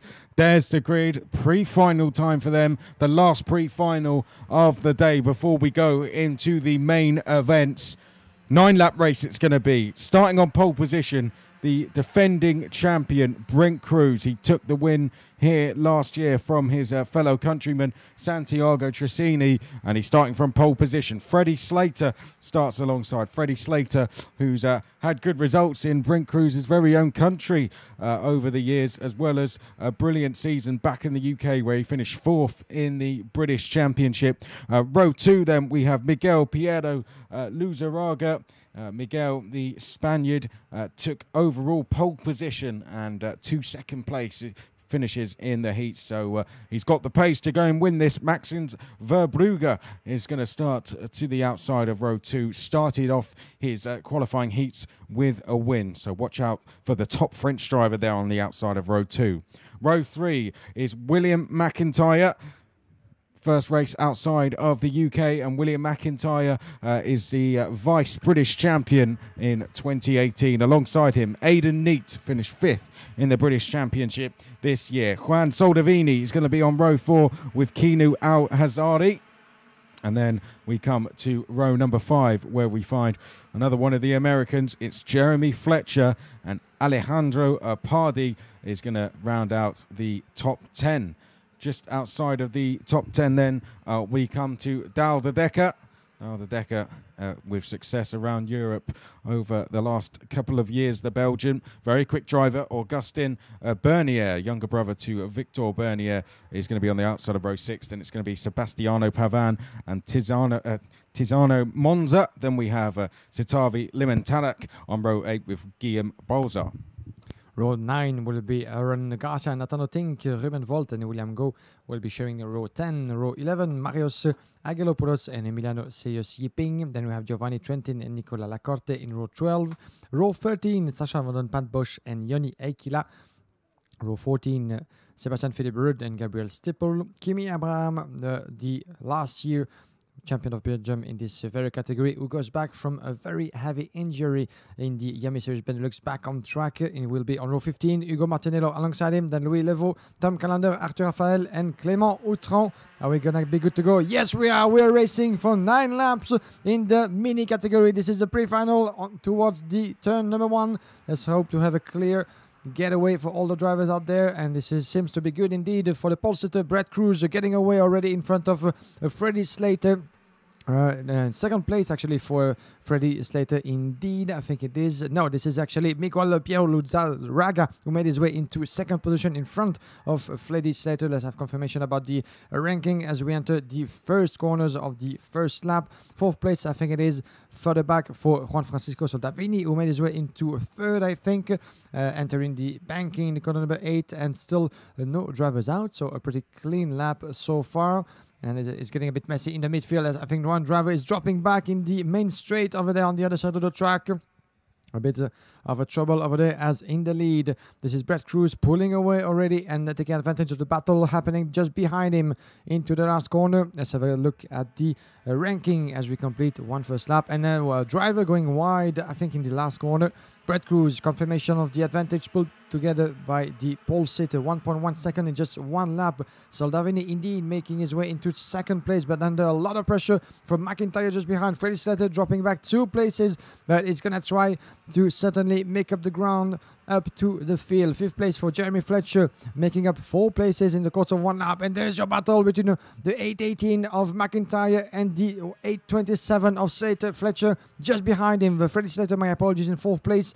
And I think he was about to get past, but not yet happening, as this is the second round already in this 9-lap round of the Mini Paris. This is the pre-final, setting the grid order for the final that will be taking place later this afternoon.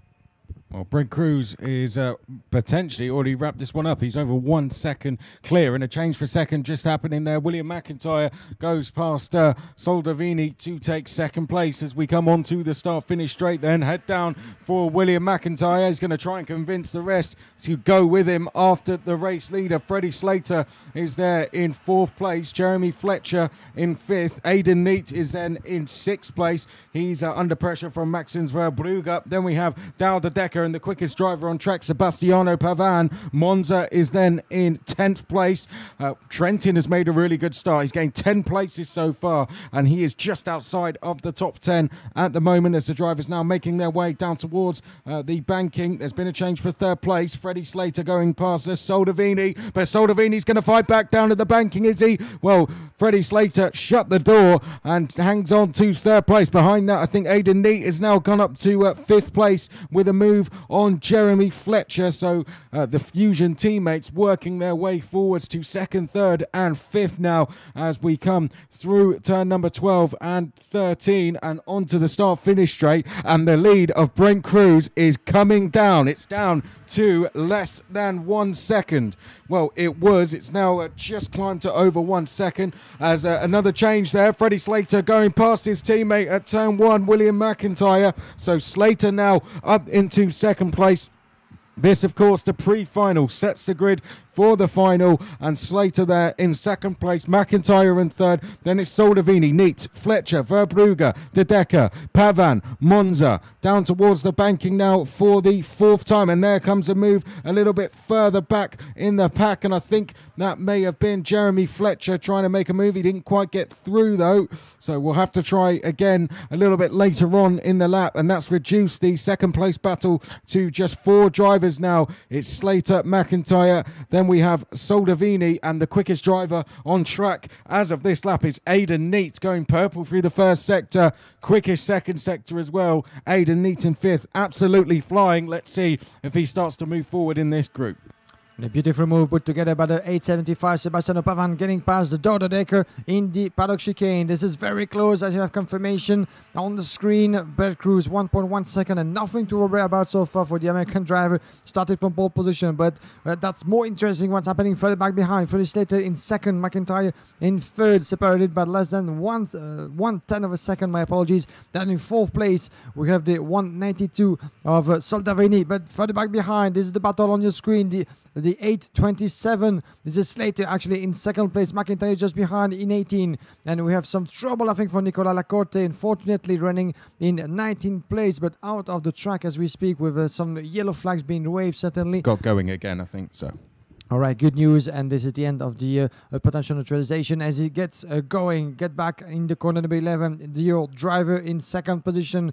Freddie Slater being chased down by McIntyre and Soldavini in fourth. This is a three-name battle for third position, for second position, apologies, as you have actually in the front Brett Cruz with a gap that keeps decreasing 7/10 of a second after 5 completed laps. We're getting close to the checkered flag, and those three drivers on your screen are more than willing to close in the gap on Brett Cruz, maybe working together to try to catch the American driver in the lead. But for that, they're going to have to close down that half of a second still between Cruz and the three of them. But at the moment, the upper hand for Freddie Slater. Third place, William McIntyre, Soldavini in fourth. We've talked about many times about the importance of starting on the inside row of the grid. And at the moment, Brett Cruz and McIntyre might have the upper hand in that context. But in the meantime, Slater and Soldavini both will try certainly to get past as well. They are on the back straight line, still in that same order, but very close. And at the same time, it seems like Brett Cruz is not going to be able to retain the leaders for long as the gap keeps decreasing. There they are, almost in the same picture, crossing the start-finish line in front of us. Yes, look at this. Slater and McIntyre, this is exactly what they're used to doing back home, working together, trying to close the leader down. And Brent Cruz, unfortunately, his lead has diminished. So 4 for the lead. So if you're a neutral, this the perfect situation. We're now going to have 4 for the lead going on to the final 2 laps. There is Brent Cruz out front. Freddie Slater has just set a new fastest lap. This is the penultimate lap of the race, by the way. So Freddie Slater could have timed this to perfection as he comes down to the banking. McIntyre there in third, waiting patiently. Good driving as well from Soldavini. You can see he's got the 2 teammates ahead, and he's just waited in 4th place. But now it's time to make his move as they head down towards turn 11. This, of course, 2 laps to go at the end of this one, and Slater's going to go for the move in towards turn number 12. Slater taking the lead from Brent Cruz. Then onto the start-finish straight we go. He's only got to hold on for a couple more rounds, but Brent Cruz now going back up the inside with the help of William McIntyre. This is going to be a very tough race to call. Could be any one of these 4. Soldavini has yet to make his move yet. We've got a big gap then back to the battle for 5th place, which is being led by Aiden Neitz. But Brent Cruz didn't wait long to go back into the lead. 1 corner he waited, and then he was straight back into the race lead. So Slater then still in 2nd place, in fact 3rd, sorry, McIntyre in 2nd, and then it is Soldavini in 4th place. Down towards the hairpin we go. No changes down there this time. What about at turn 11? Will we see any changes down there? McIntyre in 2nd place has just dropped back from Brent Cruz. Will that see Freddie Slater going into 2nd? Nope. Slater pushes McIntyre along. Last lap board is being prepared, and Brent Cruz just about has the lead, but which of these 4 will come across the line to take pole position for the final? And beautiful battle to conclude this pre-final in the mini category. Brett Cruz having the upper hand, and they loses the lead with McIntyre and Slater as well diving into the inside of the big of contact, I think, and Brett Cruz is capable of holding 2nd position. Yes, he is still in 2nd. The pole sitter in 2nd. They have McIntyre who really dived into the turn number 1 to take the lead from Brett Cruz, but is still in 2nd. It was a bit of a drama, I think, with just behind Soldavini making his way into 3rd in front of Slater. So by attacking the leader, Slater just lost 2 positions, I'm afraid. And there's a contact. Brett Cruz entering McIntyre onto the way to turn number 8. That was very, very close between those 2, and Brett Cruz might be losing 1 more position. Yes, he does. In 3rd place, looking over his shoulder, will we see actually Soldavini in 2nd? Will we see more drama for Brett Cruz as they're entering the last chicane? Yes, he's dropping 1 more position. Brett Cruz in 4th. This is a disastrous turn of event for the American driver, and this will be a winning checkered flag for McIntyre in front of Freddie Slater. What a final lap into this pre-final in the mini category. Beautifully made together by William McIntyre, able to win with less than 1/10 of a second on Freddie Slater. This is a 1-2 from Britain, and pole position secured by William McIntyre. Freddie Slater alongside him. 3rd place for a very courageous Juan Soldavini, who never gave up in this race to get past Brett Cruz. And Brett Cruz and on one lap from a potential pole position in this race, really lost pretty much everything in the last round of this pre-final. Is going to be starting from 4th position, so outside of the second row of the grid for the pre-final, as the results appear on the live stream as well on the screen. So certainly not the results that Brett Cruz had really planned for, as he's going to be starting from the outside, leading the way to turns number 1, and we've seen that happening many times in previous races. That might not be the best position you want to choose to start a final. Sebastiano Pavan, one of the fastest on track, closed up in 5th, 6th place for Aiden Neat in front of Melendez Pardy. Dorderdeke crossed the line in 8th position in front of Maxen Verbrugge. 10th place for Jeremy Fletcher. And Giovanni Trenti just outside of the top 10, but 12th position made up to 11 for the Italian driver. Tiziano Manza ended up in 12th. 13th place for Marios Agilopoulos. Aaron Garcia is 14. 15th place overall for Ruben Volt in front of Citerne Lamantiraka, the lady driver in the field. 16 overall. 17th place for Guillaume Bouzard. Nathan Otting was 18th, and then it was Emilio Silas Yiping. Then we had Arthur Raffanel in 20th. William Goh was 21st. Tom Callender 22nd. Yoni Heikler was 23rd. Kimi Abraham 24th. Sebastian Rudd was 25th. Augustin Bernier 26th. Kinu Al Azhari was 27th. And then it was Hugo Martinello 28th. Lois Levu was 29th. Clement Outran, the driver who came through from the B final, was 30th. William Lacorte was 31st. Then we had Miguel Piero Luzaraga, absolute disaster for the Spaniard, finishing in 32nd place, having started way up the field, started from the inside of row 2. Gabriel Stilp, after all the hard work coming through from the back of qualifying, dead last to make it through into the pre-final. Unfortunately, not a good start to the day, but still the final to go. And Sasha van Padbosch finishes in 34th place.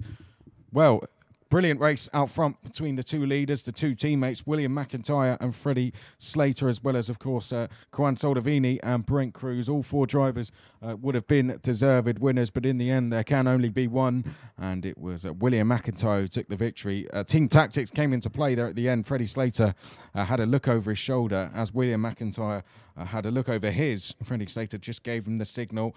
No need to defend. Let's just take this one. Let's get this one in the bag. A 1-2. And Slater then did some of the defending. And McIntyre went off to take victory. It was a real drag race to the line for second, though. I think Soldavini, had he had a little bit more time on the start-finish straight, would have stole second there. 28 thousandths between himself and Slater at the flag. 64 thousandths between Slater and McIntyre.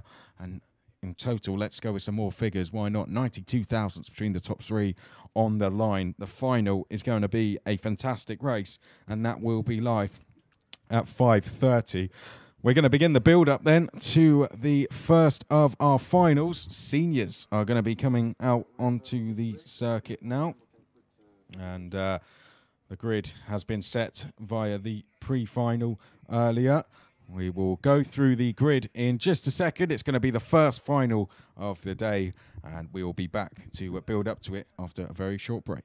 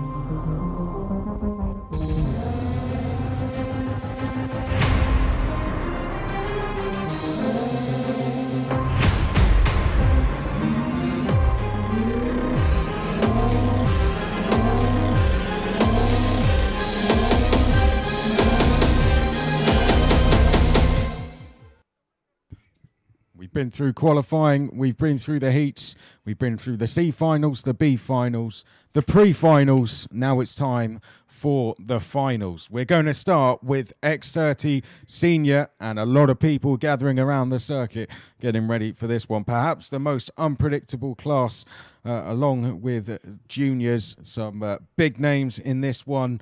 A lot of drivers who can take victories. We've got drivers out of position as well, and it's going to be a very tough one to call. 21 laps in total to decide the winner of the X30 Senior IAME International Final. Let's get into the grid for you. Harry Thompson, he's going to start this one from pole position, having won the pre-final. He won the junior title last year. He's stepped up to the seniors this year, and can he do the double across two different classes? Charles Tenier is going to start to the outside of row one. Drove a very good pre-final, did Charles Tenier.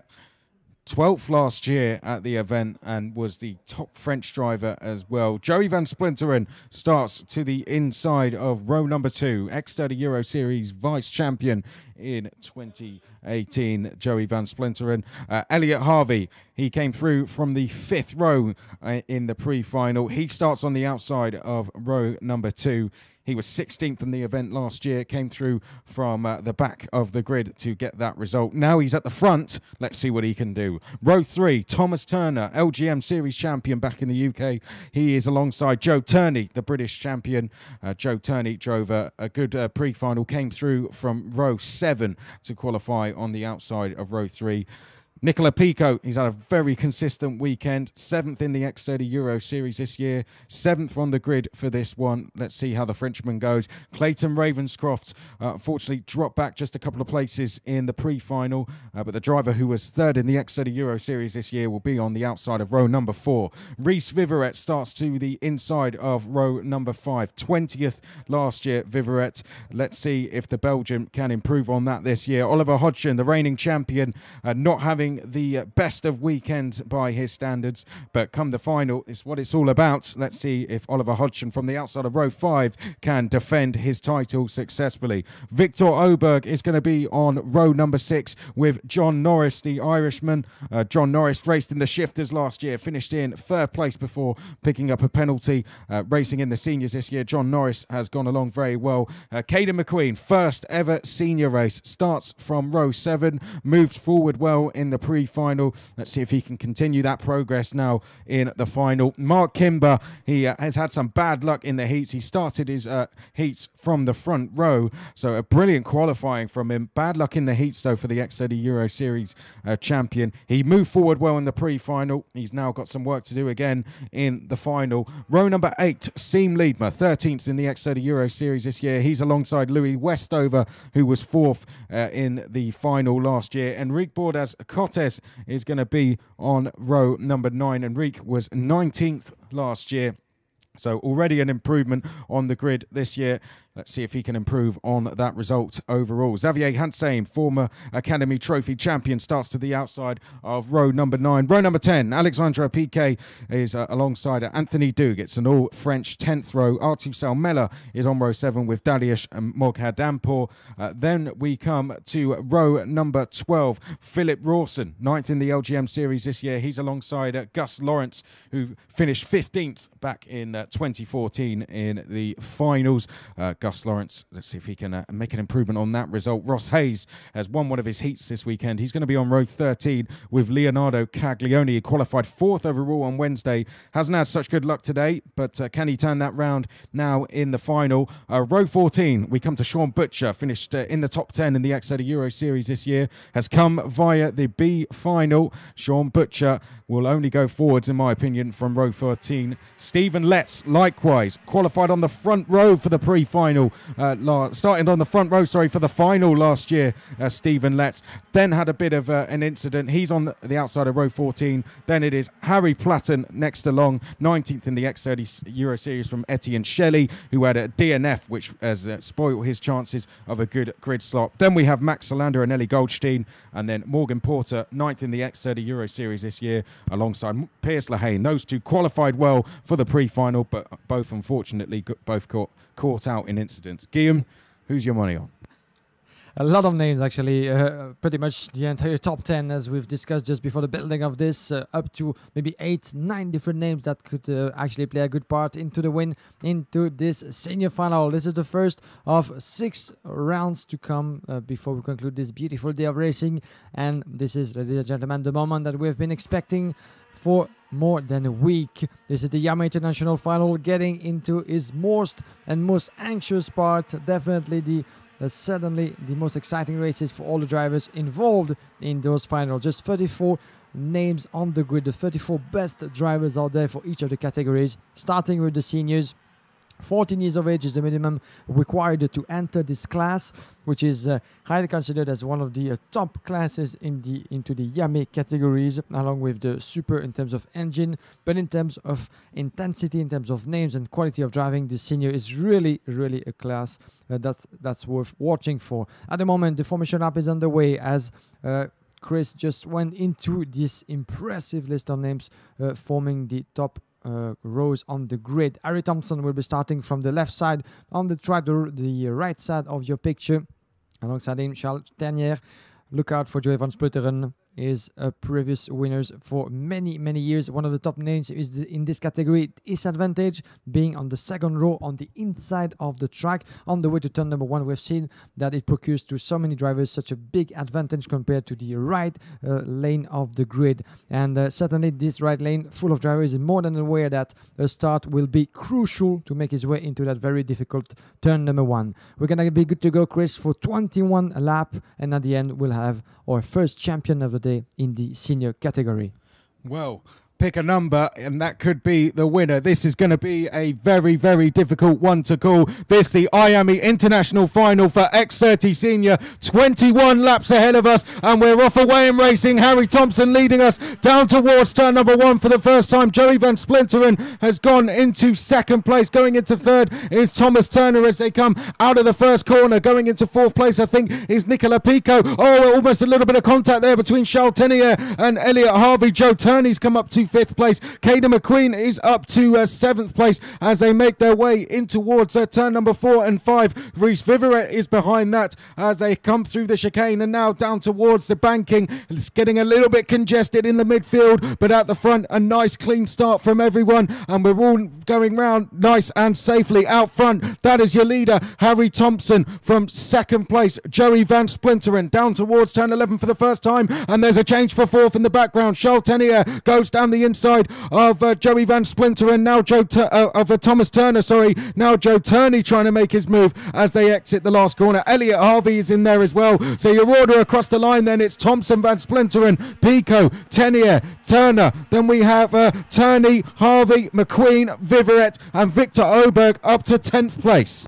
1 lap completed. This is the longest race of the week, and Harry Thompson had a good getaway in front of Joey van Spluteren, but the battle is on already for the lead. And van Spluteren knows that he has to get past the British driver as soon as possible to prevent himself from being passed for Nicola Pico and Charles Tenier. Charles Tenier, who didn't have the best of the start in 4th, is going to try to make up the ground he just lost as he was starting on the first row of the grid. Out of the banking, corner number 9, we see some move further by Reese Viveret getting past Caden McQueen for 8th position, just a bit further back. You have confirmation on your screen. Oh, and a change for 4th. Well. Change for 4th indeed. It was Joe Turney, sorry, trying to make a move there, and I think he's gone into 5th place. So that was a change for 5th, going past Thomas Turner, and Elliot Harvey's gone through as well. So Joe Turney said one to watch. He's there in 5th place now, trying to chase down this lead group. So Harry Thompson is leading the way from Van Splinteren, and 3rd place Nicola Pico going along very well in the early stages of this race is the Strawberry Racing driver Charles Tenier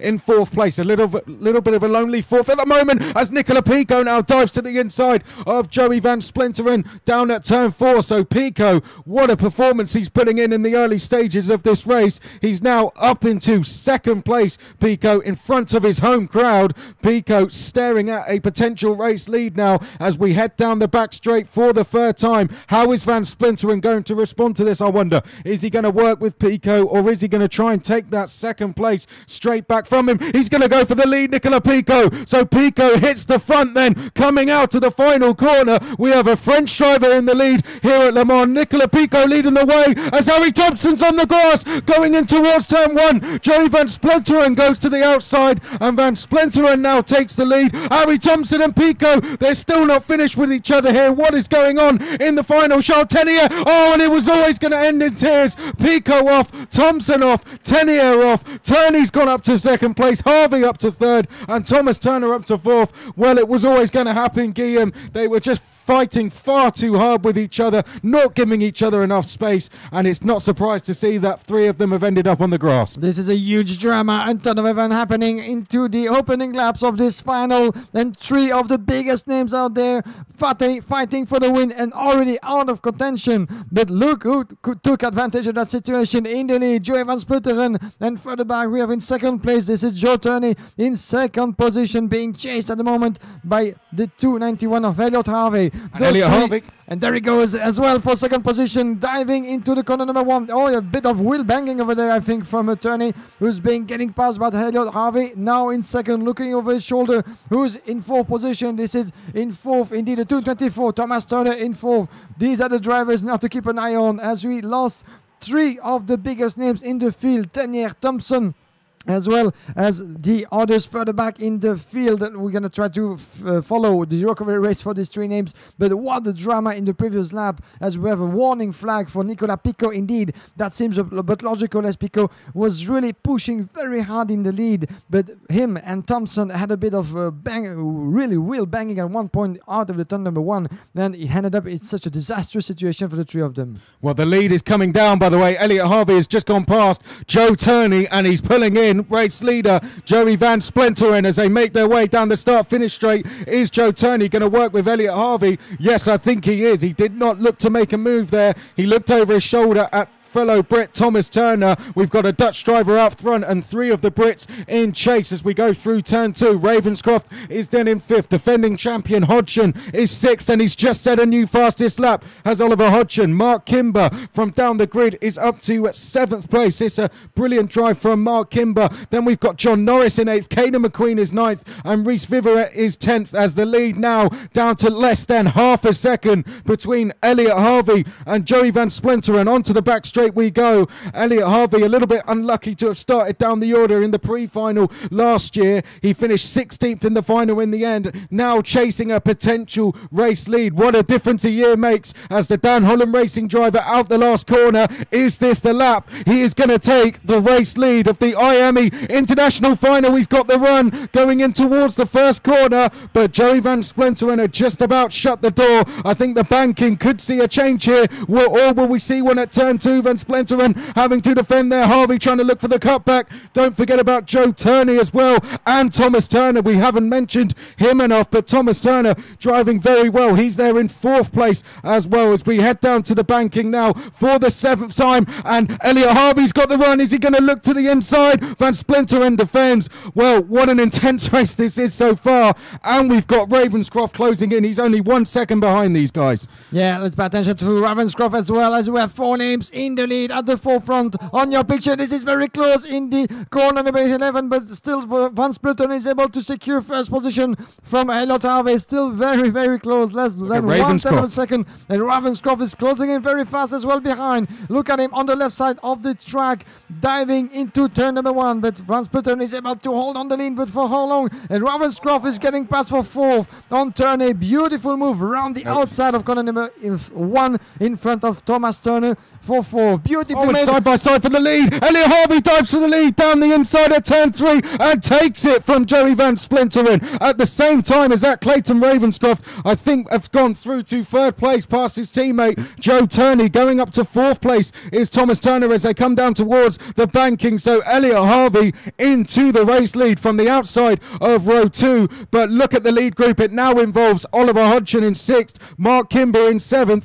and John Norris in 8th as a change for 2nd place. Ravenscroft now dives through to second place. Clayton Ravenscroft, who had a bad pre-final, started from the outside of row 4. He's now working his way back forward and could get into a potential race lead as well. Just giving the think sign there to Van Splinteren, and Ravenscroft, I thought he was about to take the race lead going in towards turn 1 there, but more drivers could be getting involved in this lead battle as Charles Tenier is in 9th place. Nicola Pico also in 10th, with the likes of Vivaret and Seam Leadmer just behind him, as well as Xavier Hansheim, and we're side by side, are we, for the lead? It looked as if Ravenscroft tried to dive for the lead, but Van Splinteren has gone to second. Harvey still leaves, but for how long? He's got a lot of defending to do here on lap number 9 at Le Mans.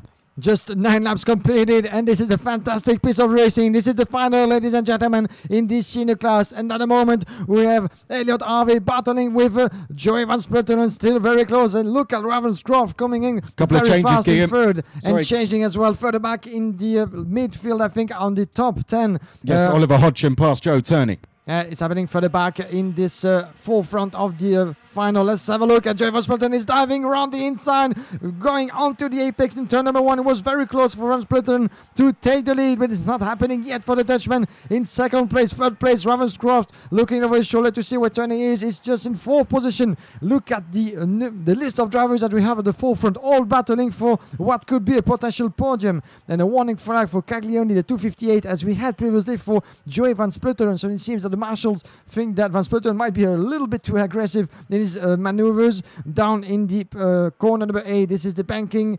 Such a good opportunity. I think we've had a change for 4th place there. Mark Kimber's just gone past. I think that's Thomas Turner, is it? As they come down, but we've got a change for lead. More importantly, it just happened ahead of our picture, and there is Van Splinteren into the lead ahead of Clayton Ravenscroft now, who's dived through to second place. Just going to give you an idea of how close this race was. We had about 3.5 seconds between the top 18 drivers on track as they come in towards turn number 1. It's now Van Splinteren, Ravenscroft, Harvey in 3rd place, Kimber is 4th, then it is Turner in 5th, Hodgson is 6th, Turney is 7th, Tenier 8th, Louis Westover is in 9th place, and then in 10th place it is Seam Leadmer as they come through turn number 5 for the 11th time. That's Hodgson, we can see on screen now. He is just ahead of Joe Turney. All of them have gone past Thomas Turner. Turner on this lap has dropped down to I think around 7th or 8th place. So through the chicane we go and onto the back straight.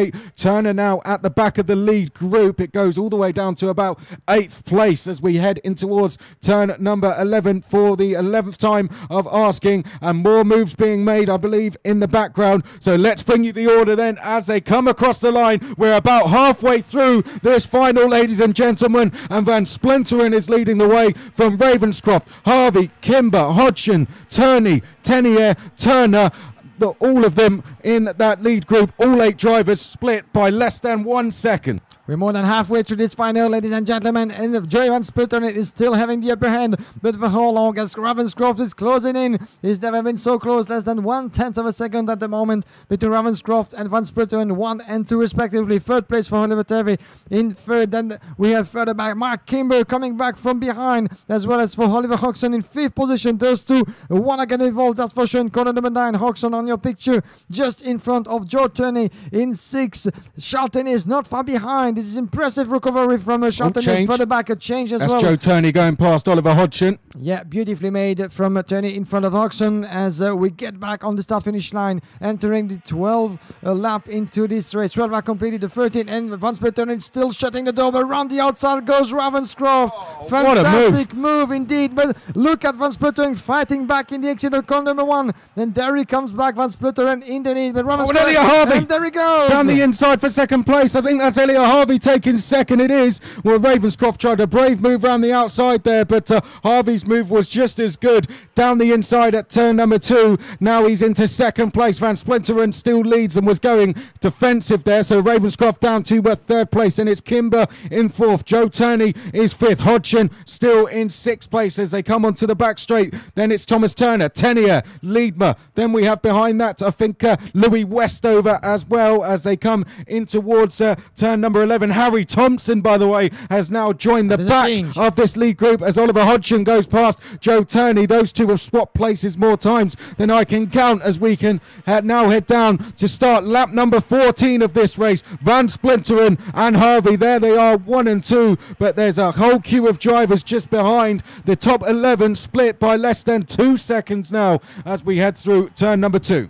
This is really final material that we're witnessing here in Le Mans. If you're joining in, this is the right moment as Van Splinteren and Helot Harvey are on the right. And very hard explanation, but this is up to a 10-driver battle that we're having on the track at the moment with Ravenscroft in third place. There he goes, trying at least to get around the inside of the banking, but it's not happened yet for Ravenscroft, still in third. We're going to keep following closely as they make their way around the back straight line. Van Splinteren trying to increase his advantage of 0.2 of a second at the moment. Second place for Helot Harvey, still securing second, and John Fed back behind. Oliver Hodgson, look at him, increasing the pressure of Mark Kimber, and we have a gap building actually. Mark Kimber in fourth, securing and defending on Oliver Hodgson, trying down the inside. Oh, contact! Hodgson and Kimber make contact down at turn number 1, and Hodgson has gone through. Well, Kimber's going to drop 2 places out of that. Turney's gone through as well, so Hodgson had to muscle his way through quite literally, but he's now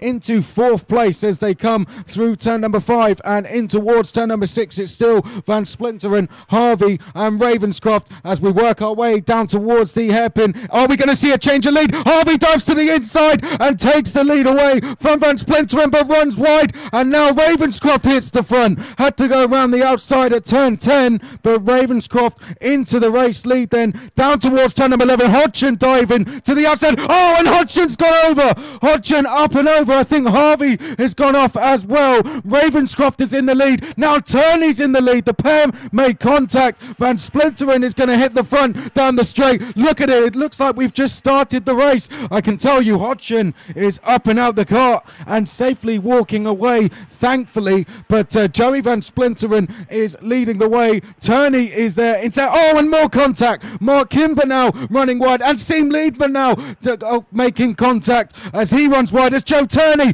retakes the lead at turn number 5. This has got to be one of the best races I've ever seen. Joe Turney now hitting the front. Van Splinteren in second. Thomas Turner is 3rd place. 4th place is Tenier. Well, what a crazy lap. There was, and there's more contact. Thomas Turner's gone off. Thomas Turner's gone off and Van Splinteren's gone off as well. All of a sudden, Joe Turney has broken clear out front. 2nd place is Charles Tenier. 3rd place is Clayton Ravenscroft. It's all chaos out there. And 4th place is now Harry Thompson. Harry Thompson's all of a sudden in a position where he can get on the podium once again. Liedmer is 5th. Kimber 6th. Then it is behind that Westover, Hansing, Van Splinteren, and then in 10th place, we have the likes of Stephen Letts, who's gained 18 places. Etienne Shelley's gained 19 places to run 11th. Who could have expected such a situation? Harry Thompson is in 4th position, Tenier in 2nd. It looks like in the opening stages of this race that everything was lost for those two drivers, and they're back in contention. We followed Thompson battling in 4th between himself and Ravenscroft, chasing down the driver in 3rd position. These are the two British drivers battling for what could be a podium finish in this race, but look out, just behind for Sim Lindba in 5th position, making their way onto the straight line on the other side of the track. This is a fantastic battle as in the lead. Joe Turney is capable apparently of building a gap of more than 0.6 of a second, making his way onto the start finish line. There he goes, being encouraged by his team. 2nd place for Charles Tenier, 1/2 of a second between Turney and Tenier in 2nd. There, this is the battle, the 3-driver battle. Turney's run wide at turn number 1 there, and a mistake from Joe Turney's going to bring his lead right down. Has he got a bit of a problem? I saw him looking down at the engine. I hope everything's okay with him for his sake, but his lead has been quite literally halved. It's now 2.5 tenths when it was over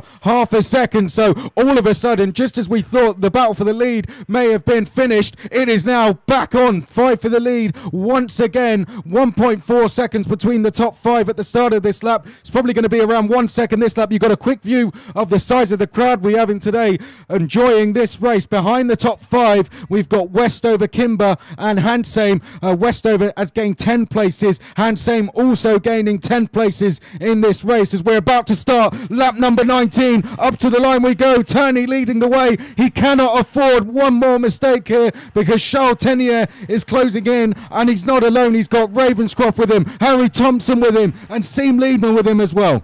We're less than 3 laps away from the checkered flag, ladies and gentlemen. This is hammer time for Charles Tenier if he wants to grab that title of champion on home soil for the Frenchman. Could you imagine such an achievement there?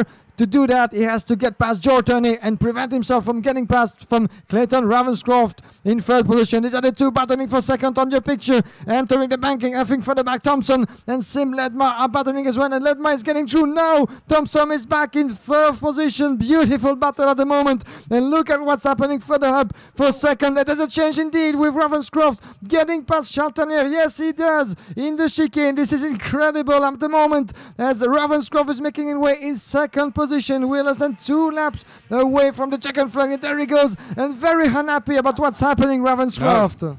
Well, no, that was a clear signal from Charles Tenier. I'm going to work with you here. Yeah, work together. That's what they have to do to chase and maybe close in on Joe Turney, your leader, the pole sitter, and the driver in the lead at the moment. This is less than 2 laps to go before a checkered flag, and we have still 3 names to give you even more, as Harry Thompson is in 4th position. Slim Ledma, the 2 drivers on the screen at the moment. Who could prevail in this late stages of this race, Chris? This is certainly one of the most intense battles that we've seen for long in the IAME series. This is the senior final up to conclusion, and at the moment Joe Turney seems to have the upper hand, making his way into turn number 11. We are going to enter the last lap of this race. Ladies and gentlemen, fasten your seatbelt because this is going to be a very exciting last lap. Yeah, it could be the 2 teammates head-to-head out front. So Turney has a lead of just under 0.3 of a second from Clayton Ravenscroft. Tenier is in 3rd place. Harry Thompson in 4th place. Seam Liebman in 5th place. Ravenscroft getting closer and closer with every single corner. Joe Turney's going to have to defend surely down at the banking as Clayton Ravenscroft pulls him in with every corner. Through turn number 5 they go then, and the lead is now less than 0.2 of a second on the final lap. This is the final lap of the international final in the X30 senior class, and they're going to fight it out for the lead behind. It's going to be a 2-way fight because Tenier has now started to defend from Thompson and Liebma, but which of the 2 teammates is it going to be, if any? Turney defending, Ravenscroft looking to the outside, Ravenscroft going to the switchback. It's going to be a drag race to the line surely out of the final corner. Ravenscroft to the outside, but I think Turney's done enough across the line. Turney takes the win by 14 thousandths of a second from his teammate Clayton Ravenscroft. What a finish, what a race, what an event, and what a drive from that man there, Joe Turney. Standing ovations all round. That's a very deserved win and the best race I have ever seen. Joe Turney is your new champion in the IAME International Final in senior class. Incredible race, ladies and gentlemen, here in Le Mans on such an incredible location. That's the least we could expect in this race. Take a good breath back, Chris. It has been absolutely active going for a lie down from start to finish. And what a final lap, 14,000 of a second between Turney and Ravenscroft. This is a 1-2 from Britain crossing the line. 3rd place on home soil is Charles Tenier. He was so close to grab that title that he won it so desperately. French driver on the podium, though. Yeah, beautiful achievement, that's for sure, for one of the local heroes in this class. He was 12th class. last year, Charles Tenier, so a brilliant performance. Yeah, definitely as well for Harry Thompson, 4th at the end, as it was as well very close to grab what could have been an impressive achievement as well for Thompson. But after what happened in the opening stages of this race, recovering so many places all the way to top 4, this is actually a hat that we have to take off to Harry Thompson as well, to Charles Tenier, 3rd and 4th respectively. At one point in the race we thought that everything was lost for those 2 drivers, but they managed their way into the top 4 positions. So brilliant as well from Slim Ledma in top 5 at the end. John Norris just out of it in 6th position, 7th place for Stefan Letz in front of 2 of his fellow countrymen from Britain, Louis Westover and Mark Kimber.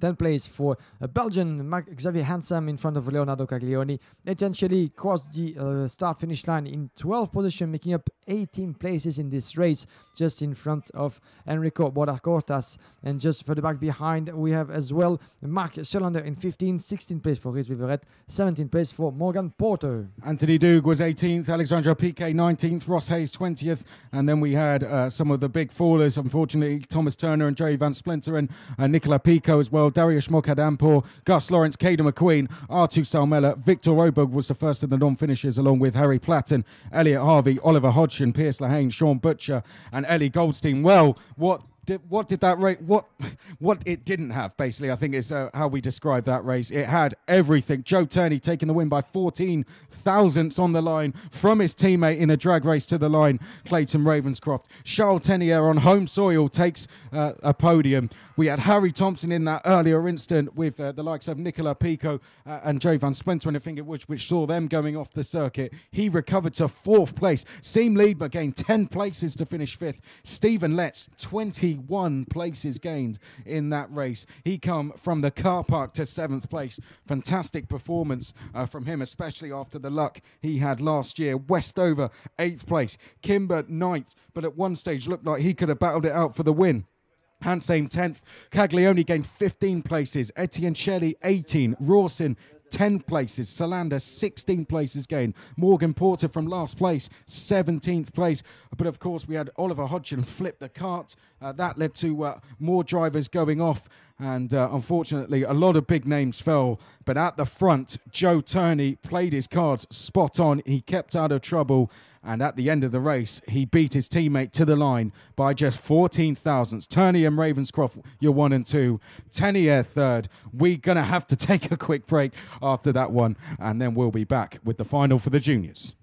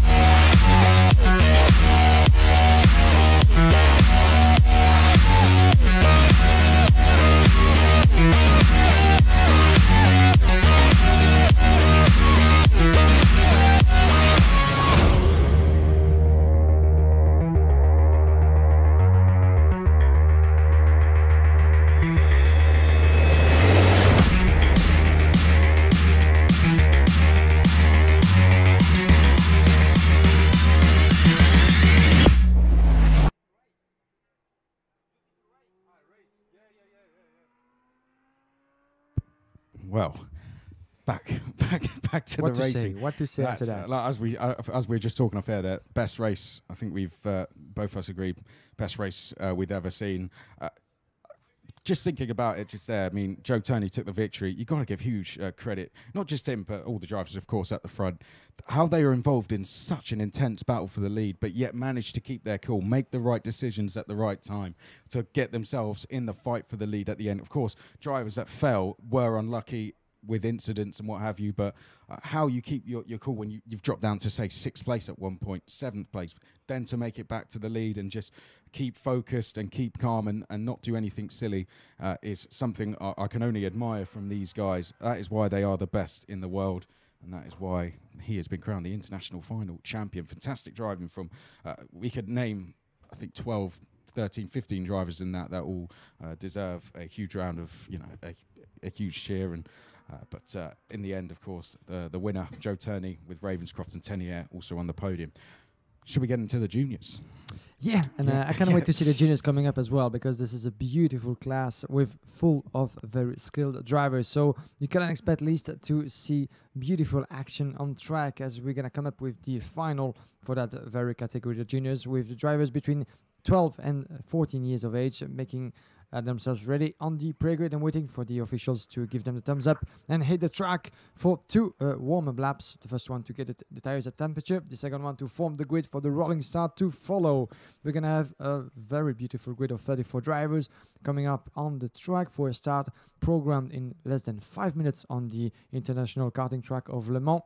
It's time, ladies and gentlemen, to get around the 34 names that will make it on the track in just a few seconds.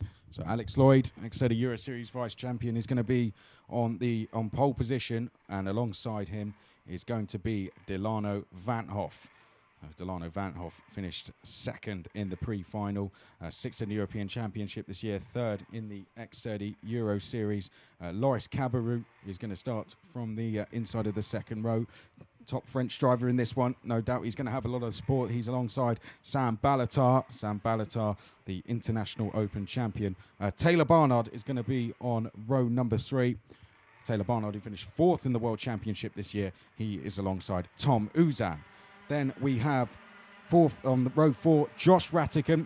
Josh Rattigan will start from the 4th row. He was 6th in the X30 Euro Series this year. He is alongside Adam Putera, all the way from Malaysia. Row 5 is going to be Lewis Gilbert. Lewis Gilbert, the reigning vice champion of this event, X30 Euro Series champion as well. He's alongside Jamie Day. Then we have row number 6, Jan Kalmet from Estonia. He is alongside Remo Kadapik. Remo Kadapik, 8th in the Academy Trophy this year. Enzo Levesque, top 10 result last year. He's just outside of the top 10 on the grid. He is on row number 7 with Georgi Dimitrov, who was 4th in the Winter Cup this year. On row number 8, we have Tom Edgar, 4th in this year's LGM Series. He is alongside Alex Lay. Then we have Victor Bernier, reigning world junior champion. He's on row 9 with Alex Dunn. He went very well in the European Championships this year in his first year of junior racing. Row 10, the man who qualified an overall pole position, Lois Delbart, who qualified pole overall on Wednesday. Hasn't had the best of luck in some of the races, but he's there on row 10, and that means he still has a chance. Then we have the driver who finished 7th in the IAME Series Benelux, Gilles Stadsbader.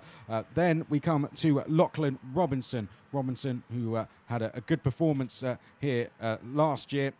I think he finished 7th overall in the final, Lachlan Robinson. Behind that is Valon Janssen. Then it's Joshua McLean and Enzo Juli, 11th in the X30 Euro Series. Kai Aski crashed out in the pre-final. He is on row 13 with Matteo Ingolfo. Josep Marti Soprapera and Philip Victorson are row 14.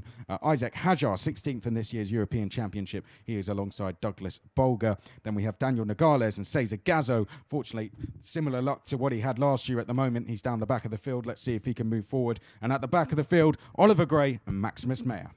34 names at 17 rows of the grid, and we're going to enter, ladies and gentlemen, in the next round. 18 laps. That's going to be certainly more than exciting to watch, because there's a lot of names as for the seniors that are up for the title, certainly at the end of this final. Alex Lloyd, the 54, will be starting on the left side of the grid. Theoretically, the best line entering the corner number 1.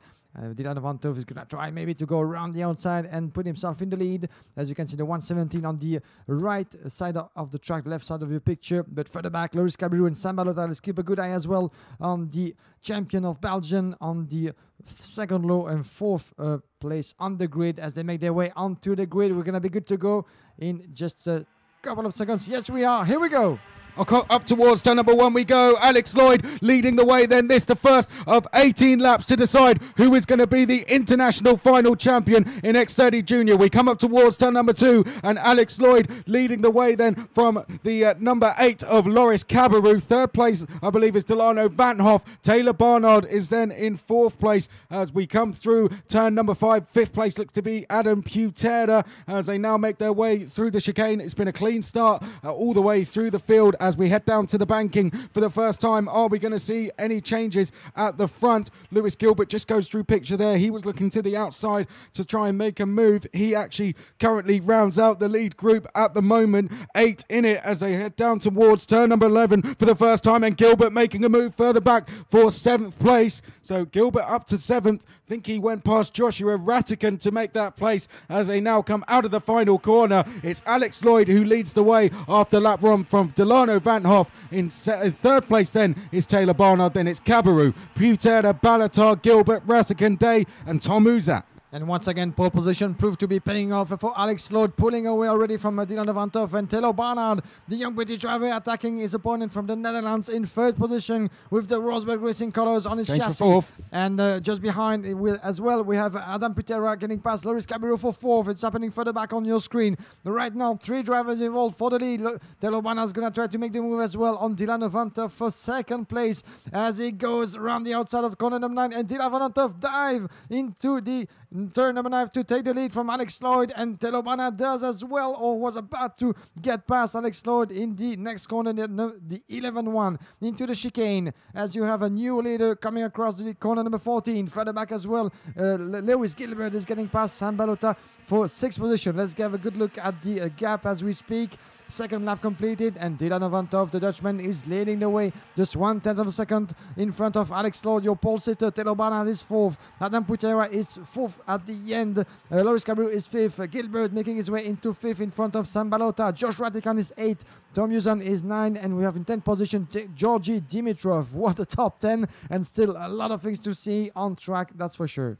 Top 8 split by less than 1 second as we cross the line in towards the banking, and there goes Alex Lloyd down the inside to take the race lead there from Delano Van Hoff. Taylor Barnard's going to try and go through to 2nd place. They'll be side by side through turn 9 and 10, and Taylor Barnard has gone through to 2nd place. He's lost a bit of time to Alex Lloyd in the process, but he's into 2nd with Adam Putera now diving to the inside. The Malaysian driver, this is best performance of the weekend so far. He's up to 2nd place. Make that 3rd as going into 2nd is the number 8 of Loris Cabirou. Lewis Gilbert now goes up into 3rd place. A fantastic start to the race for the reigning vice champion Lewis Gilbert, who finished 2nd last year. He started on row 5. He's now in 3rd place after just 3 laps. Georgi Dimitrov has now joined this battle for 2nd place. He's now going past Josh Ratican, or at least attempting to, as we have a gap now opened up between Alex Lloyd, our race leader, and 2nd place Loris Cabirou. Down to the banking we go. Lewis Gilbert was trying to say to Loris Cabirou there, he's going to work with him onto the back straight they go. They'll need to do that if they're going to catch Alex Lloyd in this race, because the vice European champion in the X30 Euro Series is away and clear as Gilbert goes down the inside of Cabirou to take 2nd. Didn't take long for his patience to run out, and Gilbert into 2nd place as we complete lap number 4. And Gilbert coming across the starting line, looking over his shoulder to see where Cabirou is. Just behind and not further as well is Adam Putera. A bit of a gap, and Taylor Barnard is running in 5th at the moment in front of Dylan Vantov. Those 2 drivers have lost quite a bit of ground in the last 2 laps in 5th and 6th respectively, but they still have plenty of time to try to recover it as soon as possible. Alex Lloyd increasing the gap, at least trying, 6/10 of a second at the moment on Lewis Gilbert, who's going to try as well to pull away from Loris Cabirou in 3rd position. He's going to have a lot of work as well on the program. And there goes Telo Barnard trying to get past Adam Putera for 4th, and I think he succeeded. Telo Barnard into turn number 9, beautifully made, as Dylan Avantov is still being stuck further back with Sam Balota, I think, increasing the pressure on Vantov. This is a battle for 6th position further back in the field. But Telo Barnard made his move and is now running in 4th position. Putera is 5th. Then Dylan Avantov. Then we have Sam Balota, Tom Usen, and in 9th position, this is Georgi Dimitrov in front of Georgi Ratikan at the moment. Well, you don't need me to tell you the gap between the two leaders, because it has come down. There it is as we come down towards turn number 2, and Gilbert diving straight for the inside, wastes no time, hits the front in the final straight away. Alex Lloyd dropping to 2nd place. 3rd place is Loris Cabarrou. Josh Ratikan has just set the new fastest lap of the race. He's at the back of the queue for 4th place at the moment in 10th. But now there's your new race leader, Lewis Gilbert, as they head through the banking. Now they come into picture. Loris Cabarrou at the back of this queue. So it's 3 for the lead at the moment. In the background, there was a change there as Delano Vanhoff tried to go past Adam Putera. He's lost a place to Sam Balatar. It's getting very busy for 5th place at the moment. You can see them coming through turn 13 at the moment as our race leader, Lewis Gilbert, comes out of the last corner. Didn't take him long to chase down Alex Lloyd. Question is now, can he open up a gap out, or will Alex Lloyd be able to stay with him? Loris Cabarrou still there in 3rd. Let's not forget about the VDK Racing driver. The driver racing on home soil here will be desperate to take a victory. He's just seen Charles Tenier finish 3rd in the senior race, and there's no doubt that he'll want to go on and take the win in front of his home crowd as we head down to the banking for the 7th time.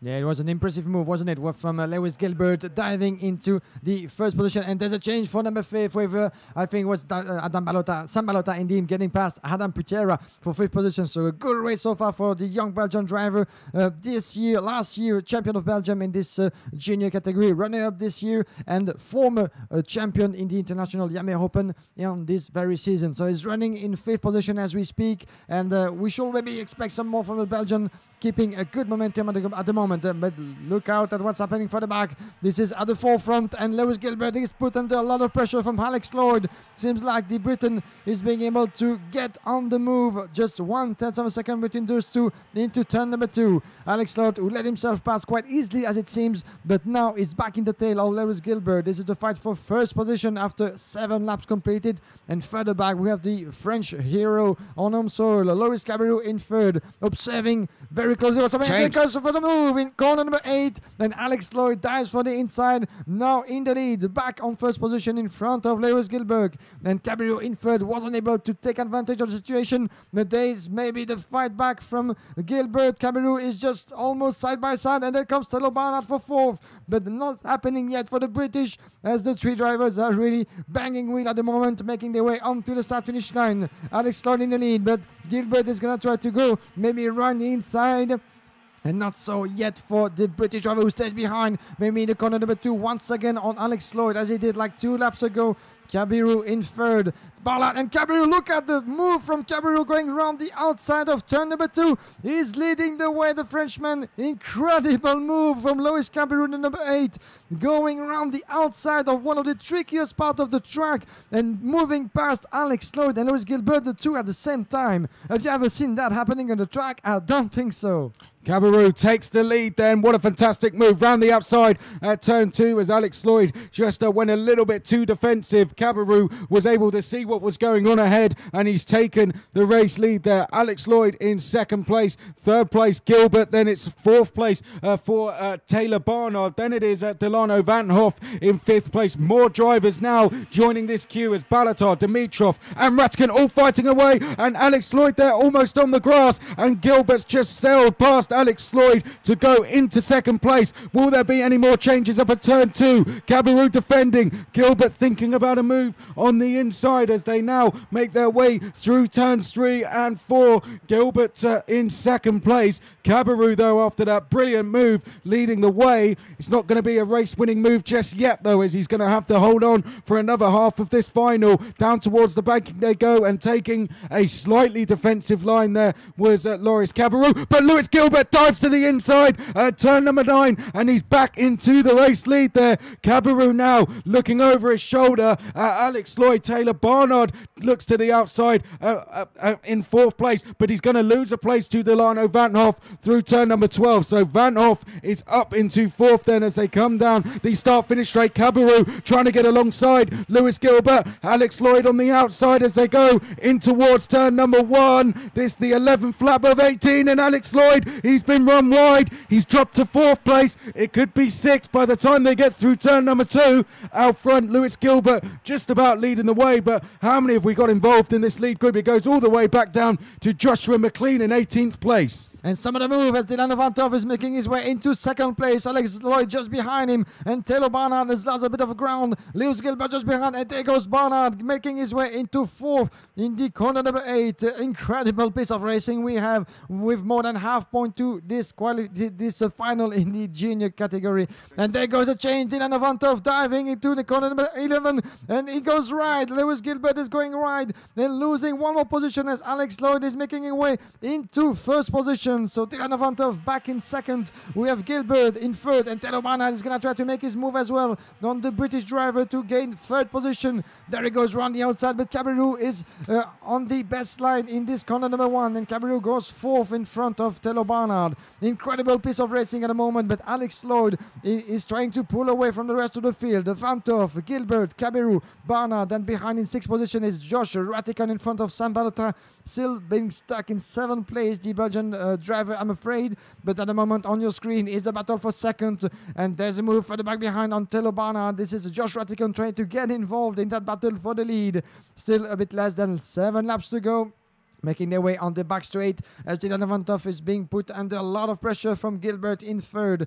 Alex Lloyd, the 54, still your leader at the moment in this fantastic funnel in the junior category. 3 drivers for 1 title, even more if we get Cabarou to get involved as well. Ratican is 5th in front of Taylor Barnard, the 2 further back on the field as Alex Lloyd is shutting the door, entering corner number 1.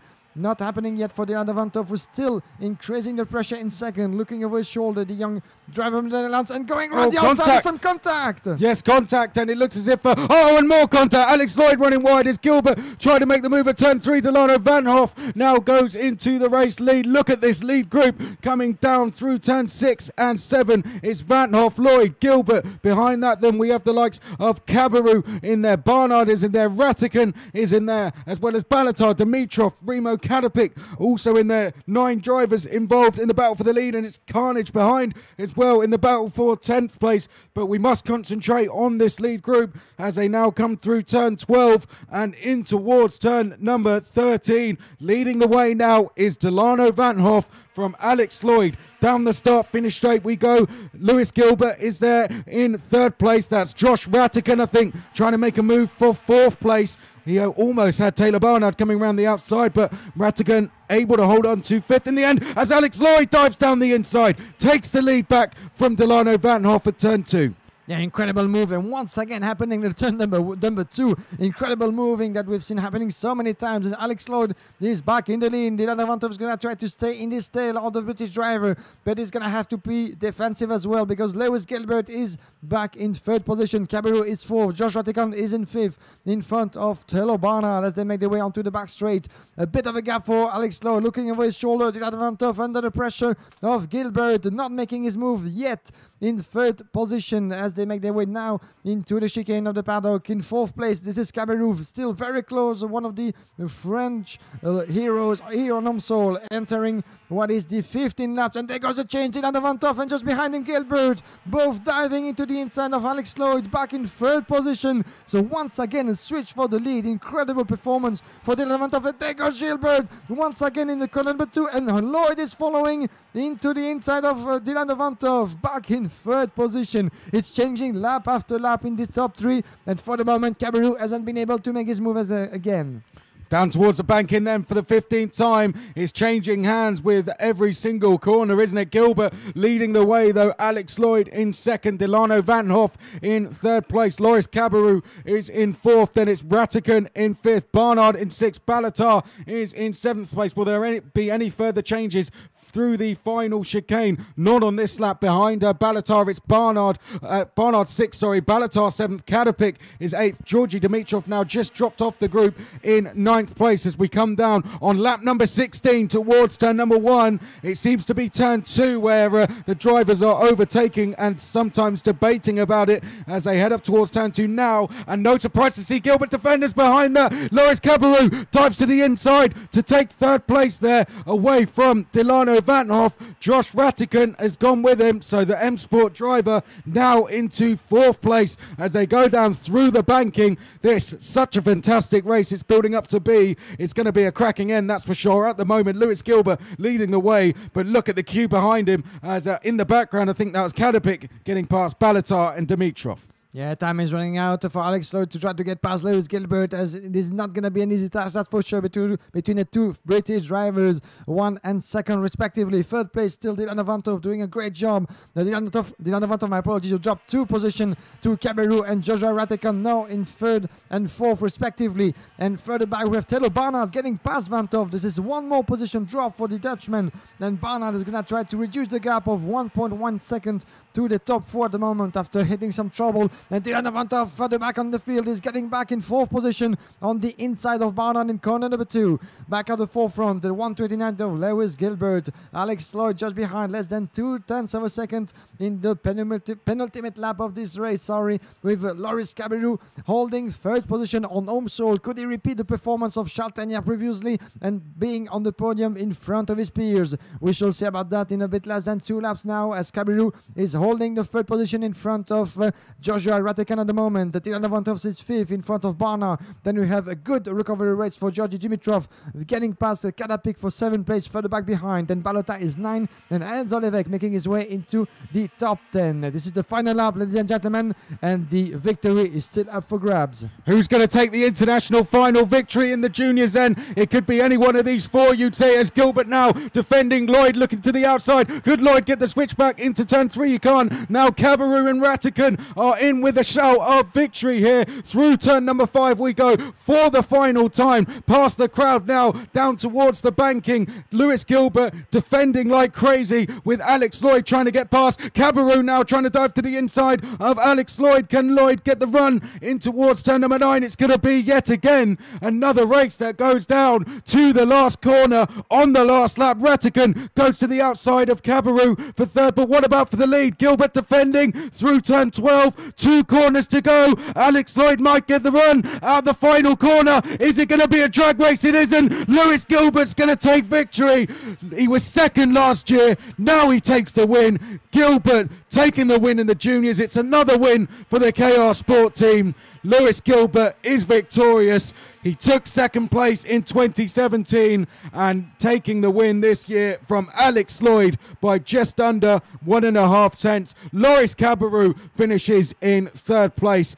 Josh Ratican in 4th place. Delano Vanhoff rounded out the top 5. But what a performance from Lewis Gilbert. He had his breakthrough result last year. Ever since then, he's gone on to win the X30 Euro Series. He's had a brilliant season all round, and he's just topped it off with a win in the biggest event for the IAME classes. There's confirmation of the result. Lewis Gilbert taking the win from Alex Lloyd. Loris Cabarrou, Josh Ratican just missing out on the podium in 4th. Delano Vanhoff is 5th. Taylor Barnard 6th. Remo Kadapik 7th. Sam Balatar is 8th. Georgi Dimitrov 9th. Enzo Levesque 10th place once again. Then it is Lachlan Robinson. Enzo Levesque, by the way, fastest lap on that last lap. Lachlan Robinson up 10 places to finish 11th. Then it's Tom Uzan, Tom Edgar, Alex Dunn, Isaac Hajar up 14 places to finish 15th. And 16th was Jan Kalmert. 17th place, we have Joshua McLean in front of Oliver Gray, and a good race as well with 15 places gained up to 18. 19th place for Alex Lane in front of Kajaski. Then Philip Victorson is heading up in 21st. 22nd position for Gilles Sternsbader. Then Valo Janssen in 23rd. 24th for Joseph Martis of Prebera. Adam Putera is heading up in 25th. 26th for Enzo Juli. Maximus Meyer is following in 27th. 28th place for Jamie Day. Cesar Gazou is 29. Then we have in 30th position Daniel Nogales in front of Victor Bernier. We had almost forgot about Victor Bernier, the VDK, a leading man in 31 position after dropping 14 place in this race.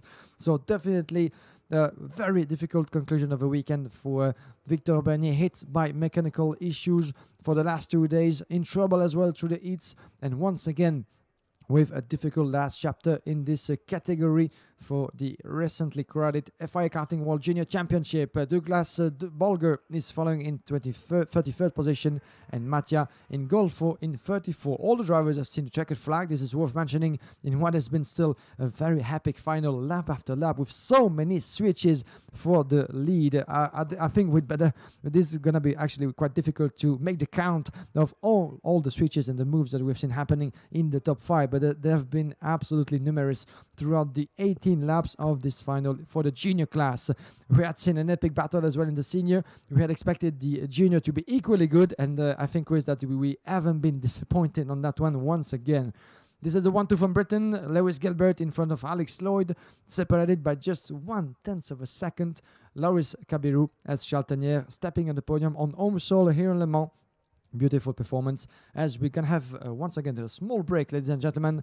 The time to take our breath and to get ready for the next race coming up. This will be the final for one of the best categories out there, the X Super category, with the engine of 175cc, the most powerful engines out there, and for some of the best drivers certainly in the IAME series currently. So a couple of minutes to wait, the time for everyone to get ready for what comes next, and we'll be back very soon for the super final.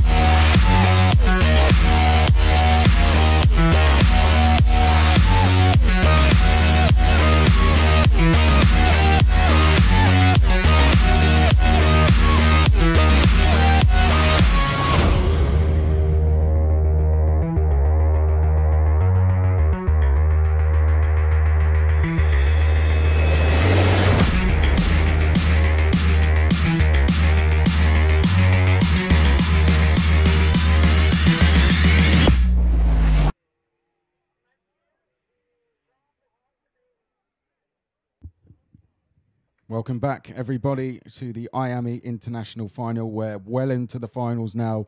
2 brilliant races under our belts within the seniors and the juniors. And now we are looking at the grid for the X30 Super Final. Callum Bradshaw is going to be on pole position for this one. He is yet to be beaten this weekend. He's a 2 times vice champion at this event, albeit in the junior class. He's a former Academy Trophy champion. He's 11th in the European Championship this year. And Callum Bradshaw looking to add to that list of of an impressive racing CV to get a win in the IAME International Final. He has yet to be beaten this weekend.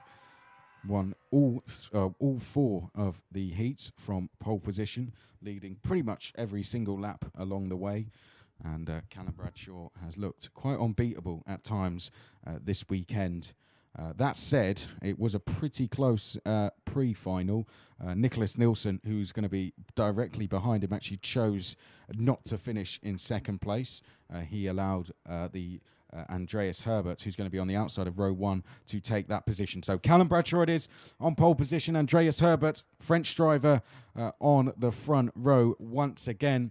Nicholas Nielsen is going to be on row 2, winner of the Winter Cup, Final Cup, CRK, FIA Asia Pacific titles, the Champions Cup and the Supermaster Series over the years. He starts on the inside of row 2. Danny Curl to his inside, former world champion, of course, and 5th in the seniors last year.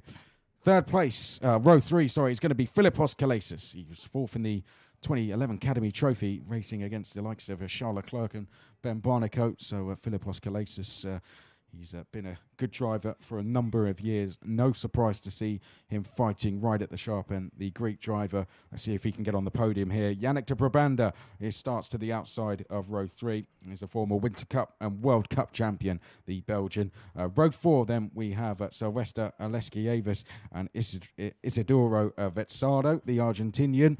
Row number 5, Ruben Moya. And then we have Max Jean, who was 12th in the final in 2017. So an improvement on that on the grid. Let's see if he can hold that now in the race. Adrien Renaudin, the KZ2 European champion, is going to be on row number 6 with Henry Laws. Clement Hebel and Clement Pierret will be on row number 7. Sheikh Martin, who actually had to start from the back of the grid in the heats, he's on row 8 with Christopher Schwab. Then we have Jack Aliff and Chris Rosenkranz on row 9, Milo Ledlerton and Frederick Fuquan on row 10, Reno Rostad and Jaws Lazarekos are row 11, Marianne Barbatza and Lena Bula are row 12, Clement Rique and Shane Vandenbroek are row 13, and then we have at the back of the field Pierre Loubert hit problems in the pre-final. Watch out for the driver. Pierre Loubert had a good season this year in KZ2 European Championship, finishing 7th place. Let's see what he can do from the back of the grid, along with Akuda Momo and David Iperti. 29 drivers on this grid. Thank you, Chris. As we still have a few minutes to wait before the drivers make their way onto the track for the 2 warm-up laps, 1 for the tires, 1 for the grid. Callum Bradshaw will be starting from the first row. Andrea Herbert alongside him, and a few of the big names that we've just been around, including Niklas Nielsen, Danny Kearl. Those two having some ups and downs throughout the season, both in the Yamero Series as well as in other competitions, including the SIGFIA European Championship, especially for Danny Kearl. Yannick de Brabanda, that we had the pleasure of seeing back on track during the final of the World Championship back in Sweden in very tricky conditions. Yannick de Brabanda that we have seen performing in recent years in the Superkart European Championship.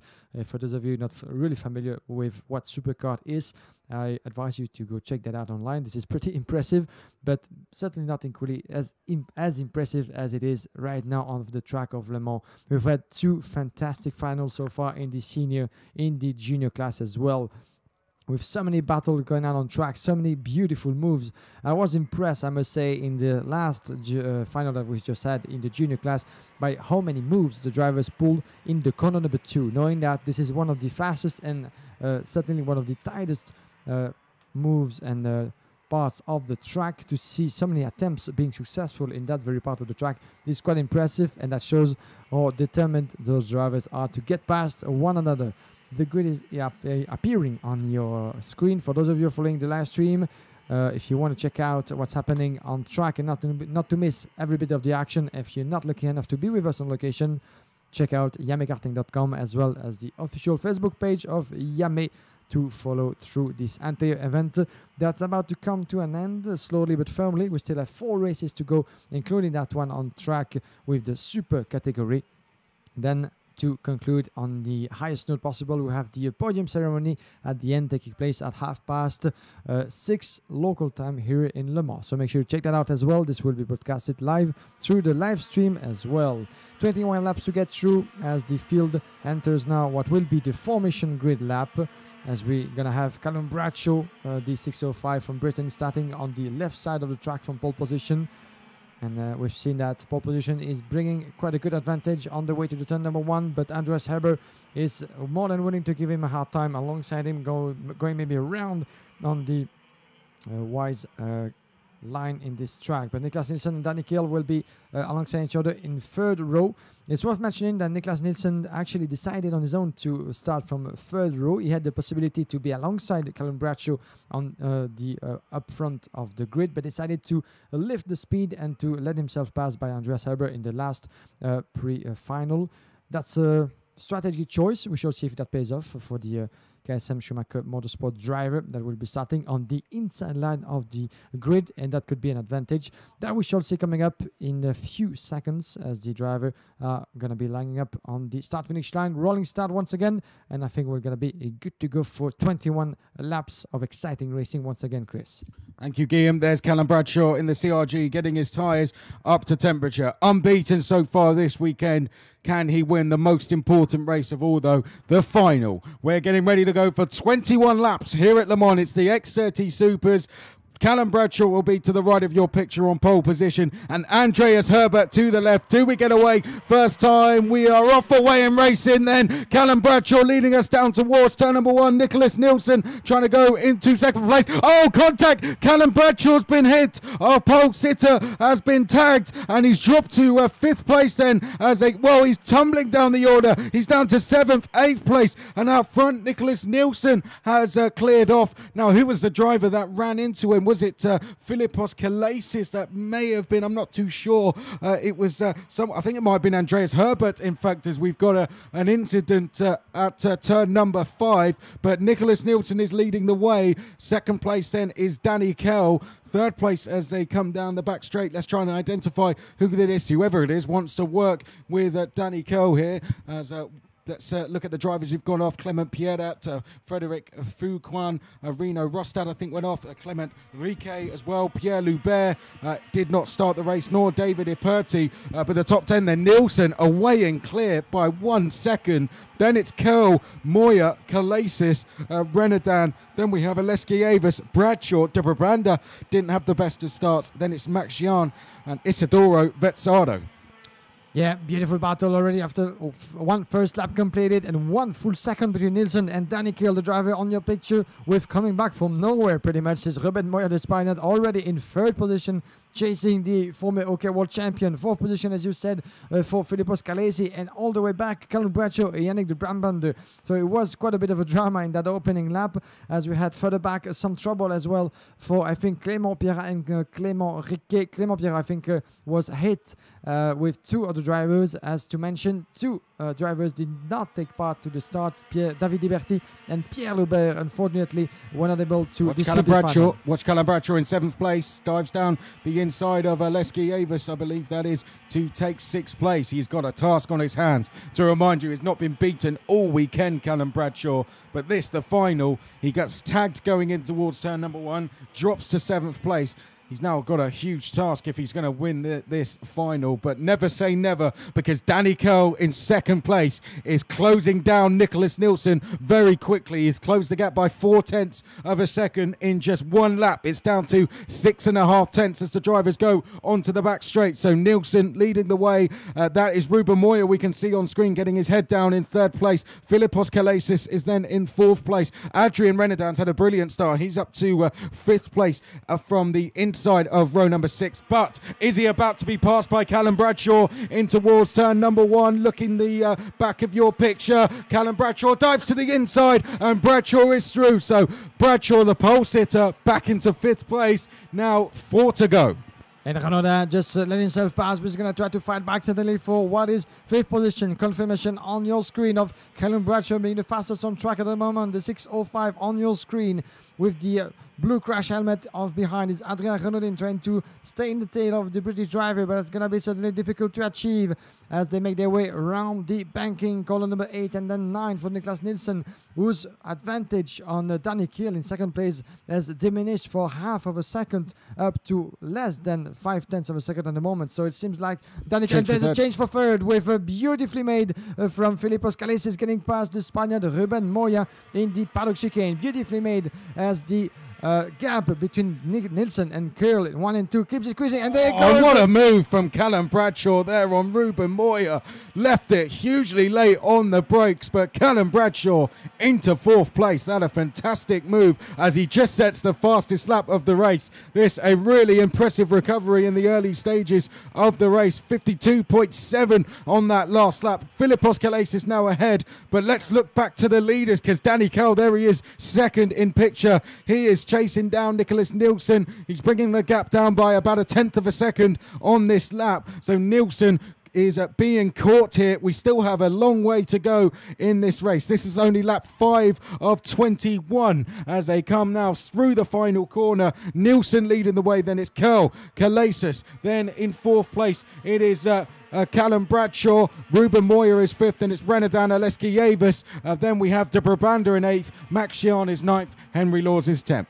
Yeah, Danny Kiel is putting a good pace at the moment as he's decreasing the gap, but lap after lap on Niklas Nielsen, who was the fastest on the getaway in the corner number 1, as he proved to be in a good position on the 3rd row, on the 3rd place of the grid. At the moment, we keep following the progression of this driver on your screen. The 6:05 of Callum Bradshaw at the moment, running in a good 4th position. Technical flag for Ruben Moya. Ruben Moya in 5th place has got a mechanical flag. A huge disaster. He had a brilliant start to the race.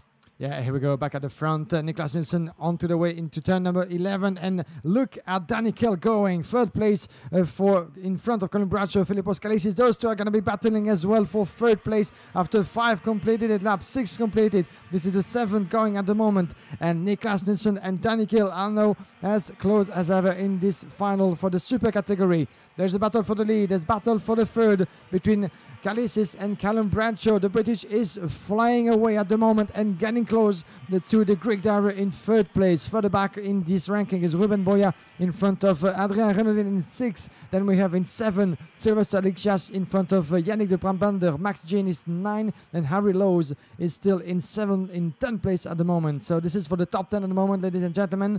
This is entering the 7 laps into this race. At the forefront, we still have Niklas Nielsen and Danny Kiel separated by 0.3 of a second into the paddock chicane. Shall see a move coming up very fast from Danny Kiel. Is going to be the first one to do an attempt, as Niklas Nielsen has been showing good pace so far, but the gap has been decreasing lap after lap quite fast. Yeah, Danny Curl. Well, I'll tell you what, Danny Curl is not quickest on track. The quickest driver on track is Filipos Kalesis in 3rd place. He's pulling away from Callum Bradshaw is Filipos Kalesis. He's brought the gap down to the leaders to just half a second, 52.553 last time round for Kalesis. Fantastic driving from the Strawberry Racing driver as he heads now down towards the hairpin. Filipos Kalesis from Greece. There he is in 3rd place, chasing down Danny Curl, who is in turn chasing down Nicholas Nielsen. The gap between the two leaders is 3.5 tenths as they now make their way into the left-hander.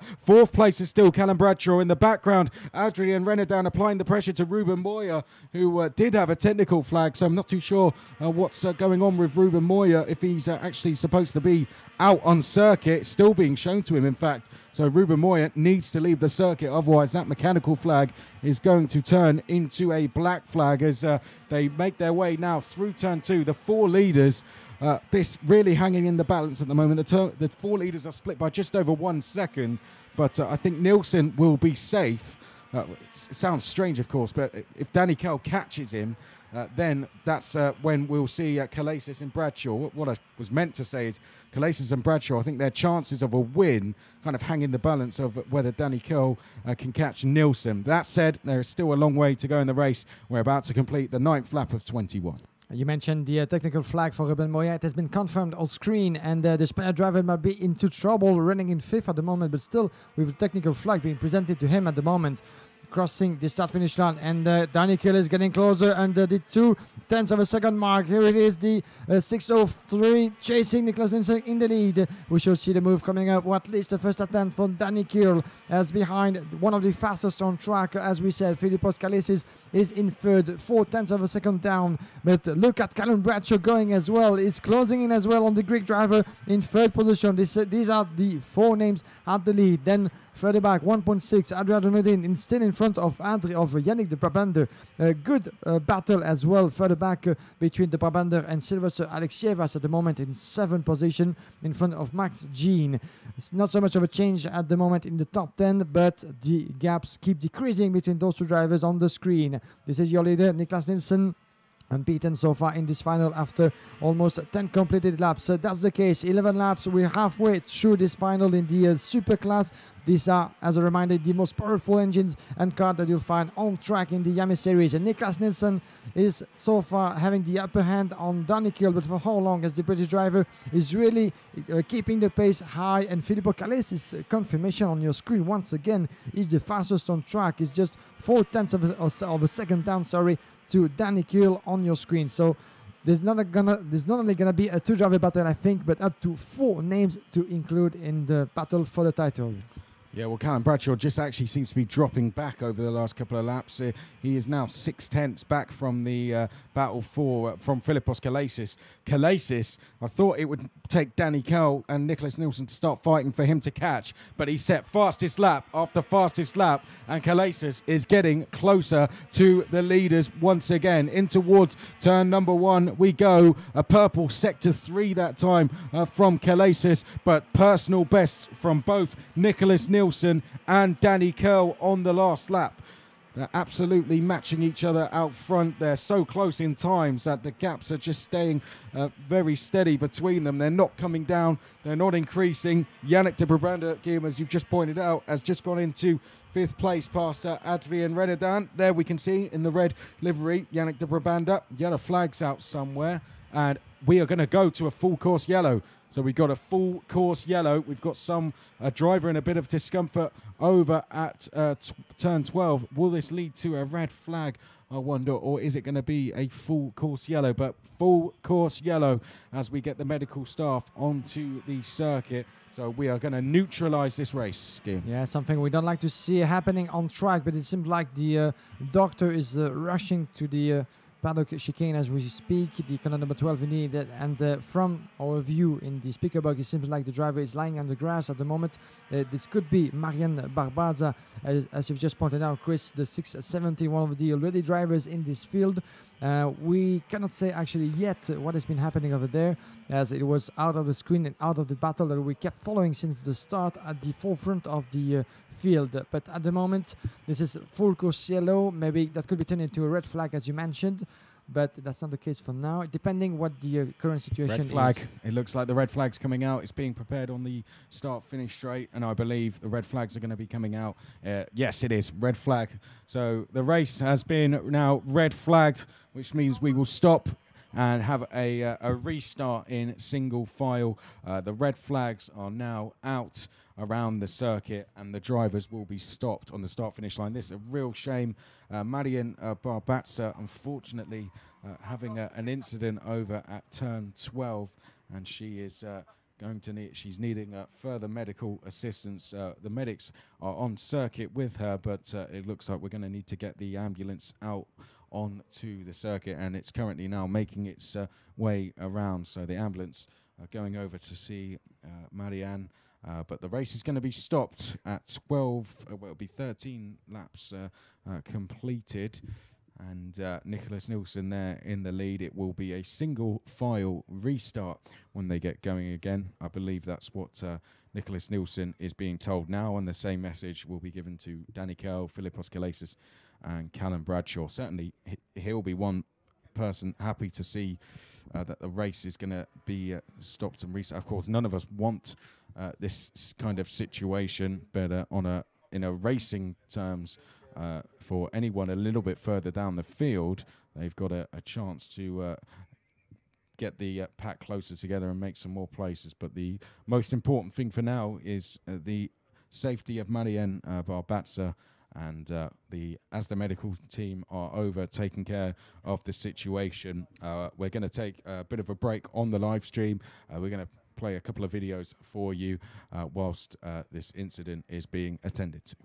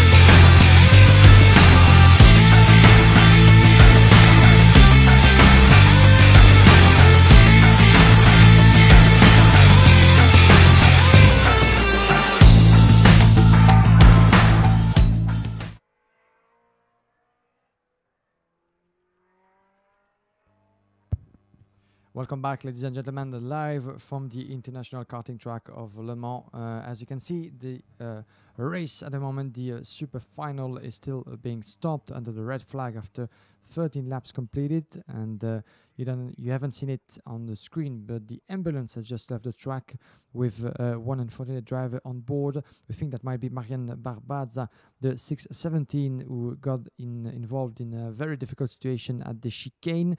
And the race got interrupted at the full course yellow before the race director decided to pull out the red flag and stop all the drivers on the right lane of the starting grid, as you can see them at the moment, patiently waiting for the next signal for the thumbs up from the race officials to get back going in this race. We have a bit less than 8 laps to go and to perform to know who is going to prevail in this final. So far, it has been absolutely fascinating to follow, and it is a bit of a stop for all those drivers who certainly will need 1 or 2 laps to really fully get back in the pace.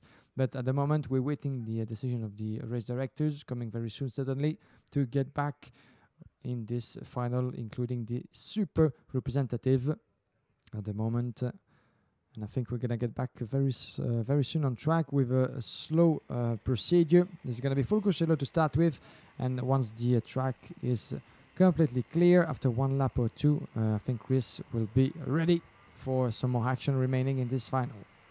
I believe it's going to just be an 8-lap race in terms of the restart. So drivers being led by, of course, Nicholas Nielsen, Danny Curl just behind, and then we have Philippos Kalesis, Callum Bradshaw, Yannick de Brabanda, Adrian Renadan, Sylvester Aleski-Yavis. Behind that, Max Gian. Looks as if Henry Laws dropped a few positions before that. I'm not too sure what's happened there. But we have Isidoro Vezzado as well, and 10th place.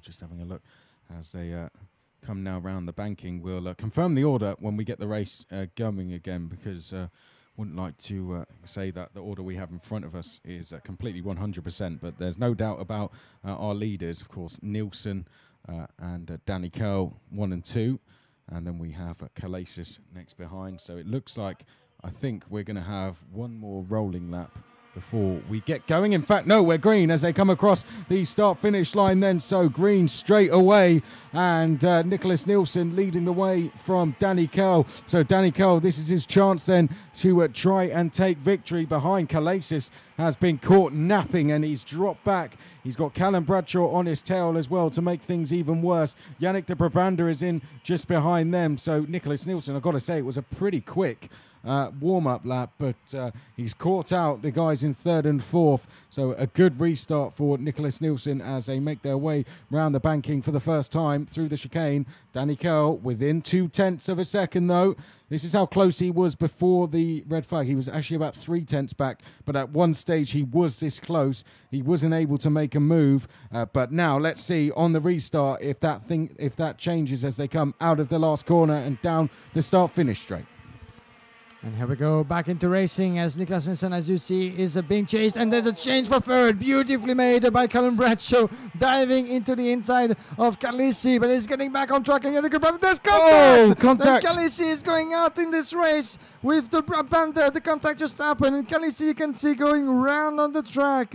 What a disaster for the Greek driver, who was running in a very good 4th position before getting passed by Oliver Hodgson. It was 3rd being passed, and then there's a disaster situation for Yannick de Brabanda getting passed, and Kalisi now out of contention for what could have been a potential podium finish for the Greek driver. Back at the forefront, Niklas Nielsen and Danny Curl, they are still the top 2 drivers at the forefront of this final, with a bit less than 6 laps to complete before the checkered flag. Who of Nielsen or Danny Curl will be able to prevail in this final? Let's not forget about behind Callum Bradshaw in 3rd position. He has 1 second of a gap between his fellow countryman Danny Curl in 2nd position. There is the CRG driver. Shall we see Callum Bradshaw trying to get close as much as possible in 4th place, but a lot further back is Adrian Renaudin in 4th position, but under the pressure constantly of Yannick de Brabanda at the moment in 5th. Then we have Max Jean in 6th position. These are the 2 drivers further back right now. Niklas Nielsen, de Brabanda's teammate in KSM Schumacher Motorsport, is being put as well under a lot of heat from Danny Curl. Just 0.2 of a second between those two. As we're going to enter, the later stages of this race already. I think you're thinking of another race with Oliver Hodgson there. But out the final corner then, Nicholas Nielsen under pressure. Danny Curl is able to stay with Nielsen, but he just doesn't have enough in the tank at the moment to make a move. He's jumping in the seat there. I want to go back to that move Callum Bradshaw made. What an awesome move that was. He came from a long way back to make it, but absolutely no contact on the way through. So good driving as Yannick de Brabanda goes down the inside of Adrian Renadan at turn number 2. Max Jean is with them as well. He finished 12th last year, of course, and Max now fighting for a potential 4th place finish here. He's 3rd in that queue, just ahead the Kaiser 2 European champion Adrian Renadan, and then ahead of him Yannick de Brabanda, of course, a name that will be familiar to anyone that's followed karting over the last few years. But there is Nicholas Nielsen, his Ralf Schumacher teammate, who is just leading Danny Curl at the moment as they come round the final corner to complete lap number 17. It's going 2 and 4 for the 2 leaders at the moment. Which one of them is going to walk away the champion if they start fighting, of course, that should bring Callum Bradshaw into play. But at the moment, he's in a lonely third, having recovered from 7th place at the start. But Nicholas Nielsen, you've got to say, he hasn't put a foot wrong so far in this final. All he's got to do is continue this job, and he should get the win. Yeah, that looks like it for Niklas Nielsen putting the effort together. But Danny Kiel has been as well showing an impressive pace as well as for his fellow countryman in 3rd place. But a bit of a lonely 3rd position, as you said, for Callum Bradshaw. Unlucky in the first stages of this race and trying to recover the ground he had lost before. But that seems unlikely if the two at the front keep going as the way they're doing at the moment. Niklas Nielsen, Danny Kiel, 1 and 2. One last corner, the number 14, making their way onto the start-finish line towards the lap number 1 on your screen. Then further back, we have Yannick de Brabander, the Belgian, trying to get close as possible to Callum Bradshaw, but it's not happening yet for the Brabander. 1.6 seconds as we speak, on a lonely 4th as well. Adrien Renaudin is further back in 5th, with a lot of pressure for Renaudin and Sylvester Alexievas and Max Jan increasing the pressure, as you can see on track with the blue crash helmet of Renaudin, this year European champion in the KZ2 category, having to defend as well a lot his 5th position from Max Jan and Siglet Vass in 6th just behind. And then further back we have a good group of drivers closing in the top 10 with Lena Böhler in 8th in front of Dario Vezzaro and Clément Ibel. That's for the top 10 at the moment as we get back on track following the duel for the victory for the potential title in this super category now, and just for the moment in the hands of Niklas Nielsen, who just improved in this last lap up to 0.4 of a second in front of Danny Kiel. Yeah, he's just eked out a bit of a lead there, hasn't he? And Danny Kiel, can he respond on this lap? Because this is the penultimate lap of the race now, and Nicholas Nielsen with a 4/10 advantage going into the last lap would certainly be enough for someone of his standards. So Danny Kiel, he's got one more lap to try and close this gap down. Here's a bit of an interesting battle going on further back. It's the battle for 5th place, which is now being led by Sylvester Alexievas. Isidoro Vezzaro is in there as well, along with Adrien Renaudin, and Adrien Renaudin actually making a move down at the banking. But what about the two leaders? The gap's come down a little bit. It's 3.5 tenths now as they head through the last corner and down the start-finish straight. Head down for Nicholas Nielsen. It's come down by a couple of more hundreds, but does Nielsen have enough in the tank here to hold on from Danny Kiel, or can Danny Kiel pull something out of the bag? This is the last lap, ladies and gentlemen, as we get back quickly at the forefront. And further back, this is very heavy as well in the corner number 1. But at the forefront, still 0.3 of a second only with the lead. Niklas Nielsen and Danny Kiel, those two still in the same position, making their way into the corner number 8. There they are at the forefront, and Callum Bradshaw still trying to secure 3rd position. That seems likely for him, as Yannick de Brabander is too far behind. And some contact for the back behind. It's happening, some drama happening, but we're going to keep following what's happening at the forefront. Niklas Nielsen and Kiel very close in the paddock chicane, but it's not happening for Danny Kiel, who just lost a lot of ground trying to get past. This will be victory indeed, and checkered flag for Niklas Nielsen, crowded 2018 champion in the super category at the IAME International Final. Beautiful victory and an effort put together all through the way for Niklas Nielsen, being congratulated by Yannick de Brabander, his teammate. This is very nice to see. A lot of respect between those two drivers running under the Ralf Schumacher new brand colors, the full red and white livery of Mr. Schumacher. And this is quite a good victory indeed for Niklas Nielsen following his recent results and victories in car racing, the Ferrari Challenge. And there he goes, Niklas Nielsen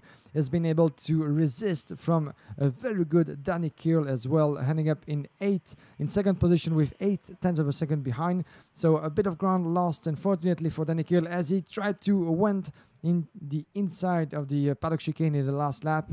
It was a good move, a good attempt, but it didn't really happen as planned for Danny Kiel, who's going to have to be self-reassured and be satisfied with 2nd place overall. 3rd place for a very good Callum Bradshaw as well. Once again, 2 British drivers on the final 2 steps of the podium in front of Yannick de Brabander, the Belgian, closing up in 4th position.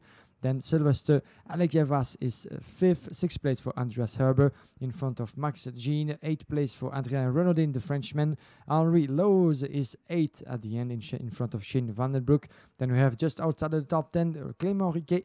Vandenbroek and Riquet has showed impressive pace both in this final, gaining up 16 and 14 places overall. Then we have Milo Legdelaine, 12, 13th place for Philippos Kalesis, and really a disappointing result for the Greek driver, going round on the track after a hit previously in this final. That could have made a much better result certainly for the Greek driver, losing everything in this race. In 13 in front of Jack Halef. Clément Ibel is 15 and 16th place for Christopher Schwabe. Then we had Frederic Fouquan, Isidoro Vetzado, Sherik Martin, Chris Rosenkranz, George Lazarakos, Reno Rostad, and the non-finishers Leonard Bula, Akuda Momo, Marian Barbatza, Ruben Moya, Clement Prierat, Pierre Loubert did not start the race along with David Iperti. Well, Nicholas Nielsen, he may not have won any of the heats or the pre-final, but when it counted, Nicholas Nielsen took advantage of a situation that developed at turn 1 and went on to take the victory despite constant pressure from Danny Curl. Nicholas Nielsen made absolutely zero mistakes, even with a race restart. Nicholas Nielsen, a 2/10 of a lead at times was enough for him just to hold on to the lead, and Danny Curl simply had no response. He went for the big Hail Mary move coming into the paddock chicane, but of course sensibly backed out in the end. Nevertheless, a second place, a good result for him.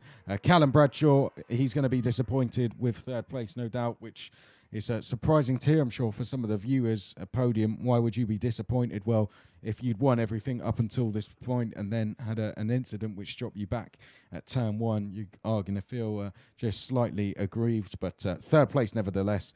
Some good performances. Shane Vandenbroek, it's worth giving him a mention. 16 places gained in that one to sneak into the top 10. Clement Riquet, 14 places gained.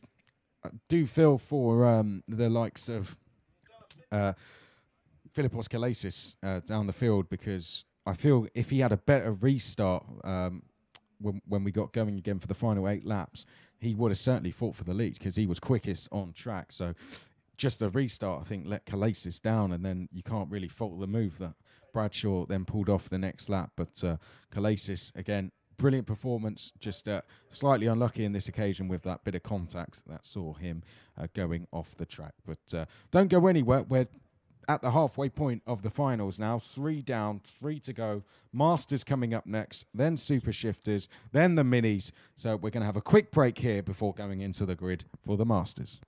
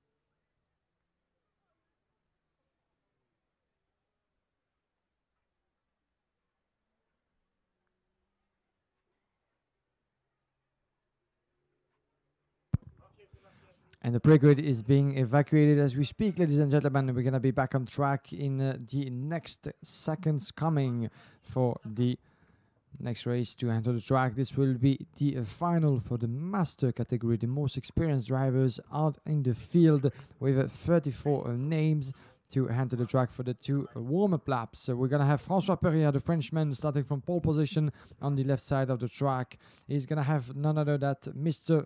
24 Hours of Le Mans himself, Wilfried Le Carpentier, winner of numerous events here on the international karting track of Le Mans. This is a full French first row of the grid. Perrier, Le Carpentier, all the bets on the table of who out of those 2 names could prevail at the end of this final. We're going to enter the 21 lap round for the master. Gary Turkington from Britain will be just in second row in third position. Patrick Stiff will be starting alongside him in fourth position, and we're going to have Johan Renault and Morgan Rich, the current champion of France in the master category. Julien Poncelet behind him, his fellow countrymen on the fourth row on the grid. Remy Eastwood alongside him, Alexandre Leota and Eric Chapon sharing fifth row on the grid. Sixth row, Nicolas Duchateau and Nicolas Kinke, Gerard Cavalloni and Kip Foster on row 7. Row 8, Vincent Arnould and Tony Lindam. Tommy Prozzi and Antonio Francesco Ventrifiglioni will be on row 9. Leonardo Nincotter from Brazil will be alongside Mathieu Bourdon on row 10. Row 11, Tommy Nordvang and Christophe Guimeno. Then Erwan Jenin, one of the winner of the previous final, the final B. Then we have alongside him Michael Slane on row 12. Row 13, Fabio Kiltica from Belgium, previous winner of the IAME Series Benelux. Hit by trouble, unfortunately, but still starting from further back on the field. Gustavo Mikkelsen alongside Takeharu Nakamori and Laurent Marchandise on row 14. Row 15, Maxime Bidard and Marcus Otio. Richard Faulkner and Nicolene sharing row 16. And row 17, Mark French and Andy Gosling. 34 names, ladies and gentlemen, 21 laps to get through. And 2 of the biggest French heroes sharing the first row of this grid. François Perrier on the left, Wilfried Le Carpentier on the right, and already some trouble, I'm afraid, for the 4-4-3, as you can see on your screen. Let's try to identify who that is. This is Laurent Marchandise, unfortunately, talking about French drivers, and I think this will be no more in this race for the CIG representative, unable to take part to this final. So such a huge blow for the Marchandise, who was due to start a bit further back on the field from row number 14 alongside Takeharu Nakamori. But it's part of racing, and this time, unfortunately for Marchandise, the mechanic has failed him on that one. But let's get back at the forefront as the field is making its way on the back straight on the other side of the track, under the commandment of François Perrier, having to set the overall pace, not to go too slow, not to go too quick. Otherwise, there might be some penalties in the way, but they're professional and experienced enough not to do that, aren't they? François Perrier and Wilfried Le Carpentier on the first row. We're going to be good to go for racing, my dear Chris. These are the most experienced drivers. The master final underway here in Le Mans. All French front row then. Let's get ready to go racing. Francois Pouillet will be to the right of picture. Wilfried Le Carpentier to the left of picture. 21 laps ahead of us. Do we get a clean start first time? We're off away and racing down towards the first corner. Gary Turkington slots into second. Wilfried Le Carpentier's had a pretty decent start and has made it across to get into third as they come up towards turn number 2. There's been an instant further back down the field. A couple of drivers getting delayed, getting going out of the first corner, but no such problems for the 3 leaders. There you can see Pouillet leading Turkington and Le Carpentier as they now head down through turn 6 and 7 down towards turn number 8 for the first time. It's pretty close between the lead 8 drivers at the moment. Just see towards the back of the field, back of the group, we've got the likes of Poncelet, Eastwood, Morgan Risch as well. I think Poncelet's actually had a pretty good start and maybe gone up to 4th place here as they come through turn number 11 for the first time. Wilfried Le Carpentier thought he was about to have a look up the inside there of Gary Turkington, but Turkington in second place, trying to chase down Pouillet out front. So it's Pouillet from Turkington, Le Carpentier, then it is Risch in 4th, Patrick Stiff in 5th, then Eastwood, Chapon, Johan Renault is in 8th place, then it's Liotta in 9th, and Poncelet is in 10th. One lap down into this final of the Masters Series, and François Perrier had the best getaway from pole position, leading the way the Tonica chassis driver in front of Gary Tuckington indeed, but the gap is still very close after 1 lap and a half, 0.2 of a second. And behind is Wilfried Le Carpentier in third. These are the drivers on your picture. Still no move attempted in the corner number 8, as it's still a bit early certainly into this race. The drivers have the experience to know where to make the move, where and when, that's for sure. But at the moment, Perrier, Tuckington, those two separated by less than 0.2 of a second, making their way into the paddock chicane. A big further back, we have as well a good 3-driver battle. This is for 6th place, I think it is, crossing the start-finish line at the moment. Perrier, Tuckington, Le Carpentier not far behind. Morgan Rich is 4th. Then we have Stiff in 5th position, and further back in 6th is still Remy Hestwood in front of Eric Chapon. And at the moment, as you can see, Tuckington is increasing the pressure on François Perrier. He's going to have to be defensive on that one, the pole sitter. And Le Carpentier might want to try to get in the inside as well. If the door gets to open, that might be a good opportunity for Mr. Le Mans 24 Hours to maybe go for the lead. And there he goes. Suddenly, it was a first attempt to increase the pressure as well and influence Tuckington to show him that he's not far behind, and he's going to have to count on him to mix up the cars, that's for sure. So we have a 5-driver battle at the forefront of this grid with Morgan Rouge in 4th and change for second. And there he goes, Le Carpentier, beautifully made in corner number 12, as we were expecting the move to happen. And yes, it did. Le Carpentier in 2nd, and is going to try to close up the gap on the François Perrier in the lead. But Le Carpentier, as you can see, they're still behind. Very, very close is still Tuckington, trying to stay in the tail of the French driver. And Morgan Rich is going down the inside of corner number 12. Beautifully made from the fellow countryman of Le Carpentier. It makes 3 French driver at the top 3 position at the moment. So leading the way then, François Perrier down towards the banking. Le Carpentier in 2nd place. Risch having just gone past. Turkington is there in 3rd place. Patrick Stiff in 5th. Nordvang, unfortunately, has a mechanical flag. Is going to have to come into the pits. Was running down the back of the field, unfortunately, anyway, as the rest of the field head through turn number 11 then. Fifth for the 4th time now. There is Wilfried Le Carpentier leading the 2nd place fight as they come out of the final corner and down the start-finish straight. Are we going to see any changes this time? Morgan Rich, I think, lining up a move, and there he goes down the inside of Le Carpentier. Brilliant move there from Risch as they come up towards turn number 2. Just behind is still Turkington and Stiff. Then it's a bit of a gap back to Johan Renault. Remy Eastwood leads the battle for 7th. Renault in 6th place has just set a new fastest lap. The gap between himself and Stiff just over 0.6 of a second as they go down through the banking for another time. Is there going to be any more moves this time? Turkington looked to get a little bit out of shape under braking there, but managed to keep everything under control as we come onto the back straight once more. Wilfried Le Carpentier just ahead of us. Turkington there 2nd in queue. Patrick Stiff 3rd in the line as we head through turn number 12. Now this for the 5th time of 21. Down the start-finish straight. The lead for Perrier is defending. It's half a second now, and Le Carpentier under a lot of pressure.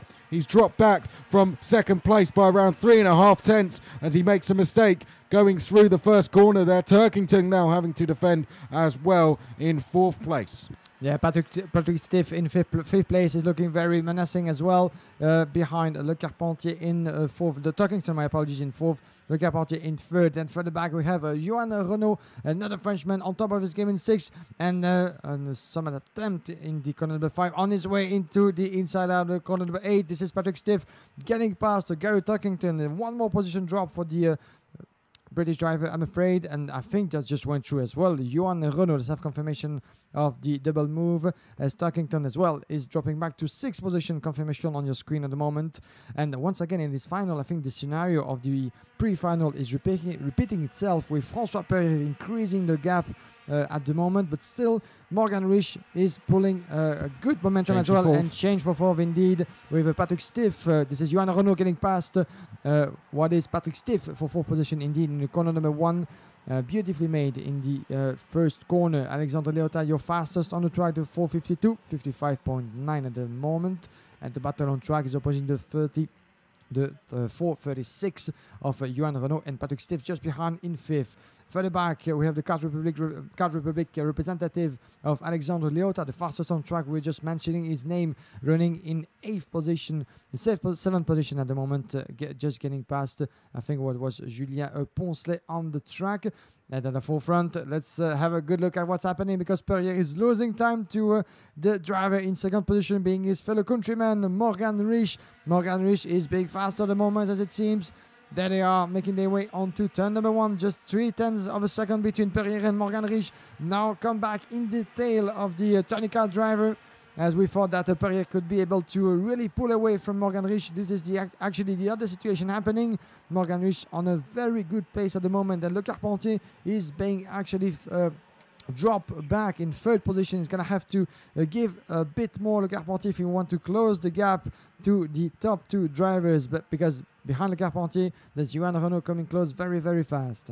Yeah, Johan Renault's just set a new fastest lap of the race in 4th place as they come down the back straight. The gap between the leaders is just extending a little bit as well. Francois Pouillet responding here to the pace of Rich as they come round the final corner. There is Le Carpentier. Feel he could be getting passed by Johan Renault soon, and not only Johan Renault. If Johan Renault goes through, that could open up the door for the likes of Patrick Stiff, Gary Turkington and Liotta to go through as well. Then it's a gap back to Poncelet in 8th place. Down towards turn 2 we go. There you can see Johan Renault actually under pressure himself now from Patrick Stiff. Gary Turkington has just set a new fastest lap in 6th place. He's just out of view at the moment. 4th in this queue is Gary Turkington, 6th place overall. Down towards the banking they go. This lap number 9 of 21. Behind these guys is Julien Poncelet trying to close in. Some big movers down the field. Maxime Bidard is up 12 places to 17th. Richie Faulkner, he didn't start the pre-final. He's up 12 places in this one, and he is up to 19th at the moment as a change there. Oh, well, in fact, no, that was just Wilfred Le Carpentier having to defend as they come out of the final corner and down towards the line. Patrick Stiff, in fact, that's Wilfred Le Carpentier in 2nd, isn't it, Kim? Yeah, it is. The Frenchman now getting past François Perrier, his fellow countryman, for 2nd place. And there was a bit of a drama outside of corner number 9 in the previous lap between Johan Renault and Le Carpentier. A bit of a contact, but Le Carpentier was able to keep going into the back straight. But right now, look at what's happening. Johan Renault getting past François Perrier. There's some more trouble for the pole sitter, losing 2 positions to Le Carpentier in 2nd. And now Johan Renault in 3rd. And further back, there's as well Patrick Stiff getting back very close in the corner number 8, the banking. Let's see if he can keep the pace more going into the back straight and try to get past as well. Perrier into a lot of trouble, as it seems. He was leading not so long ago, but right now Morgan Rich is increasing the gap. 1.8 seconds as we speak for Morgan Rich, who got past Perrier not so long ago. And right now the pole sitter has to be fighting, coming across the corner number 14 over there, and he might be losing some more position as well. Perrier now in 4th, Patrick Stiff in 5th. For the back in the top 10, we have Gary Turkington all the way back to 6th. Alexandre Leota is 7th in front of Poncelet, Cavalloni and Remy Eastwood. As for the moment, a good race as well for Maxime Bidard for the back in 16 with 13 places gained at the moment. And Perrier on your picture trying to get close to Johan Renault just in front of him. And Le Carpentier a bit further up in 2nd. This is a beautiful battle for 2nd place as for the moment, because the victory seems to be out of grabs for Le Carpentier and Renault. Morgan Rich is leading the way up to 1.8 seconds at the moment. So quite a tranquil, an easy race so far for Morgan Rich after getting past Le Carpentier and Perrier, and now really pulling away in front as we're hitting the halfway point into this final. Across the start-finish line, a look over the shoulder there from Wilfred Le Carpentier in 2nd place. But going into 2nd now is Johan Renault. Good move that at turn number 1, just behind Francois Pouillet. Goes up to 3rd place. A little bit of a disaster for him to have lost the lead earlier in the race. And not only that, a lot of ground to Morgan Rich, who is leading the way now. Morgan Rich, his lead 2 seconds as he makes his way down through the banking. 2nd place, Johan Renault. Francois Pouillet, there in our picture at the moment on the live stream as we head down towards the banking. Julien Poncelet making a move on Alexandre Liotta. You would have just seen that on the static camera there as they now head down the back straight. Head down it is for Johan Renault in towards turn number 11 we go. I think Remy Raimi Eastwood has just made a move on the last lap as well to go past Gerard Cavalloni out of the final corner. Here comes the likes of Johan Renault leading this battle for second place. Morgan Risch, brilliant race for him so far. He's gained 5 places. Oh, and there goes Wilfried Le Carpentier down the inside of Francois Pouillet. Francois Pouillet gets the place back on the exit. Johan Renault now having to defend. It may not be for the lead, but this is still a fantastic battle developing as we head through turn 4 into the left-hander now.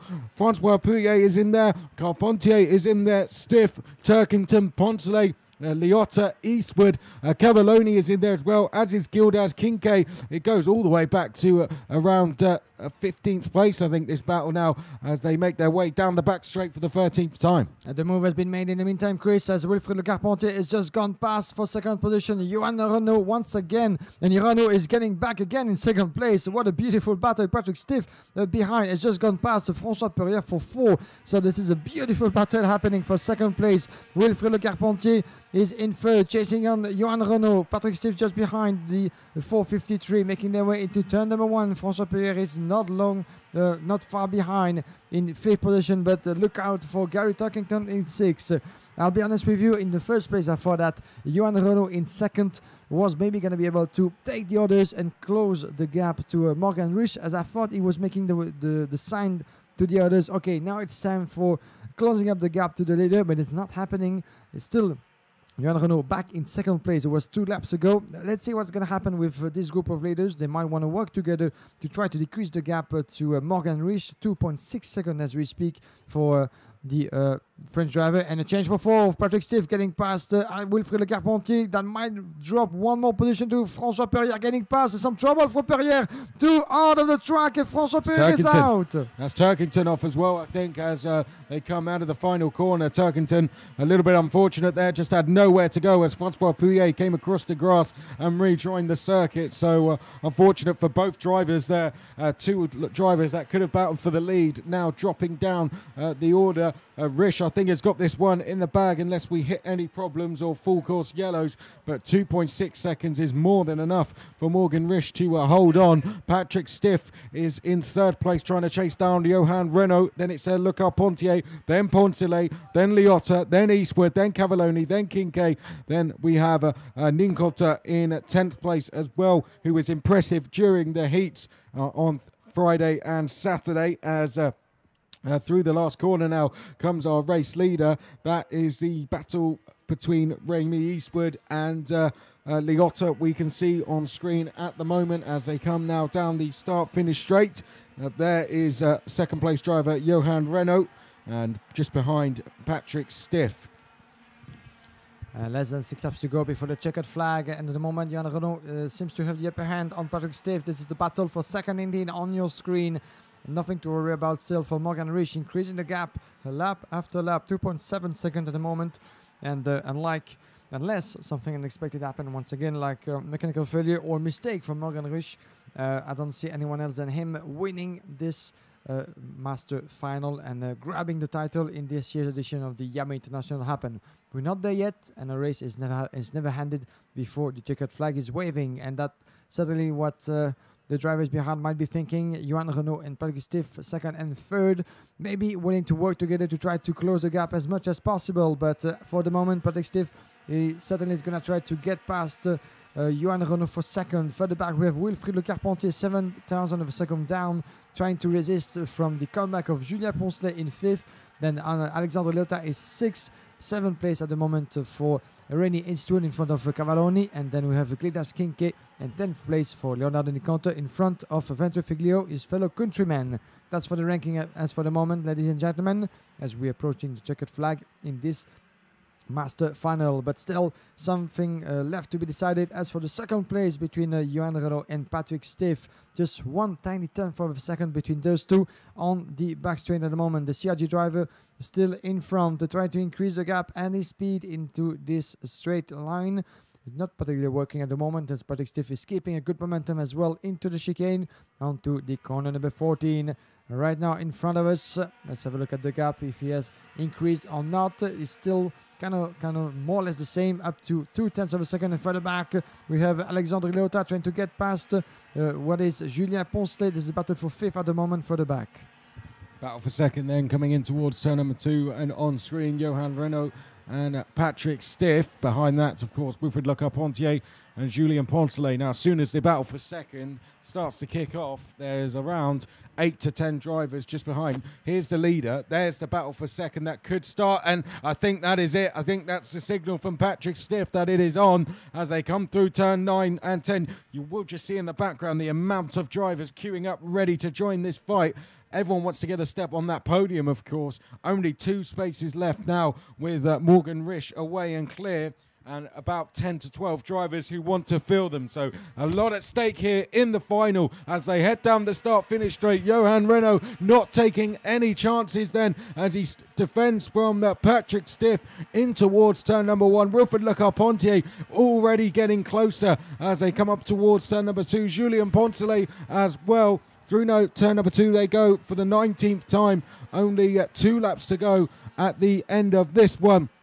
On picture, Johan Renault in the CRG there with Patrick Stiff behind. Now, it was at the banking last time where Patrick Stiff thought about making a move. Is he going to do the same this time? Well, there is Johan Renault taking no chances, defends through the banking. Le Carpentier gets even closer. The gap was 0.4 of a second at the first split. It's probably around 0.2 now through the second as they come into the left-hander. Le Carpentier is right with them, and Le Carpentier dives to the inside of Patrick Stiff, and Le Carpentier on the podium. Trying to go around the outside is Julien Poncelet as they come down the start-finish straight. We go into the penultimate lap of the race now, and side by side is Risch, Stiff and Poncelet, and Rémi Eastwood's going to go past the pair of them. Eastwood up into 4th place as they head down towards turn number 2 then. Just ahead we have Renault and Le Carpentier. I don't think that battle is over just yet, but Rémi Eastwood has gone up to 4th place. Gerard Cavalloni has gone up to 5th place, and Poncelet and Stiff are still making contact. Stiff there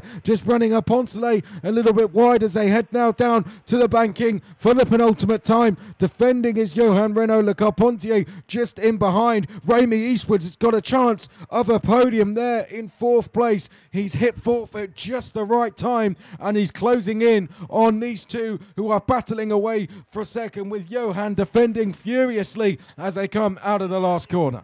Wow, what a beautiful Hanover race, isn't it? The final lap for Morgan Risch, but further back behind, this is the battle for 2nd. Underway, Wilfried Le Carpentier is going to try everything that he has. He has the experience of the track, but as well as for Johan Renault, this is the battle of the French driver for 2nd place, and there he goes, diving into corner number 2, down on the apex. It was very aggressive, but there he goes, Wilfried Le Carpentier. Look at what's happening. Eastwood's through to 2nd place. What a move that was. Who's that's come up to a 3rd place? I think it's Gerard Cavalloni. So Cavalloni into 3rd gear. Yeah, fantastic. Those two drivers went dive around the 2 Oaks right hand. It was beautiful. And the one losing pretty much everything is Johan Renault, as well as for Wilfried Le Carpentier, who was 1 step away from the podium and he's just lost it. One look over his shoulder for the 477 being Richard Eastwood, who's going to make his way onto a 2nd step of the podium. But the winner, you have him on screen.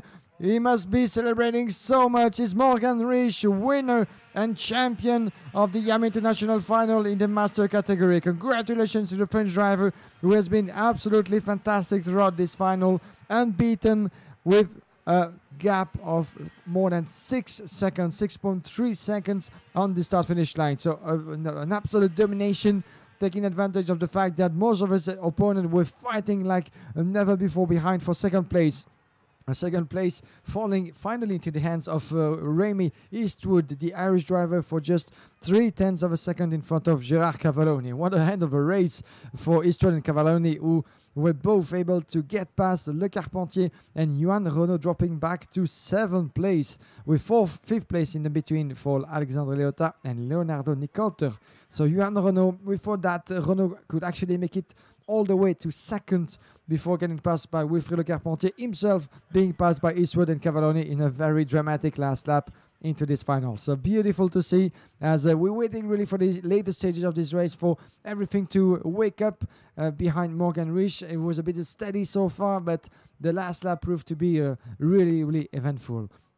In the rest of the ranking, we have Johan Renault 7, as we said. Antonio Francesco Ventrifiglio is 8. 9th place for François Perrière. Maxime Bidard is 10. Eric Chapon is 11. Gildas Skinke is 12, where he started on the grid. Tommy Prezi is 14.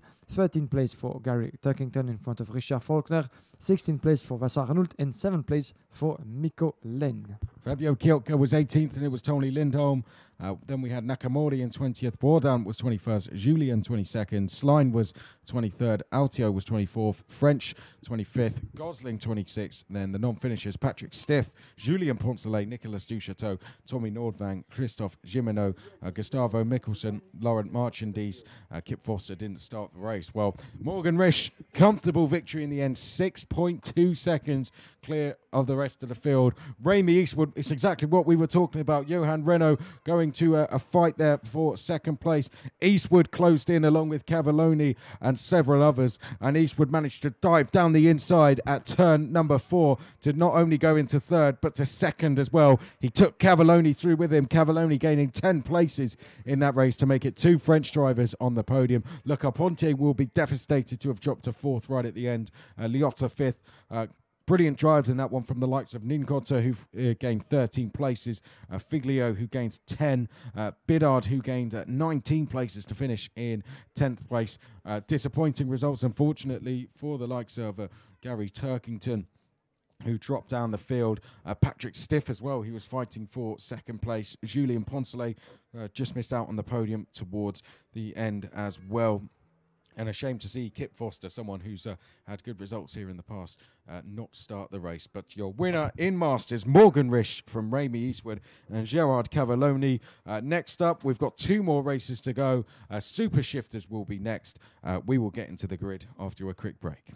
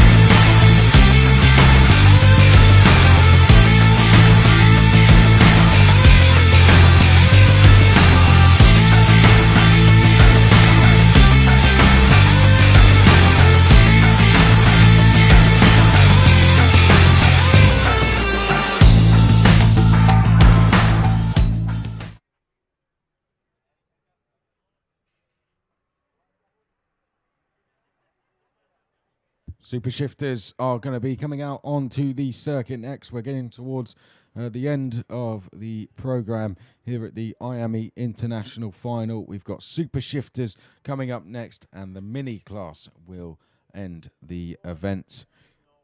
Super Shifters, it's going to be an interesting one, that's for sure. Tom Bale is going to start from pole position. He started on his own on the front row after there were problems for our pole sitter, but we'll touch on that in just a little bit. But Tom Bale it is who's going to start from pole position. 4th last year, fought for the victory. Can he secure that this time? Nicholas Robasa will be alongside him on the front row, former Vega Trophy champion. Row 2, Thierry Delray has won this event 2 times in the past. Let's see if he can make that 3. Prasetto Harja, all the way from Indonesia, is going to be on the outside of row 2. Stendori and Pirimaji, the IAME International Open champion, will be on row 3 with Shane Daly from Ireland. Row 4, Christoph Halbers, the driver who started on pole position last year until drama in the final. He's on row 4 with Thomas Dam. Then we have Thomas van Steenberg on row number 5 with Ronan Welbroek. Kasper Korjus is going to be on row number 6 with Mika Niskavada. Axel Dapp and Frederik Opdebeek are row 7. Now, Frederik Opdebeek was that driver we were touching on, was due to start from pole position, had problems on the outlap, then was forced to start from the back of the grid. And Frederik Opdebeek did a really good job to move his way up to the outside of row 7. From there, he has an outside chance of a victory, it's fair to say.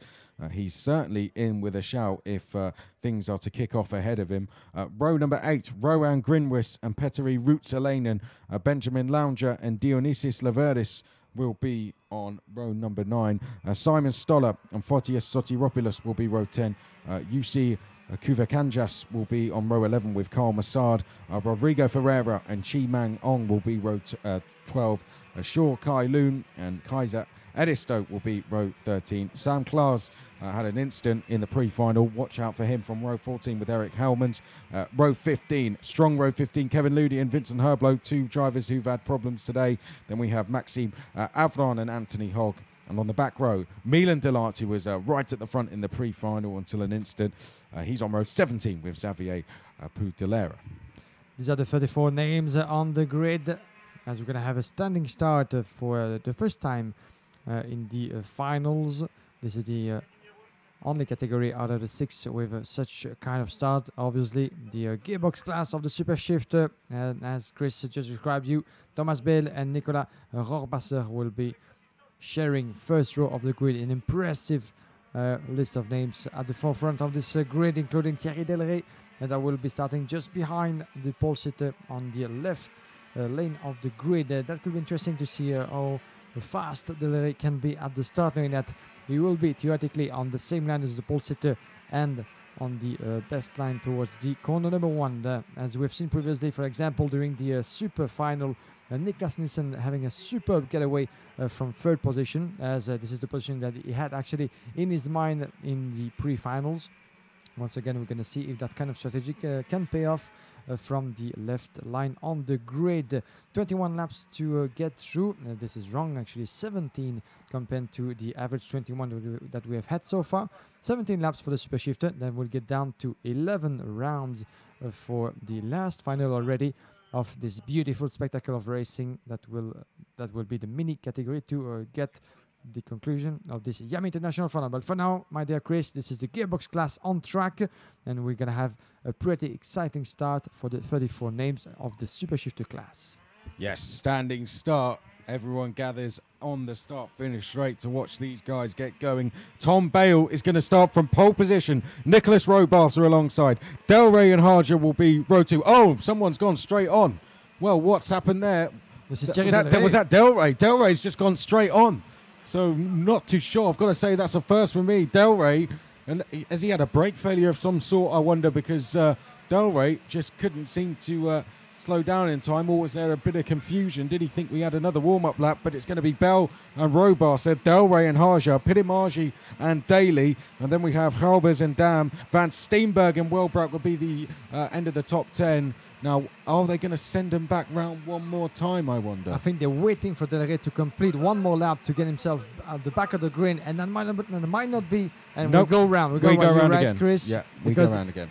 I was going to say, this is not good news for the engines, as the longer they stay on the standing grid, the more hot they get, and it's not good for the mechanic at all. Most of the drivers know that. So this is the right decision that has been taken by the race control. Some trouble, I think. Problems for 776 as well. Coming across the line. Who was that? That had or was that the 766? Yes, it was Sotiropoulos, wasn't it? Yes.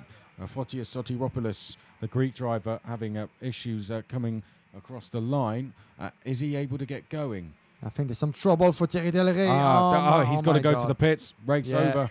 They're telling him now that his race is over. Thierry Delray is being sent back to the pit lane.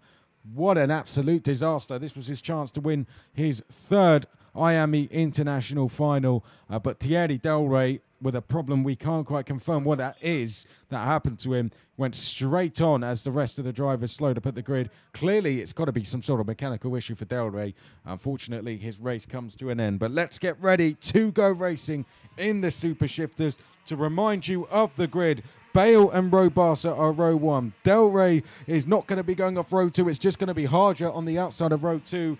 So we will have half of the row 2 filled. Pittimagi and Daly are row 3. Halbers and Dam row 4. And Van Steenberg and Welbrook will be row 5 as Del Rey goes straight to the pits in the background. I think there's a marshal over there just instructing him that's what he has to do. The rest of the field gathers on the start-finish line for 17 laps of racing to decide the international finals champion. In fact, Del Rey's coming back round, so maybe he's been allowed to go off the back of the grid.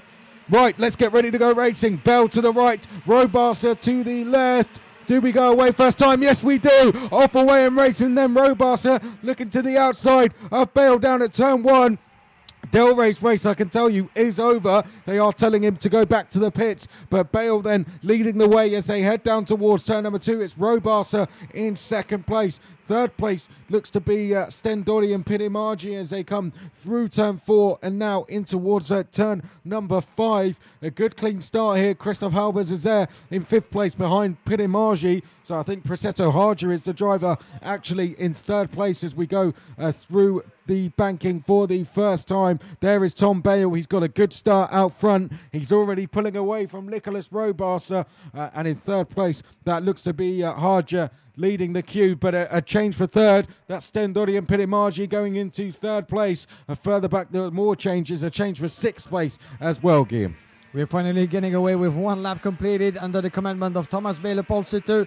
And we have Shane in Daly, 4th place, indeed, Shane Daly in 4th place. Nicolas Rosbasser is 2nd, Pittimagi 3rd.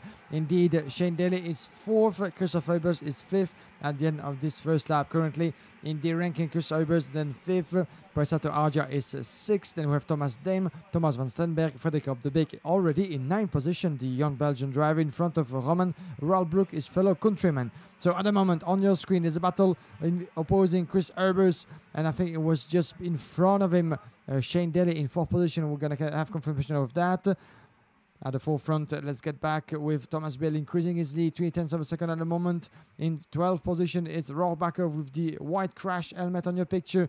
Is the 705 making his way into the chicane. In 4th position, this is Shane Daly, completing 1 more laps, 2 laps completed into this final of Super Shifter. Finally getting underway after a bizarre starting procedure, and what a disaster we must mention for Thierry Del Rey, who was really one of the names to keep an eye on. At the forefront, there they are for 1st position as Thomas Bale has dropped 1/10 of a second into the last part of the track. It allowed Nicolas Rohrbacher to increase the pressure in 2nd place. The battle is on for the lead, ladies and gentlemen. There's a title up for grabs for those 2 drivers, but let's not forget Stendori and Pittimagi, the Estonian driver in 3rd place, already a crowned champion this year back in Marienburg, winning the IAME International Open. That could be 2nd title this year for Pittimagi, but he's going to have to get past Bale and Rohrbacher to do so. Yeah, Pittimagi hasn't looked like winning the event at times this weekend, but when it counts, Pittimagi now has really turned up the gas. 3rd place he is. Shane Daly having a really good run there in 4th place. Couldn't quite pick him out at the start, but Shane Daly up into 4th. Del Rey is still running. Yeah, Guillaume just pointing that out to me. So really not too sure. I wonder if there'll be a flag for him in a sec, but Del Rey at the moment is still going round and he's up to 24th place, so we'll monitor his progress and let you know if the situation of whether Del Rey can stay out on circuit changes or not. But through the chicane along to the back straight, there goes Tom Bale leading the way from Nicholas Rohrbacher, and Tom Bale is pulling away on this lap as well, ever so slightly, only by a couple of hundredths each sector, but Tom Bale's lead is going to be extended marginally as they come across the line. 3rd place, Stendori and Pittimagi, And then we have Shane Daly, of course, in 4th.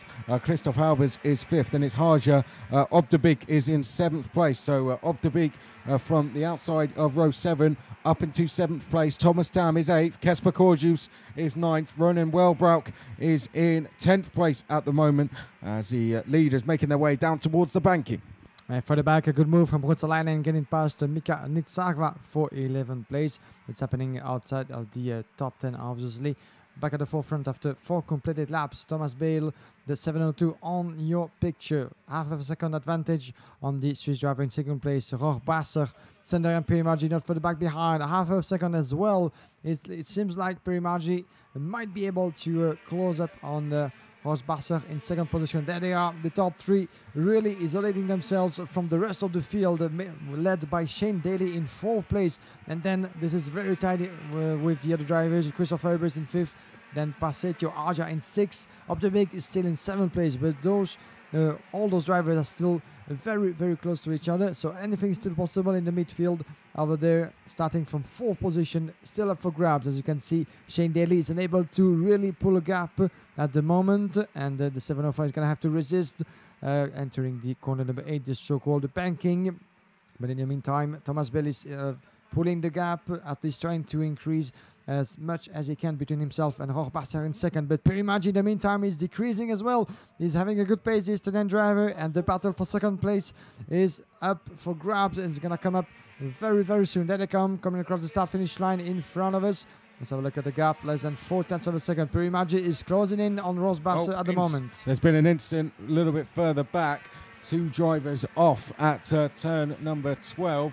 One gets going again, and the other eventually gets going again after facing the wrong way. So I think Frederik Obdebik was one of them, unfortunately. After making such good progress, Frederik Obdebik has dropped down the field, as has Eric Helmans and Benjamin Langer as well. So disaster there for Frederik Obdebik.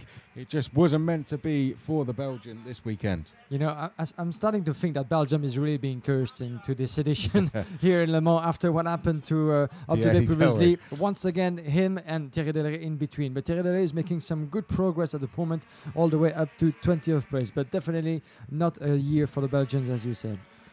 Well, we've still got one more race to go after this one. There is Nicolas Robasser and Stendodi and Pinimargi. Pinimargi has brought this gap down. He's just put in a new fastest lap of the race. The driver in 3rd place, 52.652. How long is it going to be until he makes this move? I say how long, surely it's only a matter of time. Further back, Shane Daly has lost 4th place to Christoph Halbers and 5th place to Prasetto Harja. Down towards the hairpin we go, and Nicolas Robasser there in 2nd place. Just trying to hold off Stendori and Pinimargi here, but it wouldn't be the end of the world, I don't think, for Robasser to actually lose this position. Stendori and Pinimargi might be able to help him get up towards Tom Bale, who has a lead of around 8.5 tenths. He's doing a good job at holding that at the moment, but would Stendori and Pinimargi getting past Nicolas Robasser present a problem to him? Yeah, Perimargi is getting close, and there's going to be a fantastic battle to follow for the next laps to come. And for both of the drivers, as you said, Thomas Bale, the leader, is still not far in front. So maybe those two are more than willing to work together. As for the moment, Perimargi could decide to stay behind as long as Rochbasser is keeping the pace. So for the two of them to decrease the gap to Thomas Bale, but that seems unlikely. Perimargi is a racer and is going to go dive the inside somewhere on this track very soon. But he has to, otherwise he's going to keep losing time to the leader, Thomas Bale, as the gap has moved up to almost 9/10 of a second between Bale and Rosbader. Perimargi is just behind 2/10, so it means more than 1 full second between Perimargi in 3rd and Thomas Bale in 1st. 9 laps completed on the way to turn number 1, and Perimargi is still unable to get past, as it seems, the Swiss driver for 2nd. Chris Ibers has lost pretty much all contact in 4th place, up to 3.4 seconds behind. Then in front of him, behind him, in 5th place is Prasetto Arda, just 2/10 of a second. So the battle for 4th is really interesting, worth looking at in the checkered flag. Shane Daly is 6 in front of Gaspar Corjus. Then there's a move further back with Thomas van Steenberg getting past Ronan Walbroek. And in the rest of the top 10 quickly, we have Petteri Kutsalainen closing up in front of Mika Nitsarva. Well, this race is certainly far from over. Tom Bale has just put in a fastest second sector of the race, though, as they head round the final corner and onto the start-finish straight. Tom Bale managing his lead very well at the moment. It's been hanging at around between 7/10 to 9/10. At the moment, it is now 8/10 of a second. Pittamargi, since closing in on Robasa, has just lost a bit of pace, it seems. Either that or Robasa has got quicker. Just as I say that, Pittamargi makes me look a little bit silly. He set the fastest lap of the race, but it doesn't seem that he's able to close in on Robasa. So it's clearly the latter. Robasa has just upped his pace since being caught by Pittamargi here, who's now quickest on track. That said, the gap's coming down to Tom Bale. It briefly was 7/10 of a second as they head through the final chicane. I don't think he'll be too worried about this at the moment, Tom Bale, but as we get into the final few laps, will Nicholas Robasa be able to close in Tom Bale? Further back, let's have a look what's going on in this battle. Harja, Harbers, Daly, Corjus, all battling away for 4th place at the moment. To give you an update on some drivers lower down the field, we've got Kaiser Eristo running in 14th place. She's having a really good race at the moment, the lady from Finland. Milan Delart, we said to watch out for him. The 15-year-old, having just come up from the juniors, is up 22 places in the final. Absolutely flying is the Belgium, so maybe it's not all bad news, Guillaume. Thierry Delray is 14th place, and Sam Klaas, also another flying Belgian, up 12 places. Yeah, a bit of a consolation indeed for the Belgian representative into this IAME International final. But as you said, there's still one race to go. But that's part of racing as well. And as long as the mechanic is being able to do the work, then it's up to the driver on track. But if the mechanic fails to do so, then what can you do? At the forefront, let's get back to Pittamargi against Ross Basser. As for now, the Estonian driver is trying to close in, but as we said, unable to really put up a move. Thomas Bale is the fastest on track at the moment with 52.4. So the leader is maybe decided to increase the gap once and for good. With less than 5 laps to go at the moment, Thomas Bale might want to secure first position and prevent himself for any return from Rosbader and Pittamargi. As he does so, almost a second between Bale and Rosbader, and Pittamargi is still being stuck, as it seems, in 3rd position, unable really to pull a move and then trying to close in on the leader. So it might be a bit of frustration under the Estonian helmet, that's for sure. As at the same time, we have to mention the good performance of Nicolas Robasser, securing 2nd place at the moment on a very good pace as well. So those two are really putting the effort together.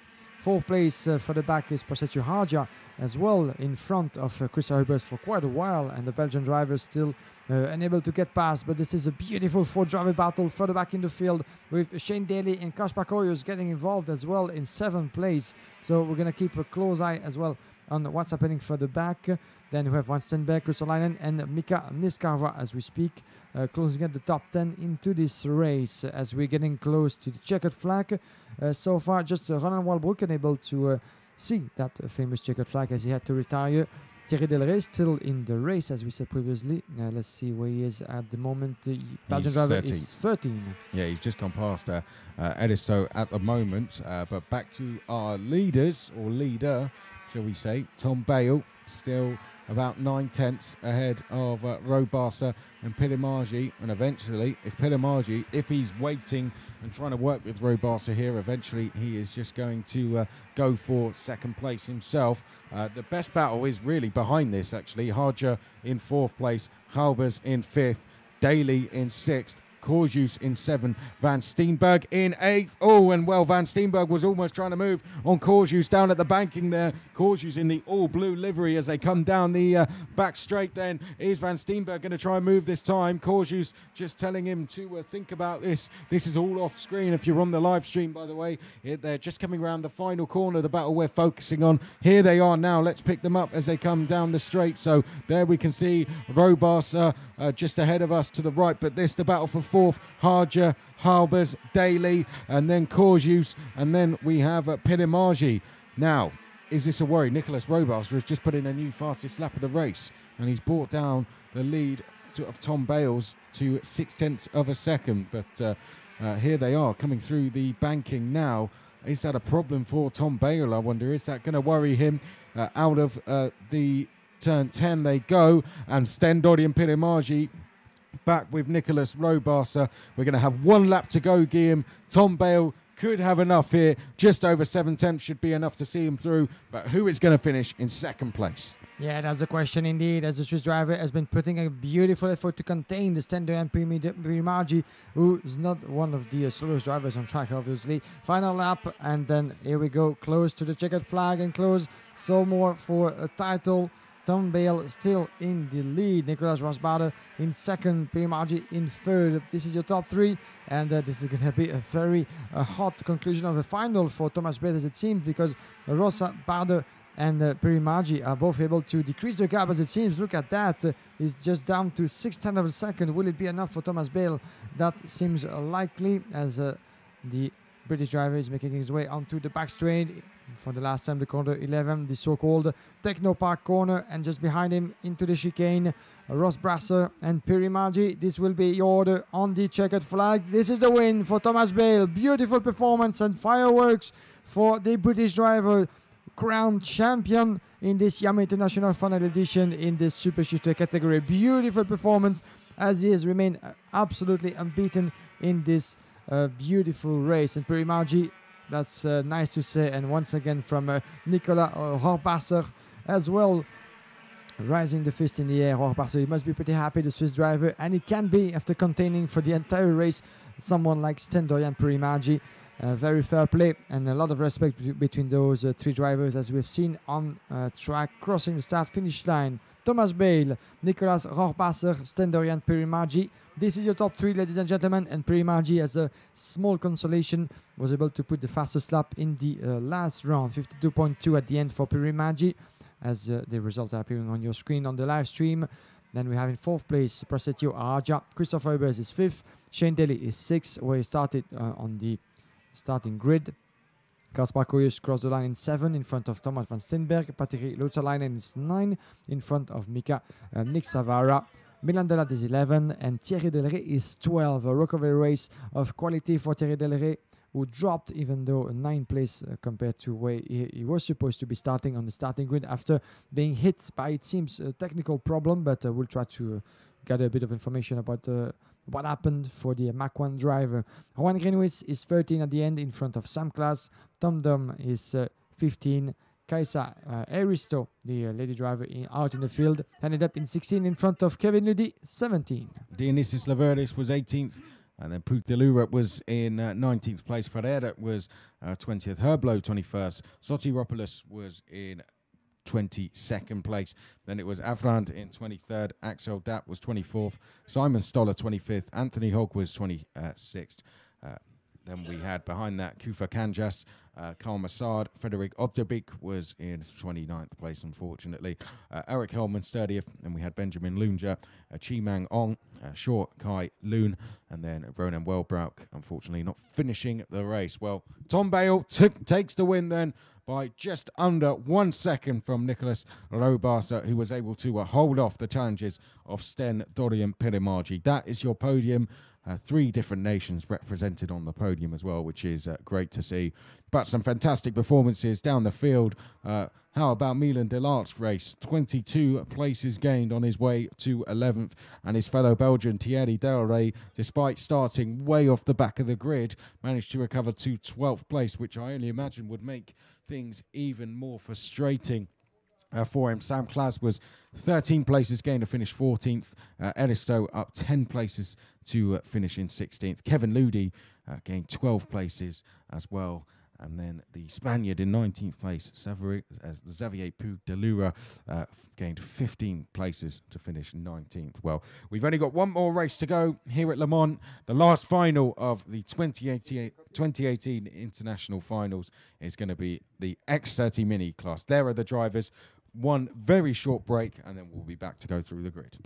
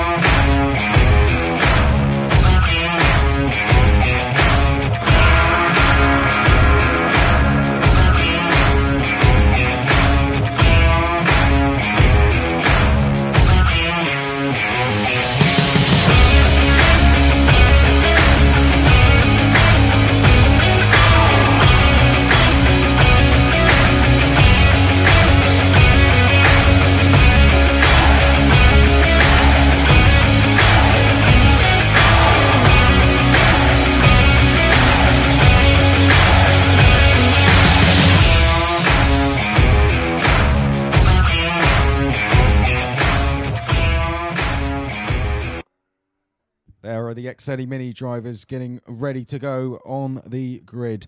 On pole position for this one, it's going to be William McIntyre. Gained 4 places in the pre-final to win what was a very close run race between the top 4. They were split by just 2.5 tenths across the line, the drivers that fill the front 2 rows. William McIntyre, though, taking the lead towards the end of the race and just about able to hold on from his teammate, Freddie Slater, who will start alongside him. Row number 2, Juan Soldavini will start to the inside of Brent Cruz, the defending champion.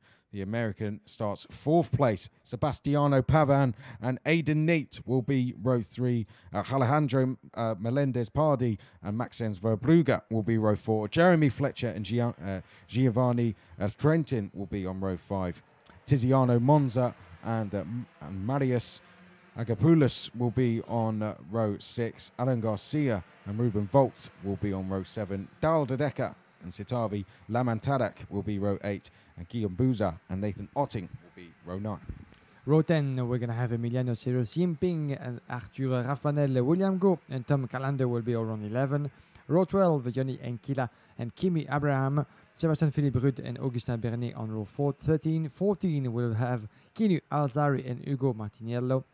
Row 15, Louis Leveau and Clément Outran, Nicolas Lacorte and Miguel Piero Luzaraga on row 16. Row 17, Gabriel Stilb and Sacha Van Patbosch. 34 drivers once again on the 17 rows of this grid.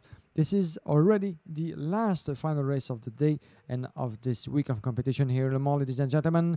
When we have fun, time is really flying, that's for sure. And we're going to get through the next 11 laps with the Mini, the youngsters, to get the final word for what has been a beautiful 2018 edition here in Le Mans.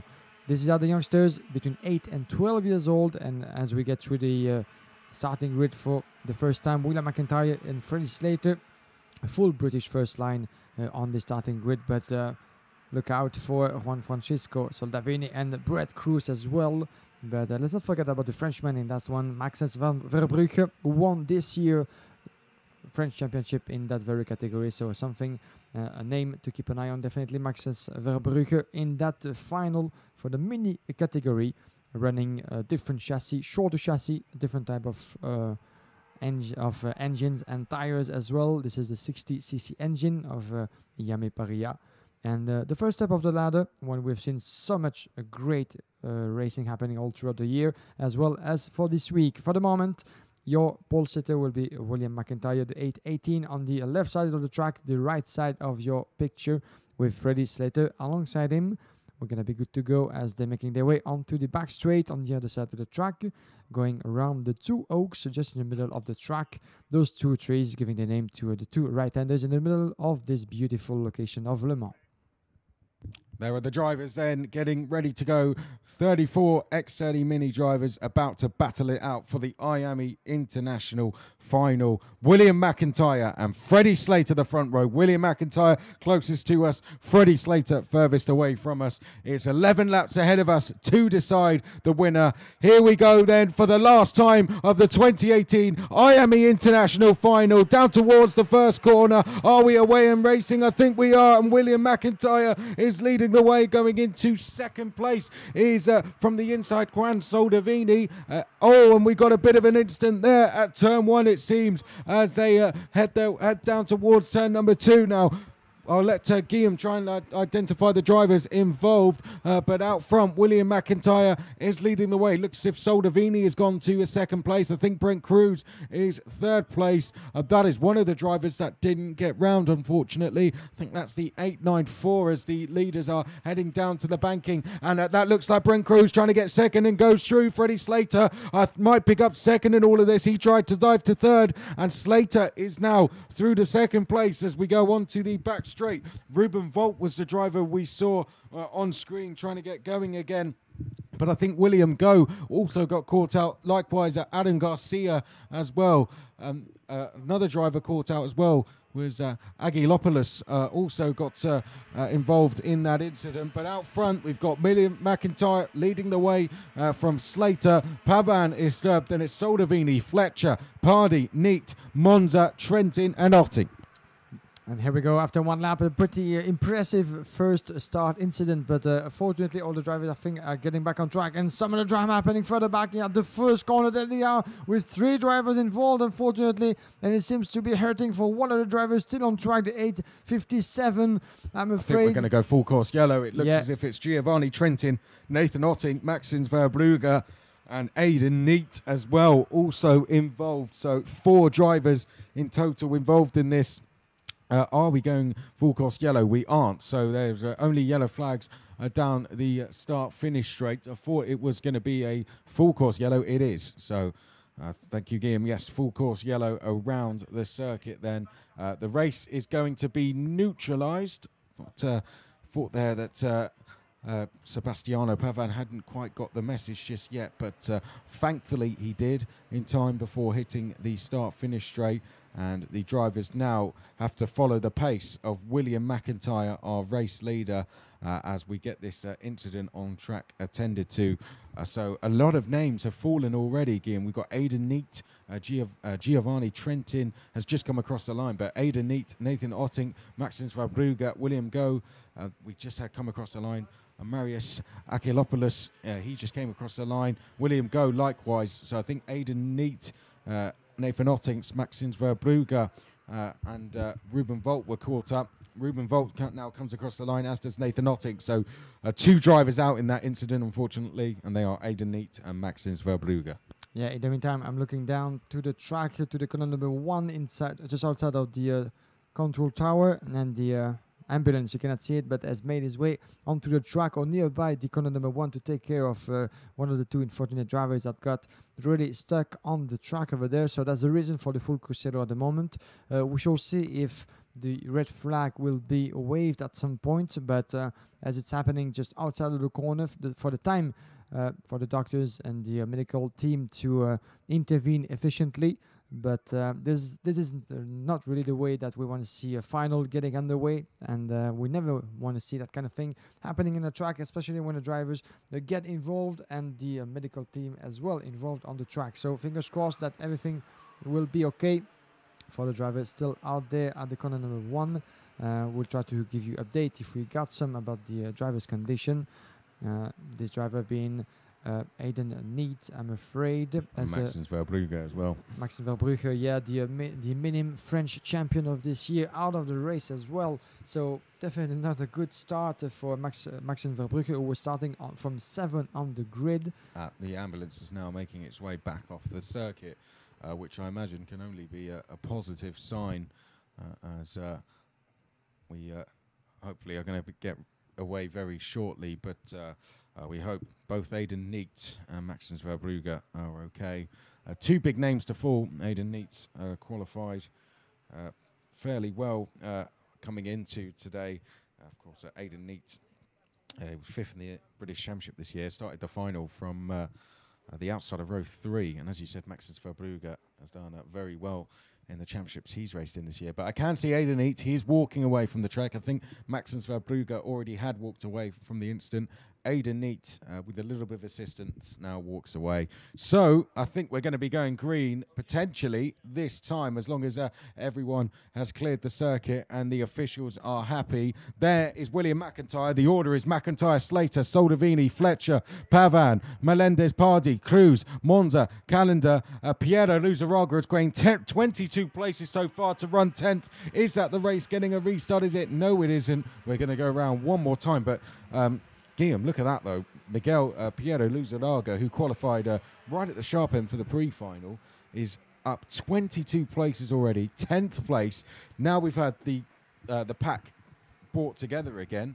There's an outside shot that the Spaniard could get a very, very good result. I don't want to say the word, but he could be getting a very good result here if he manages to keep going forward. Yeah, absolutely. In 10th position, the Spaniard, at least to mix up the card a little bit.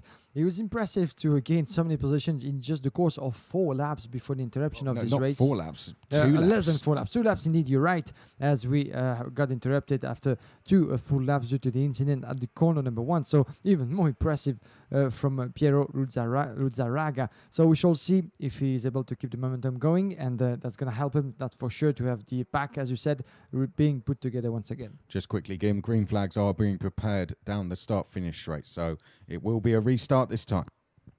So we're going to be good to go as the field is making his way on the other side of the track. On your picture, on the back straight, still on the lead, William McIntyre in front of his fellow countryman from Britain, Freddie Slater. Those two not so far from each other, but in third place we're going to have Juan Francisco Soldavini. So pay attention to every level of this field. This is going to be exciting. Ladies and gentlemen, we're getting back on track. The green flag is out and we're racing now. Indeed, let's get back to racing, shall we? And then a good getaway to turn number 1 for the leader, and no overtaking yet, as that might need a few corners just to get back in the pace. Looking over his shoulder, it's the leader, McIntyre, to see where his fellow countryman is. And Freddie Slater is not far behind. He's going to certainly go for the move. He has to. No, Freddie Slater suggested to McIntyre, let's work together. So I don't think Freddie Slater's in any rush to make this move here. Wants to, I imagine, get in a situation like they were last time where we had 4 for the lead.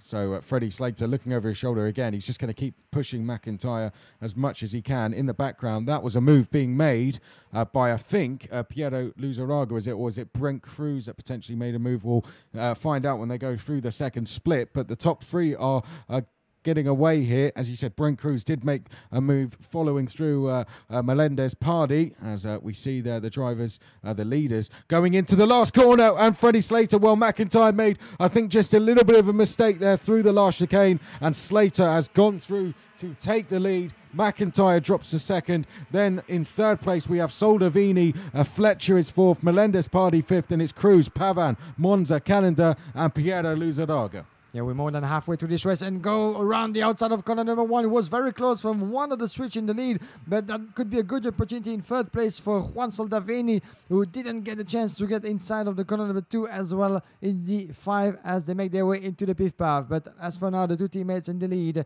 in front, McIntyre and Slater. And the 827 is going on. And there we go. Battle for second position. I think Soldavini is getting past McIntyre as we speak. Yes, he just did. No, he was very close. But behind, Lucas coming back. Jeremy Fletcher in fourth position. We shall see a move for third position, I think, coming up very soon. In the corner number 11. It's not happening yet, as Soldavini is protecting his first position in front of Jeremy Fletcher. These are the 2 drivers on your screen. Further up on the field, 1 in 2 is still Slater, McIntyre. But look at corner number 1. Pay attention and what's going to happen. Certainly behind. No move yet, as yes, further back. This is happening for 6th position, I think, with Pardy's Melendez getting past Brett Cruz, wasn't it, for 5th place? There's a confirmation for that. It's just 1 position behind. Yes, indeed. I think it was Sebastiano Pavan who made the move on Melendez Pardy, and there's confirmation to the left of screen. Aaron Garcia, quickest on track as the leaders now head through the chicane down towards the banking we go. Getting closer, by the way, is Piero Luzaraga, as in the background here we got a move going on there. That's in the battle for 8th place. I think that was Calendar who just made a move, as the leaders now make their way down the back straight. Slater, McIntyre, and Jeremy Fletcher now the top 3. 4th place is Soldavini, and Brent Cruz is 5th place. So the defending champion in 5th place at the moment as they come across the line to complete lap number 8 of 11. So the lead pack has been reduced to just 5 drivers now, and William McIntyre trying to start lining up a move on his teammate and countryman here, Freddie Slater, up towards turn number 2, and Freddie Slater going very defensive already now. William McIntyre looking left, looking right. Can he find a way through in towards turn number 5? He can't, and into the banking, I'm sure Freddie Slater is going to have to go defensive here. Otherwise, we will see a change of lead. Into the banking we go, and Freddie Slater, in fact, had just enough of a gap, I think, to hold on without having to defend. Meanwhile, Brent Cruz has just gone into 3rd. Yeah, and it's a bit of dangerous for the team that what Freddie Slater is doing, as he's keeping his teammate just behind him, and McIntyre is not particularly happy about what's happening as he's being retained in second place. Then there he goes. That's what maybe he was fearing, and Brett Cruz making his way into second position. But there is McIntyre fighting back in the corner number 14. Beautifully made by McIntyre, back in second position, and he's not happy at all, telling him to his teammate Freddie Slater in the lead, let me through, I'm faster than you at the moment. Then I have a lot of heat in my back with Brett Cruz once again trying to get past, and there he goes around the inside of the corner number 2. That's what's happening at the moment, and disastrous situation for McIntyre indeed, as he's losing second place to Brett Cruz, who can go all the way to the lead by getting past Freddie Slater at the moment. So that could be big loss for the two teammates at the moment, unable to really get around who is going to be in the lead. But at the moment, Brett Cruz could take advantage of the situation. Is he around the inside? No, still in second position, Brett Cruz at the moment, and Freddie Slater is trying to pull away the gap, and it's not happening yet. Less than 0.2 of a second, and we see a change for third with Jeremy Fletcher getting past just behind, and there you go for the move around corner number 14. A bit of a mess outside of the chicane as we're entering the last lap already.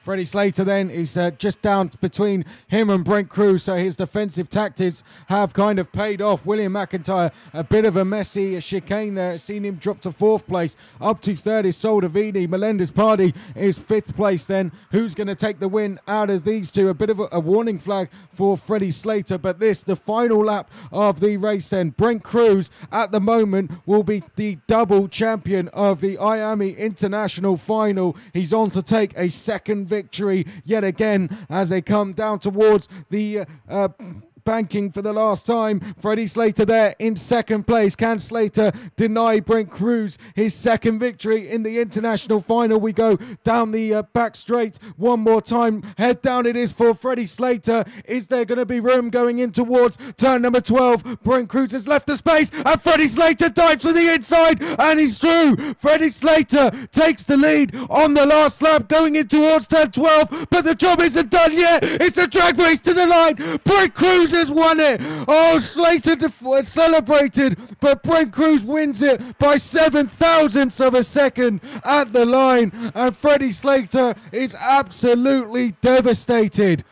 Brent Cruz then double champion at the international finals, back-to-back wins for the American in quite dramatic fashion as well, wins it at the line. Freddie Slater thought he'd done it, he began to celebrate, but at the line Brent Cruz wins by just 7,000ths of a second. What an end to the race. Finishing 3rd place, Soldavini, and in 4th place with the fastest lap on the last lap, William McIntyre. A race is never finished before the checkered flag, and once again we had a fantastic demonstration. Brett Cruz getting past Freddie Slater on the line for 7,000 of a second. We shall see what's going to happen after this race, as one of the drivers might get into some complaining about the situation, but still there is a result. Waiting for confirmation, obviously, from the marshals. You never know what could happen if one of the drivers complains about the way of driving from one of the others. But as for now, Brett Cruz is crowned champion in the mini category in this IAME International Final. Freddie Slater is second on the line, as he thought, as you said, that he had done the hardest part on the way to the win, but before Brett Cruz getting past him at the very last second. Juan Francisco Soldavini completes the top 3 in front of William McIntyre. Quite a shame for the British driver, heading up in 4th as he was starting from pole position and on the way of a potential win all throughout this final. Then we had Alejandro Melendez Party in 5th place in front of his fellow countrymen. And we need to mention that performance for Miguel Pero Luzaraga, 26 places. I think this is the highest number of places gained for the entire week of competition. And I mean, considering we did, 3-4 laps under full course yellow, he pretty much did that in about 6 laps. Yeah, that is impressive. This is the shortest of all the finals, and doing that in such a tiny course is absolutely marvelous. So beautiful performance. One of the performance of the week, definitely, from the Spaniard in 6th. 7th place for Jeremy Fletcher. Titiano Monza is 8th. 9th place for Tom Callender. A good recovery race as well, with 13 position gain in front of Sebastiano Pavan. Then we have just outside of the top 10, but still a lot of fun out there with 16th place, gained for him. This is Kinu Al-Azari in front of Arthur Raffonel in 12, 13th place for Augustin Bernier, Douda Dekker in 14, 15th place for the lady driver out in the field, Sitarve Linnam Tarak in front of Sebastian Philippe Rudd in 16. Emiliano Silas Yiping was 17th. Nicolas Lacorte gained 13 places to finish 18th. Guillaume Bolzart was 19th. Ruben Volt, 20th. Marius Aguilopoulos was 21st. Hugo Martinello was 22nd. Clement Altram was 23rd. Sasha Van Padposh was 24th. Kimi Abraham, 25th. Loïc Levo was 26th. Nathan Ottink, 27th. Gabriel Stilp, 28th. Yoni Heikler was 29th. Giovanni Trentin was 30th. Alan Garcia, 31st. William Goh, 32nd. Of course, that incident then involving Aidan Neat and Maxence Verbrugge brought out the full course yellows early into the race on lap number 2. They both didn't finish, but most importantly, walked away safely from the incident once the medics got out on track. What a spectacular end that was. We always thought the Minis was going to put on a good show, but to have 3 drivers split by just over 1/10 of a second at the line, particularly the top 2. Brent Cruz thought he'd thrown it away coming through turn number 12, and then out of the last corner managed to get the run, and 7 thousandths at the line. Freddie Slater thought he'd done it, and I imagine feeling very devastated to walk away in second place. Certainly he didn't look too happy about something, but Brent Cruz, back-to-back victories for the American. Fantastic drive from him. Soldavini wrapping up the podium, but perhaps one of the drives of the race, Piero Luzaraga, 26 places gained.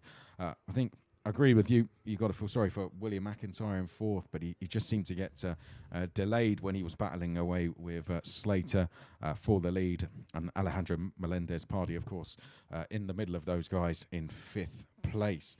Well, that brings an end to yet another fantastic international final. This is actually my 2nd year doing the event, and I think it certainly tops last year's. The event has been fantastic, not only with the on-track action. I think that's, of course, always the highlight, but off-track as well. I think the organisation of the event has been great. It's been great to have a record entry list.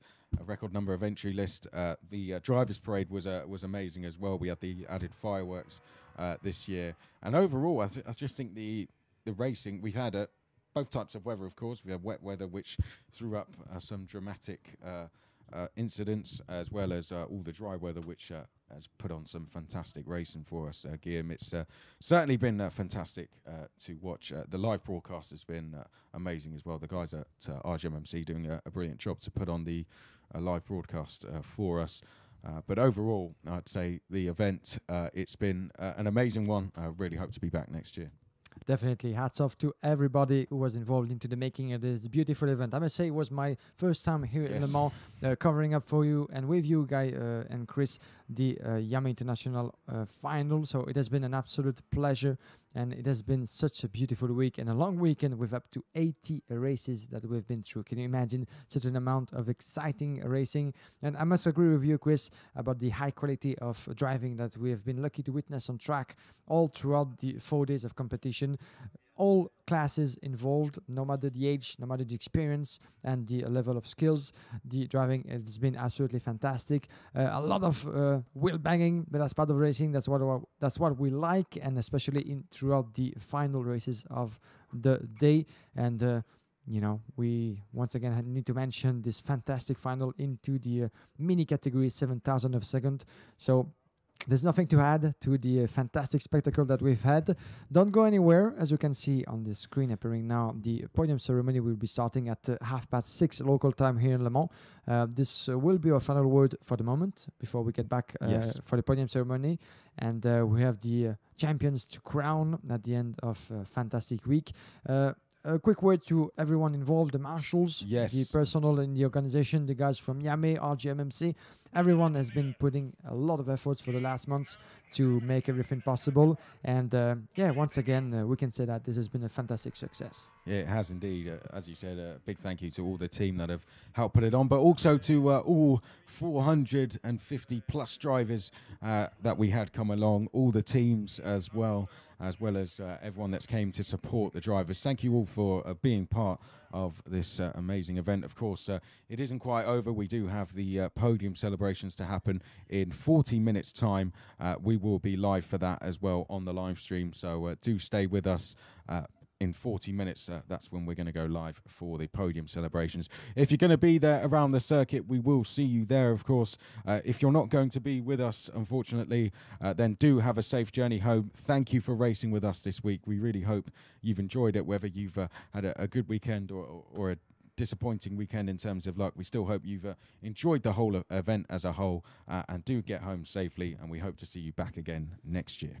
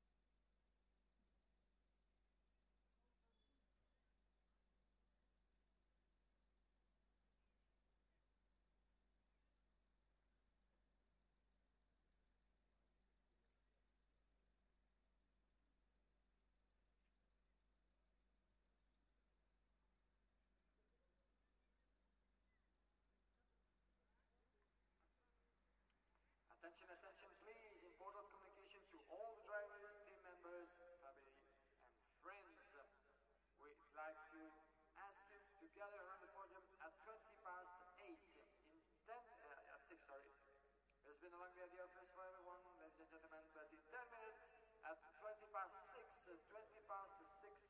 you can gather yourselves around the podium for the trophy ceremony. In 10 minutes time, 20 past 6 local time, we'd like you to gather around the podium. The podium ceremony will be starting at 6:30, but at 20 past 6, we'd like everyone from the winning teams and drivers to gather around the podium, as well as for the friends, family members and everyone who'd like to attend that beautiful podium ceremony. Communication importante à tout le monde sur le circuit. D'ici 10 minutes à 6h20, nous aimerions avoir la totalité des participants autour du podium pour la cérémonie des remises des prix. Cérémonie de podium qui commencera à 6h30 ici sur le circuit du Mans, mais d'ici 10 minutes, nous aimerions voir la totalité des teams et des pilotes autour du podium. Merci.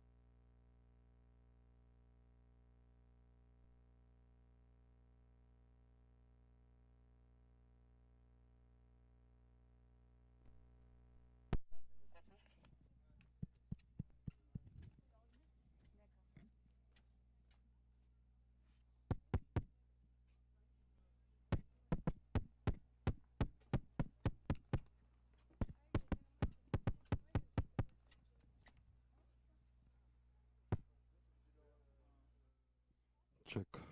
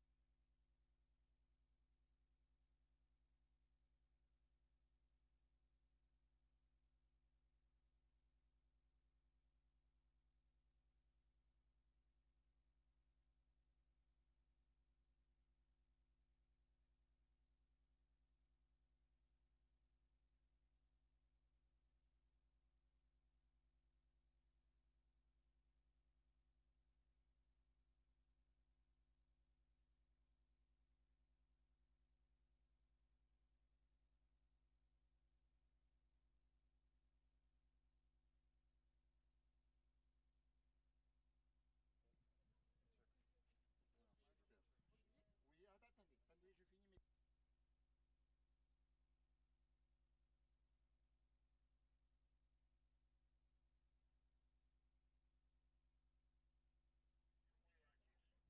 Microphone check, 1 2 1 2 1 2. This is a mic check, everyone.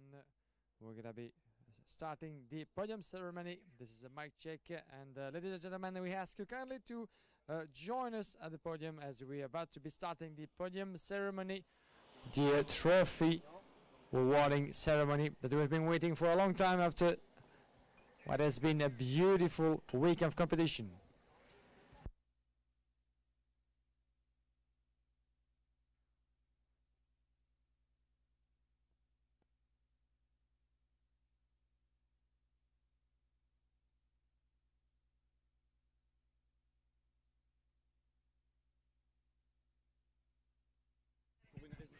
All right, I suppose I better check as well. How are we all doing? Everyone? That's not enough people, is it, at the moment? Where is everyone?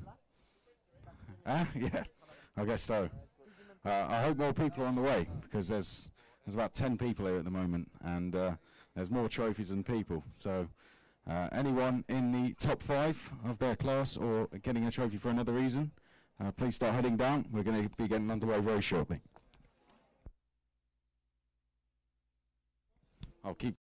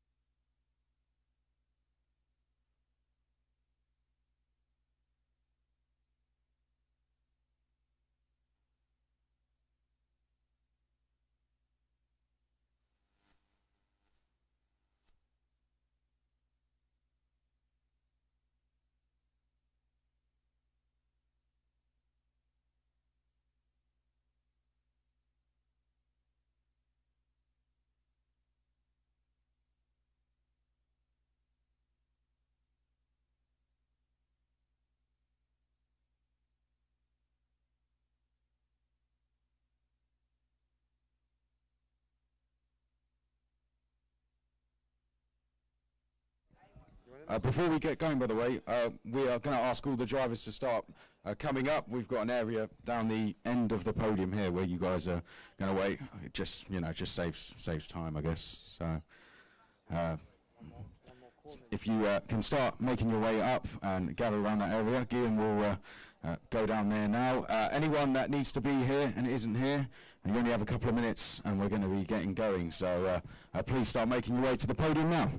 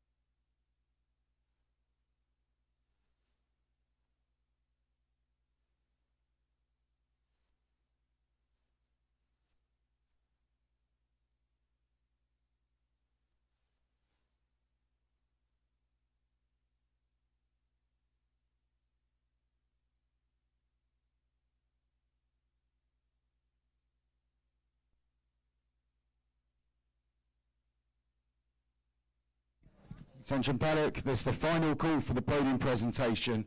We're giving out trophies to the top 5 in each class. Any drivers just arriving, if you make your way up to the end of the podium here, we're going to have you gather around here before moving up. So any drivers here for the podium, please start making your way up.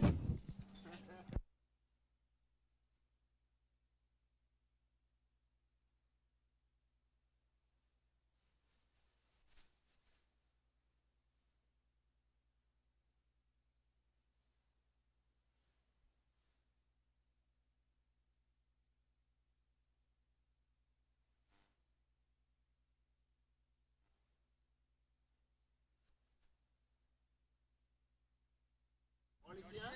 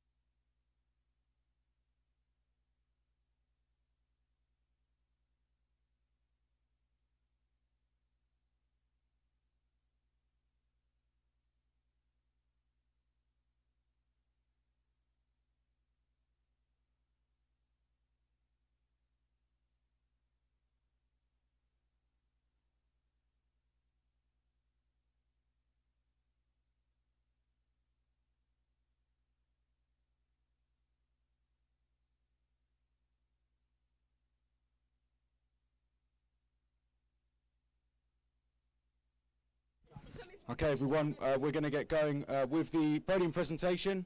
First of all, thank you for coming. It wasn't bad, was it? It was quite good racing, I think it's fair to say. I hope you've all had a good week, and if you're here, then I guess you've had a very good week indeed. Okay, we're going to get on with the podium presentation. We're going to start with the senior class, perhaps the best race of the weekend, particularly the final. Got to say, one of the best races I've ever seen. Of course, trophies going out to the top 5. Let's welcome up onto the podium first, finishing 5th place, Louis Westover.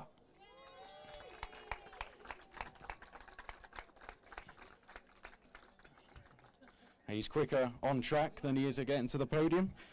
Gained 11 places. There he is, at last. Yeah, why not? Louis Westover, well done.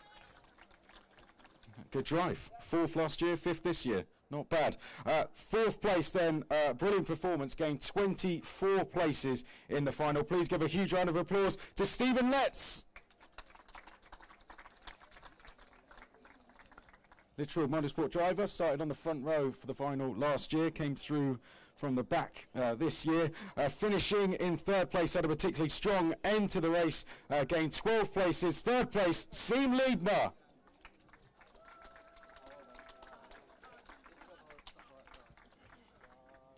And then we come to our top 2. They were only split by 14 thousandths of a second, just missing out on victory this year. Clayton Ravenscroft.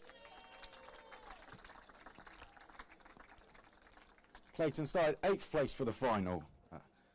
Very good drive. And then we come to the winner. There were several different winners in the race. This driver dropping back to as low as 6th or 7th at times, but kept his cool and managed to take the win right at the end. The winner, Joe Turney.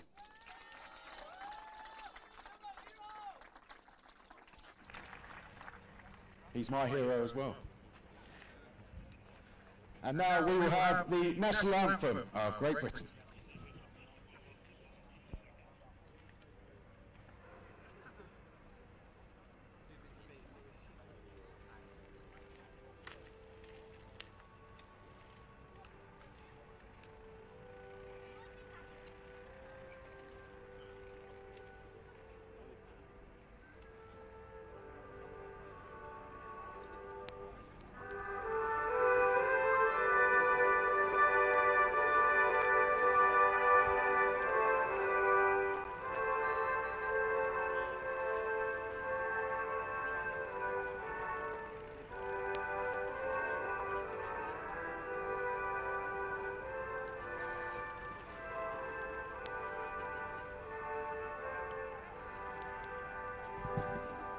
Let's give another round of applause to our top 5 in Senior X30. Brilliant race and very deserved results. We will now present the trophies first. 5th place, Louis Westover. Another brilliant result this year. Stephen Letts, a fantastic performance in the final. Siim Liebma finishing in 3rd place. Then we come to 2nd place, Clayton Ravenscroft, and the 2018 champion in the IAME International Final in Senior X30. Give him another round of applause. It's Joe Turney. KR Sport 1-2 as well. Not a bad day for them. And we have another prize to be presented to Clayton Ravenscroft, and it's a scholarship to the Winfield Racing School, which takes place at Paul Ricard. So a well done to Clayton Ravenscroft for that, focused on preparing future professional racing drivers. So Clayton will be presented with that scholarship to the Winfield Racing School. And Olivier said we'll present that, and we have one more round of applause to our top 5. It's fair to say they put on a pretty good show for us, and that was only agreed in the live stream. And I think once the pictures are done, we can begin the celebration. So if everyone is happy, I will say to the drivers, green lights, off you go. Okay. Louis Westover's dad told him to walk off. And there we go. Absolutely stoked, Joe Turney. And And that one, there we go. I'm left alone as our team lead was still here. So at this point, we start an auction for 3 race helmets. We've got Joe Turney's in the middle there. They always run off. We've got trophies. Is it nice? At least you're not wet. Yeah. Yes, sir. Your mum will be happy about that, definitely. Well done. Brilliant performance. Here they come. Don't forget that. I imagine it cost a few quid. That's the trophy. And this is a message to all the drivers. Prizes to collect in the IAME motorhome. But for now, well done to the seniors. Look forward to seeing you guys next year again.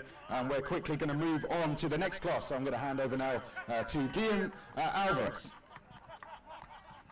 Yes, moving on, ladies and gentlemen, what a beautiful week of racing it has been. Moving on to the next category, we're going to call on the podium the top 5 in the X30 Super class.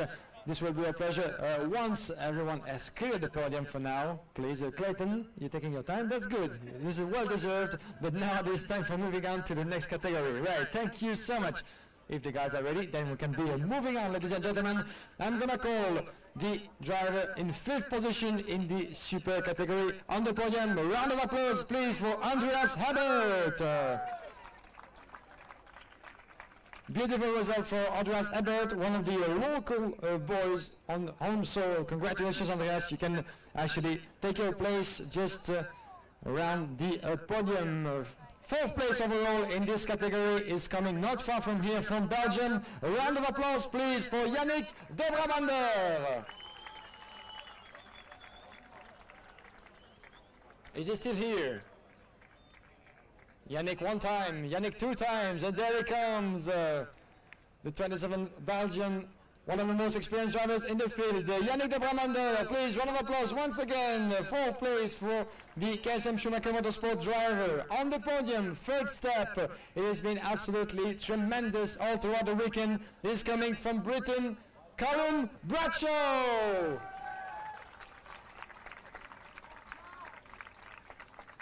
Congratulations, Callum Bradshaw, one of the 2 British drivers on the podium, stepping on the 3rd. Congratulations from CRG. Stepping on the 2nd step on the podium, he missed the win for not so much of a gap. Please, ladies and gentlemen, to welcome 2nd in this race, Danny Curl. Congratulations, Danny. A beautiful season, a podium here in Le Mans. Just behind the man that we're going to be welcoming on the 1st step of the podium is from Denmark. Ladies and gentlemen, winner in the super class, Niklas Nilsson.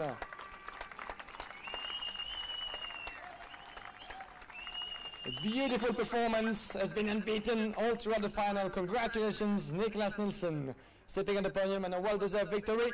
Ladies and gentlemen, we're going to hear the national anthem for Denmark.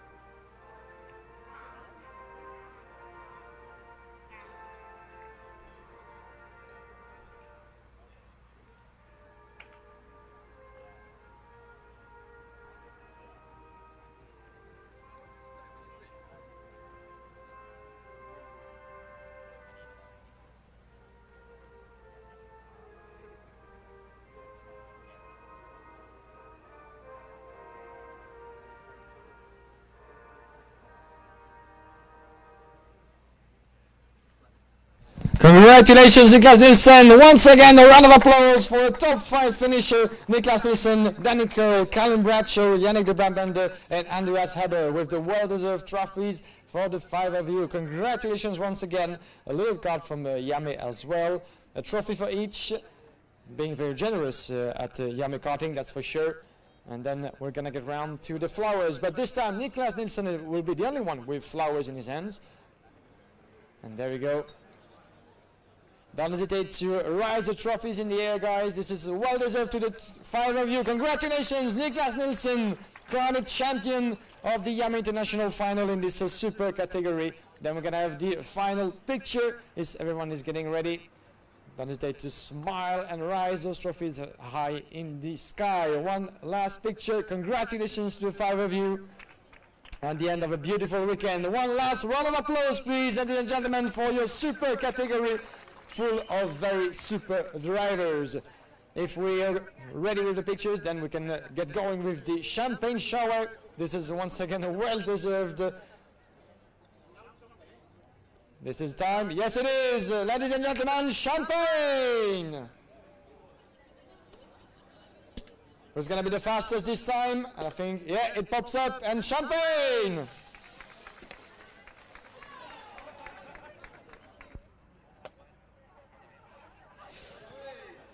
Try not to kill anyone, please, with those bottles, because that could be a little bit dangerous, but congratulations to British drivers on the podium. Danny Curl, Callum Bradshaw, surrendering, well-deserved as well. Niklas Nilsson, thank you guys. Congratulations, we'll see you back next year with pleasure. Have a safe trip home. We're gonna get moving, ladies and gentlemen, with the next category coming up. This will be, once again, with Chris McCarthy. I'm gonna hand over the trophy to, with the most experienced drivers on the track. That will be the Master. Over to you, Chris. The Masters coming up. Yes, indeed. We're going to go to the Masters next. Once I get the all clear, I think we're almost ready to go. Dominant performance from our winner in the Masters, but it certainly was very close behind, as I think I'm able to stop killing time now and get on with it. Okay, 5th place then in the Masters, finished where we started, Johan Renault. Popular man.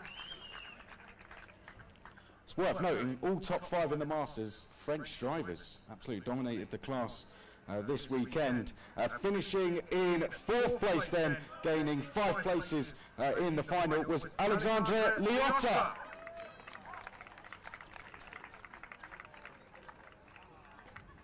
Well done, Alexandre. We now come to our top 3, finishing in 3rd place, Wilfred Le Carpentier. Wilfred, bit of a legend round here, having won all the 24-hour races he has, now once again on the podium in the IAME International Final. 2nd place, brilliant performance, he gained 11 places in the final. It's Gerard Cannelloni. A very strong end to the race for Gerard as he climbs his way through to finish in 2nd place. But then we come to our winner, pretty much ran away with it, winning in the end by 6.6 seconds. Your winner, Morgan Risch.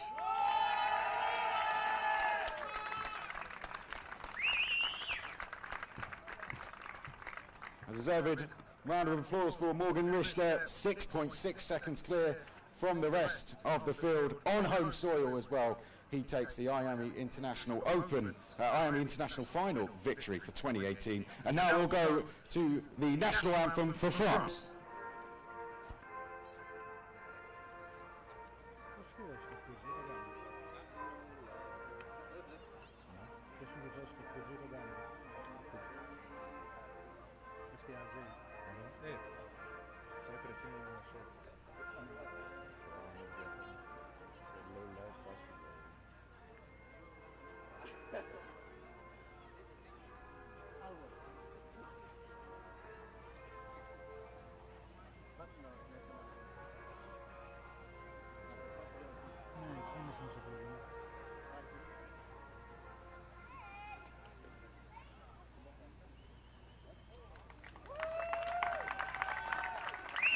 Before we move on to the trophies, we have one more driver to welcome up. It is the winner of the veteran class, Frank Ruxel. Winner of the veteran class this year. Fantastic performance from Frank. Congratulations. Trophies will now be handed out to the drivers as Frank jumps on the top step of the podium there alongside Morgan Risch. And once the trophies are handed out, we'll have our final pictures before having the celebrations. And then after this, we'll move on to the super shifters before the juniors and the minis. And another round of applause for Morgan Risch taking the win by over 6 seconds. And once the photographers are happy, we will move on and get the celebrations underway.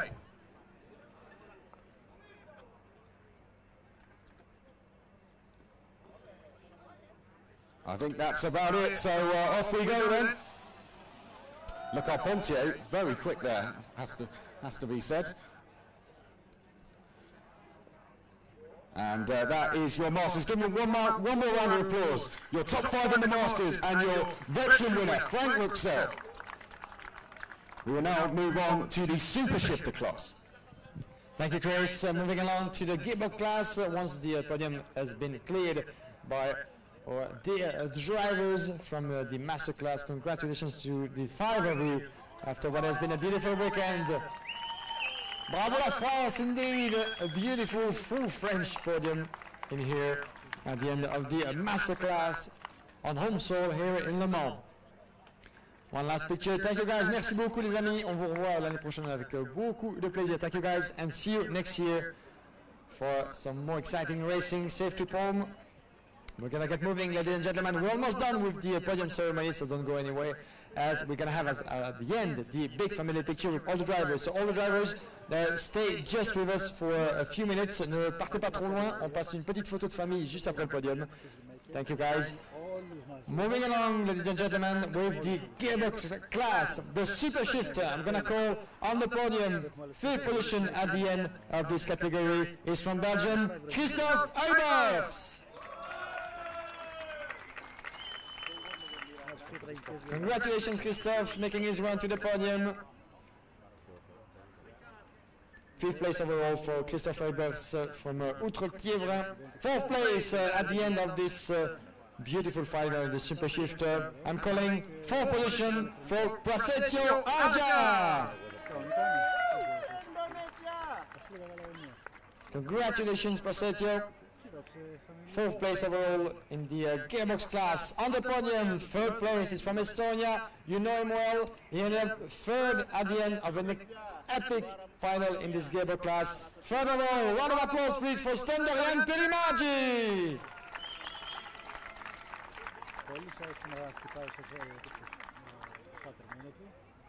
It has been a close race for you, Stenderian, but still 3rd overall after a good result earlier in the season and all throughout the year. So 3rd overall for Stenderian Perimagi. 2nd place is given a hard time to both Stenderian Perimagi and our future winner. 2nd place overall at the end of this final in the super shifter, Nicolas Rohrbasser.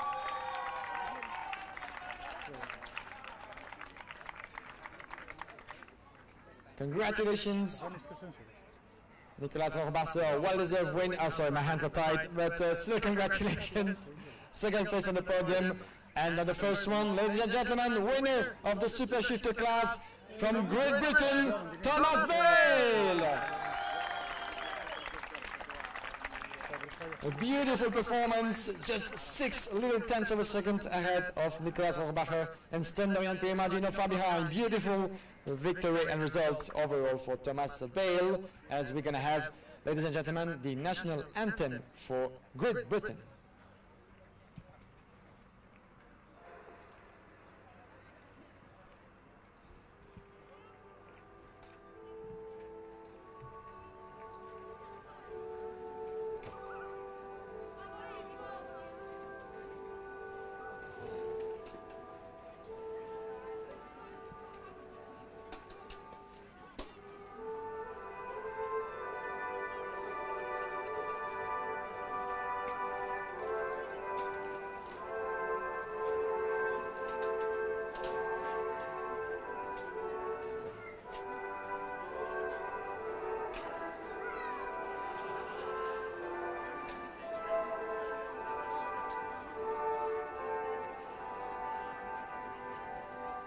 Round of applause once again for Thomas Bale, your winner in this Super Shifter class. It was the God Save the Queen. And Thomas Bale has been saved certainly by the Queen all throughout the season and this week of competition with the win at the end. Congratulations to the 5 of you on the podium at the end. 5 trophies, the flowers for Thomas Bale, and then let's not forget the beautiful family picture all together on the podium. Congratulations, guys. This was the Super Shifter class, one of the most impressive and powerful classes in the entire IAME karting world. We're gonna have to get going very quickly, guys, because I can feel a few drops of rain. Rain was expected, and looking at the color of the sky, I think it's coming up to us very, very quickly. But congratulations to the 5 of you. This was, ladies and gentlemen, the Super Shifter class, one family picture. I think we're done with pictures, so time for champagne, isn't it? And there we go. Have fun. Super Shifter class, ladies and gentlemen, we're gonna be good to go. It's gonna be the fastest in this case for the champagne shower. And champagne, Christophe Elber's the first one!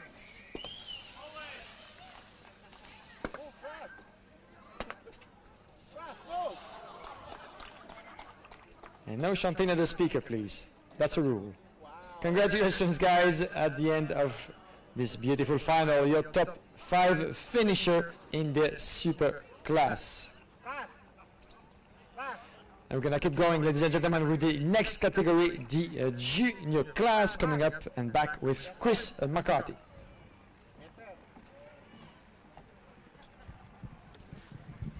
Okay, thank you very much. Again, we're going to do the junior class next, and very shortly we're going to be getting underway. Now, I'm not too sure if he's here, but 5th place was Sam Balatar. I'm not too sure if being told if he's down there, but Sam Balatar finished in 5th place. Finishing in 4th place in the junior final was Taylor Barnard.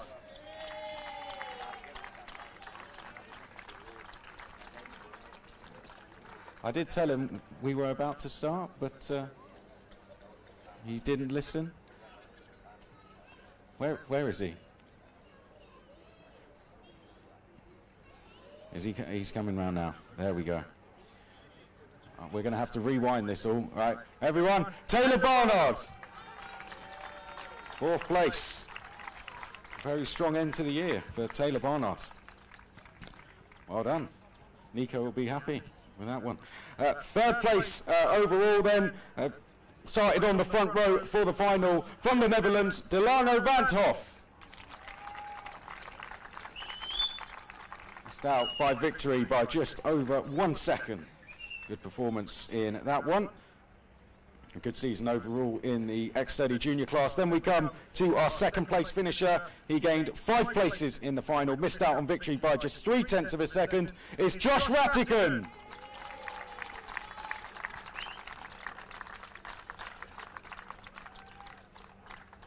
Well done. Not a bad race. And then we come to our race winner, of course, a vice champion in the X30 Euro Series this year. Now he wins the IAME International Final. Your winner, Alex Lloyd.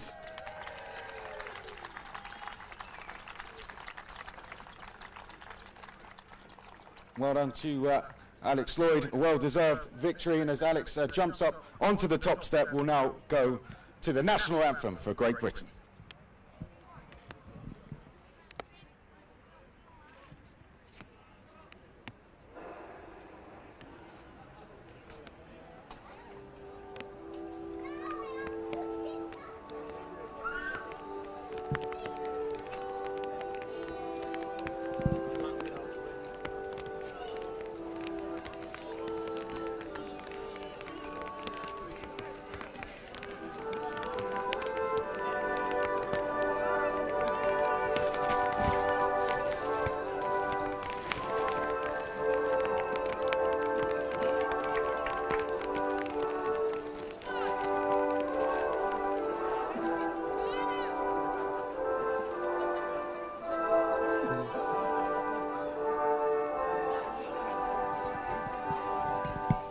Well done, guys. I mean, people might be running off because of the weather, but well done. Alex Lloyd taking the victory in the IAME International Final from Josh Rattigan. Delano Vanthoff 3rd.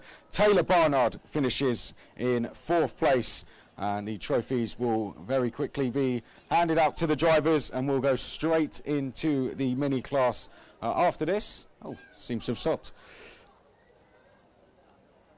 And there we go. Yeah, it stopped. There we go. One more round of applause for our top 4 over 1, particularly our winner, Alex Lloyd. He's a champion in 2018.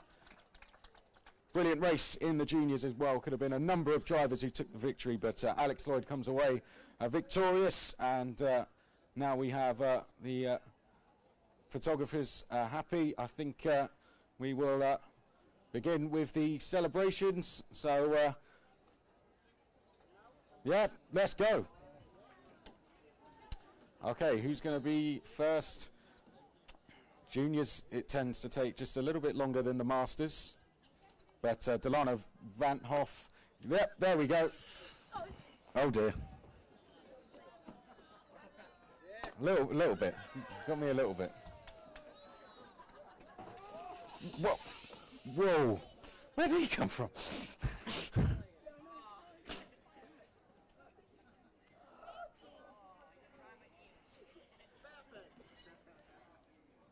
I could see the signals coming from the mechanics, not overtaking signals this time. It was, and there we go. Well done to the juniors. Top 4 now leaving the podium. Taylor Barnard, Delano Van Hoff, Josh Rattigan, and Alex Lloyd. One more class to go. Thankfully, the rain has just stopped for it. We're now going to go back to Guillaume to get out the X30 Mini drivers.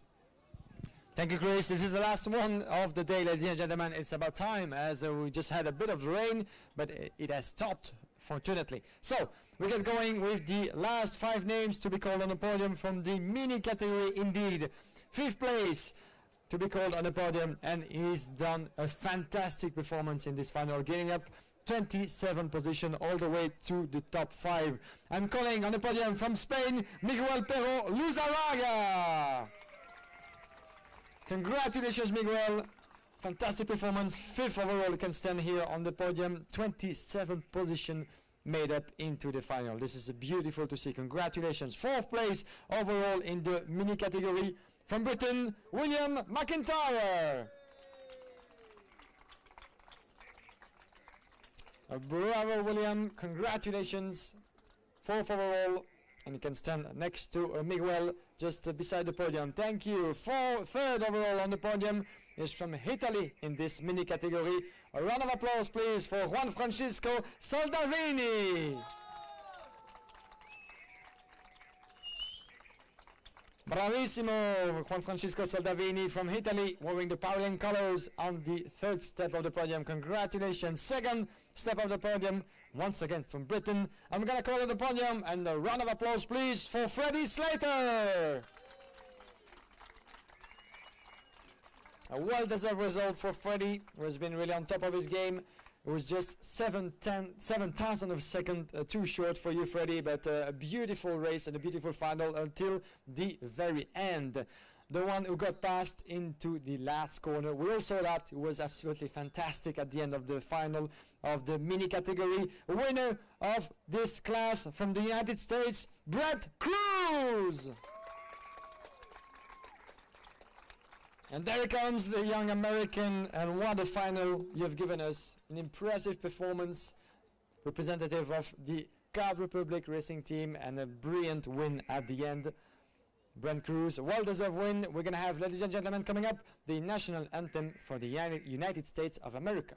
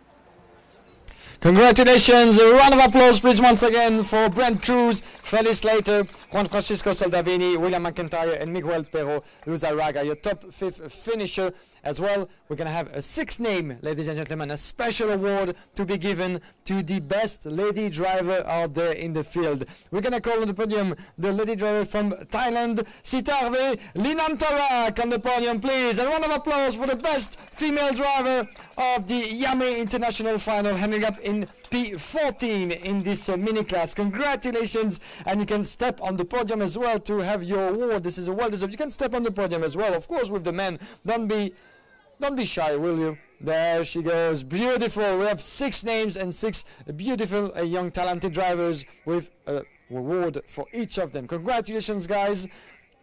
Sitarve Linantarak from Thailand, the best lady driver out there. Congratulations to you. As for the rest of you guys on the podium, this is your top 5 and top 6 even though finisher here in the mini paria category.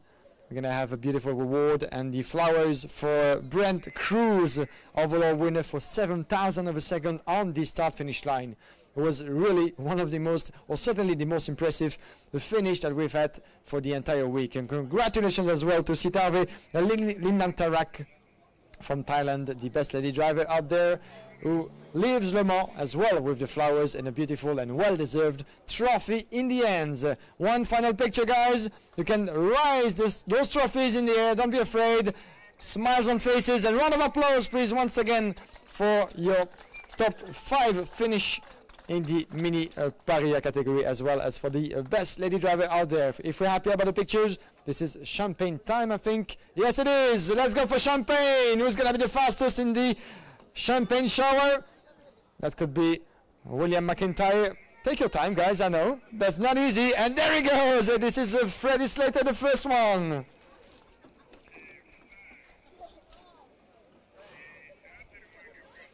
Freddie, you're supposed to be throwing the champagne, not like that. Yeah, still a bit to learn about champagne shower, but congratulations. And there you go, you make it spread, not to throw the champagne, please. There you go. Congratulations to you guys. Not on the speaker, please, that's a rule. Thank you.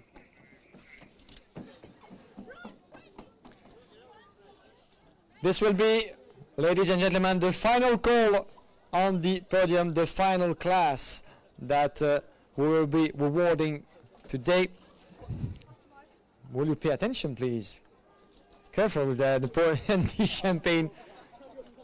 We're going to have, I think, the last beautiful family picture. So get back on the podium. Yes, we can call actually all the other drivers who have stayed with us. So thank you guys for staying a few more minutes. We're going to have, ladies and gentlemen, the final family picture with all the drivers, at least all the drivers from the podium who are still with us right now from Le Mans. Then this will be time already to call it a day after such a long and busy and exciting week of racing. So thank you guys for joining us. You're all welcome once again back on the podium. Try to fit yourself on it. I know that there's not much of a room in there for all of you, but let's try to make this right, shall we? Everyone on it, at least gather as much as you can for the finally picture. There you go. Try not to fall and to hurt yourself. That would be silly, wouldn't it? After being so fast on the track, taking so much risk, you don't want to fall from the podium. Ladies and gentlemen, these are your winners and best drivers out there in the IAME International Final. Please, round of applause to conclude this fantastic weekend of competition, the pinnacle of all the IAME karting races all throughout the year. And this is here, it's happening in Le Mans. Thank you once again for being with us this entire week since last weekend in terms of practice for all the drivers and teams. We've been together, Chris McCarthy, myself, Guillaume Alvarez. Chris, it's been once again a true pleasure to be at your side to cover this event for you all throughout the 4 days of competition we went through. Maybe one final word to conclude the day, as we're going to thank the drivers. I think we are happy with the picture. That will be all, I think. Yep. I think that's going to be it, guys. So one more round of applause for the drivers, please. Thank you all for racing with us once again, whether it's been your first time or you're back again. We hope to see you back here next year, and please do get home safely. Thank you.